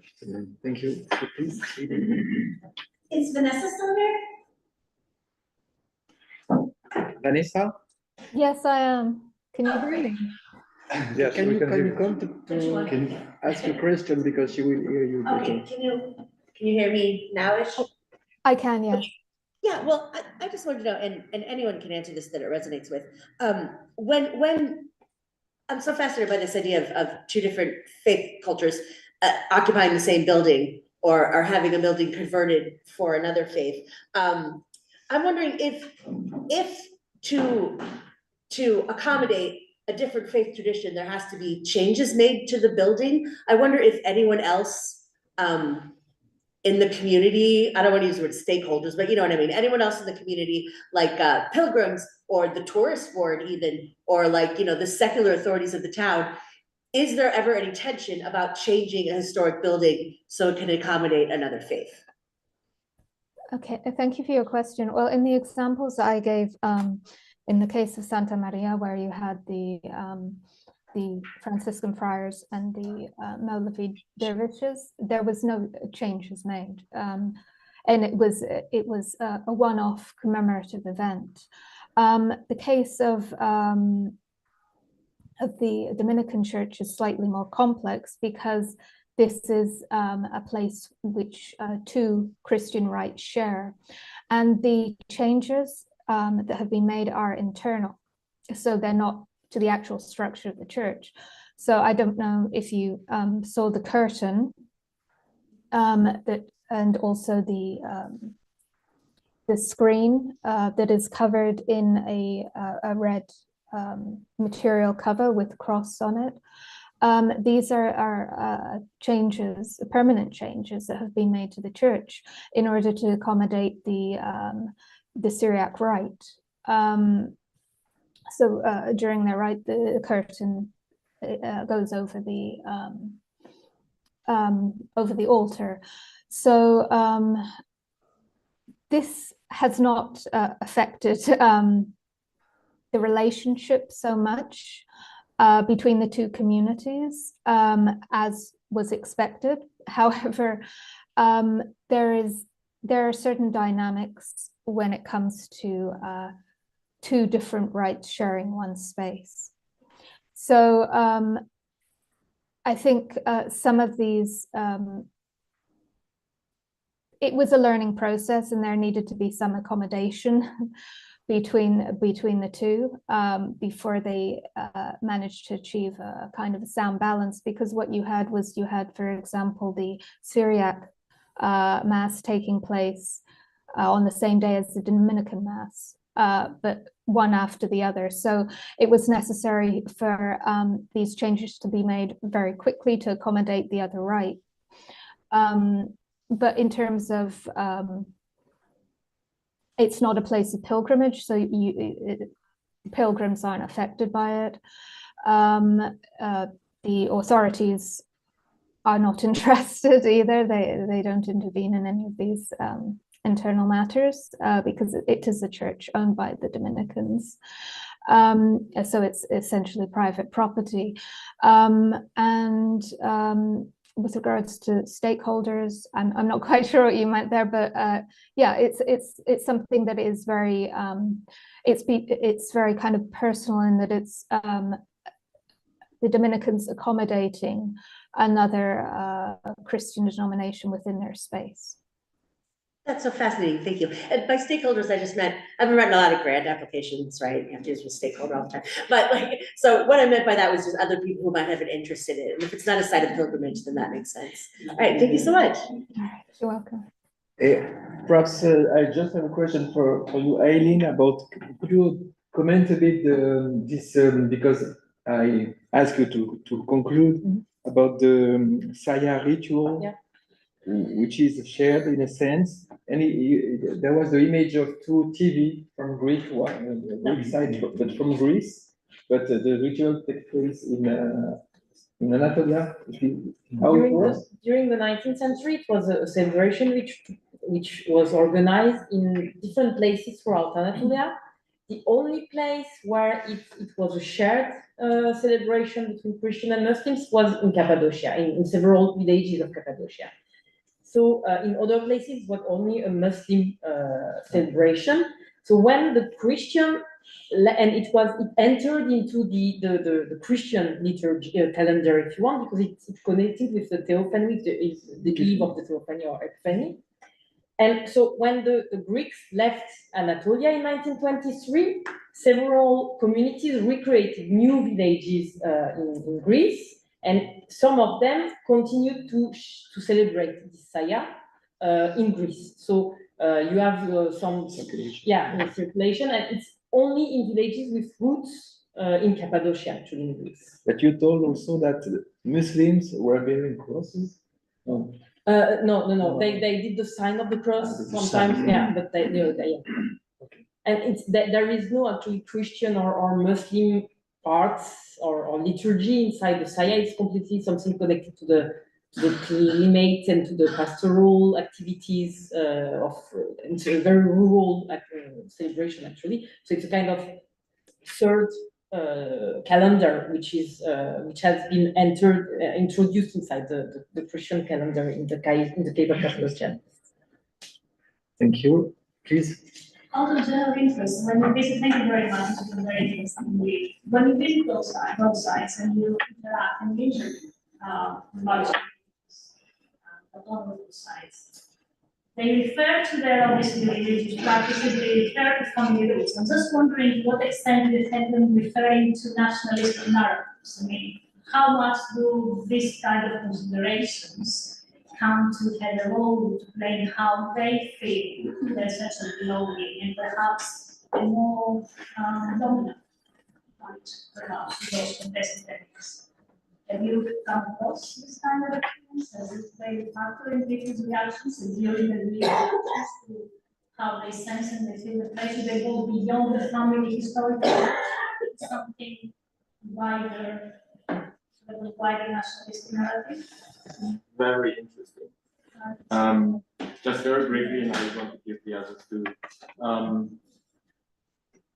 Well, in a way, I'm not directly asking for that, but there is, among the otherwise, the sense that the old Republican system was better, and it was, I think, 2013 that people told me in the base from the otherwise. I'm Syrian. I'm not a Turk. And I think identity politics, particularly in these times of external crisis, lots, let's say all refugees who came from Syria were Arab speaking. Hatay was the perfect place, but usually they supported Assad. So I don't want to, you get the gist. There is lots of it. But it does not play necessarily a role. But yeah, it could. I think in those sites always there's as I mentioned earlier, there's an effort to appropriate the site to fit within a national agenda, perhaps. In the case of Sinai, there's a clear mark between Egyptian citizens and Bedouins. So Egypt does not treat Bedouins as first-class citizens, let's put it this way. And this is felt by the Bedouins. There's a particular instance where Egyptian authorities, the Minister of Religion, visited the site, and there was a meeting between him and the monks. And some of the Bedouins went along with the monks in the meetings. And the assistants of the minister said, ask the Bedouins to leave, as if they're not part of the picture. And the monks said, no, they are with us. They're coming with us. There's no negotiation about that. So yeah, there's always this. And then recently, the Egyptian state tried to frame the monastery as part of the antiquities department. So dealing with this without consulting with the ecclesiastical jurisdiction, which is an autonomous jurisdiction, but connected spiritually with the Patriarchate of Jerusalem. And for this reason, sometimes the monks evoke the connection with Greece, because the majority of the monks are of Greek descent. And so you have this sort of interaction sometimes, yeah. Yeah, for the national view, since in the case of Cappadocia, this is something which no more appear, the way the people have reinterpreted these celebrations, such as the Saya, for instance, is in a very nationalistic way, and for the Greeks and for the Muslims. In Turkey, for instance, in Nevşehir, in several villages, you have still the Saya celebration. The main hypothesis I have is that it's something which is connected to a Zoroastrian origin with Iran, etc. But in Turkey, it's only considered as a Central Asian celebration, which has been brought by the Turks to Anatolia. So this is the only theory which is accepted in Turkey among the villages which still do this celebration. In Greece, they only connected to the Greekness of the celebration. So they have completely lost and forget actually the sharing aspects of this celebration, and they only consider it as part of their own tradition and not as something which has been shared in the past, in the Ottoman time. So it's very nationalist in the way this is. This entered into the collective memory of each group has a very nationalist background, actually. Is there any question? Oh, sorry, I just wanted to add to that. With regards to Latin Catholic churches in Istanbul, there is no issue to do with nationalism because the friars themselves, the majority, not just in Istanbul, but in Turkey in general, are foreign. And their churches are affiliated to different provinces, primarily Italy, France, and Romania.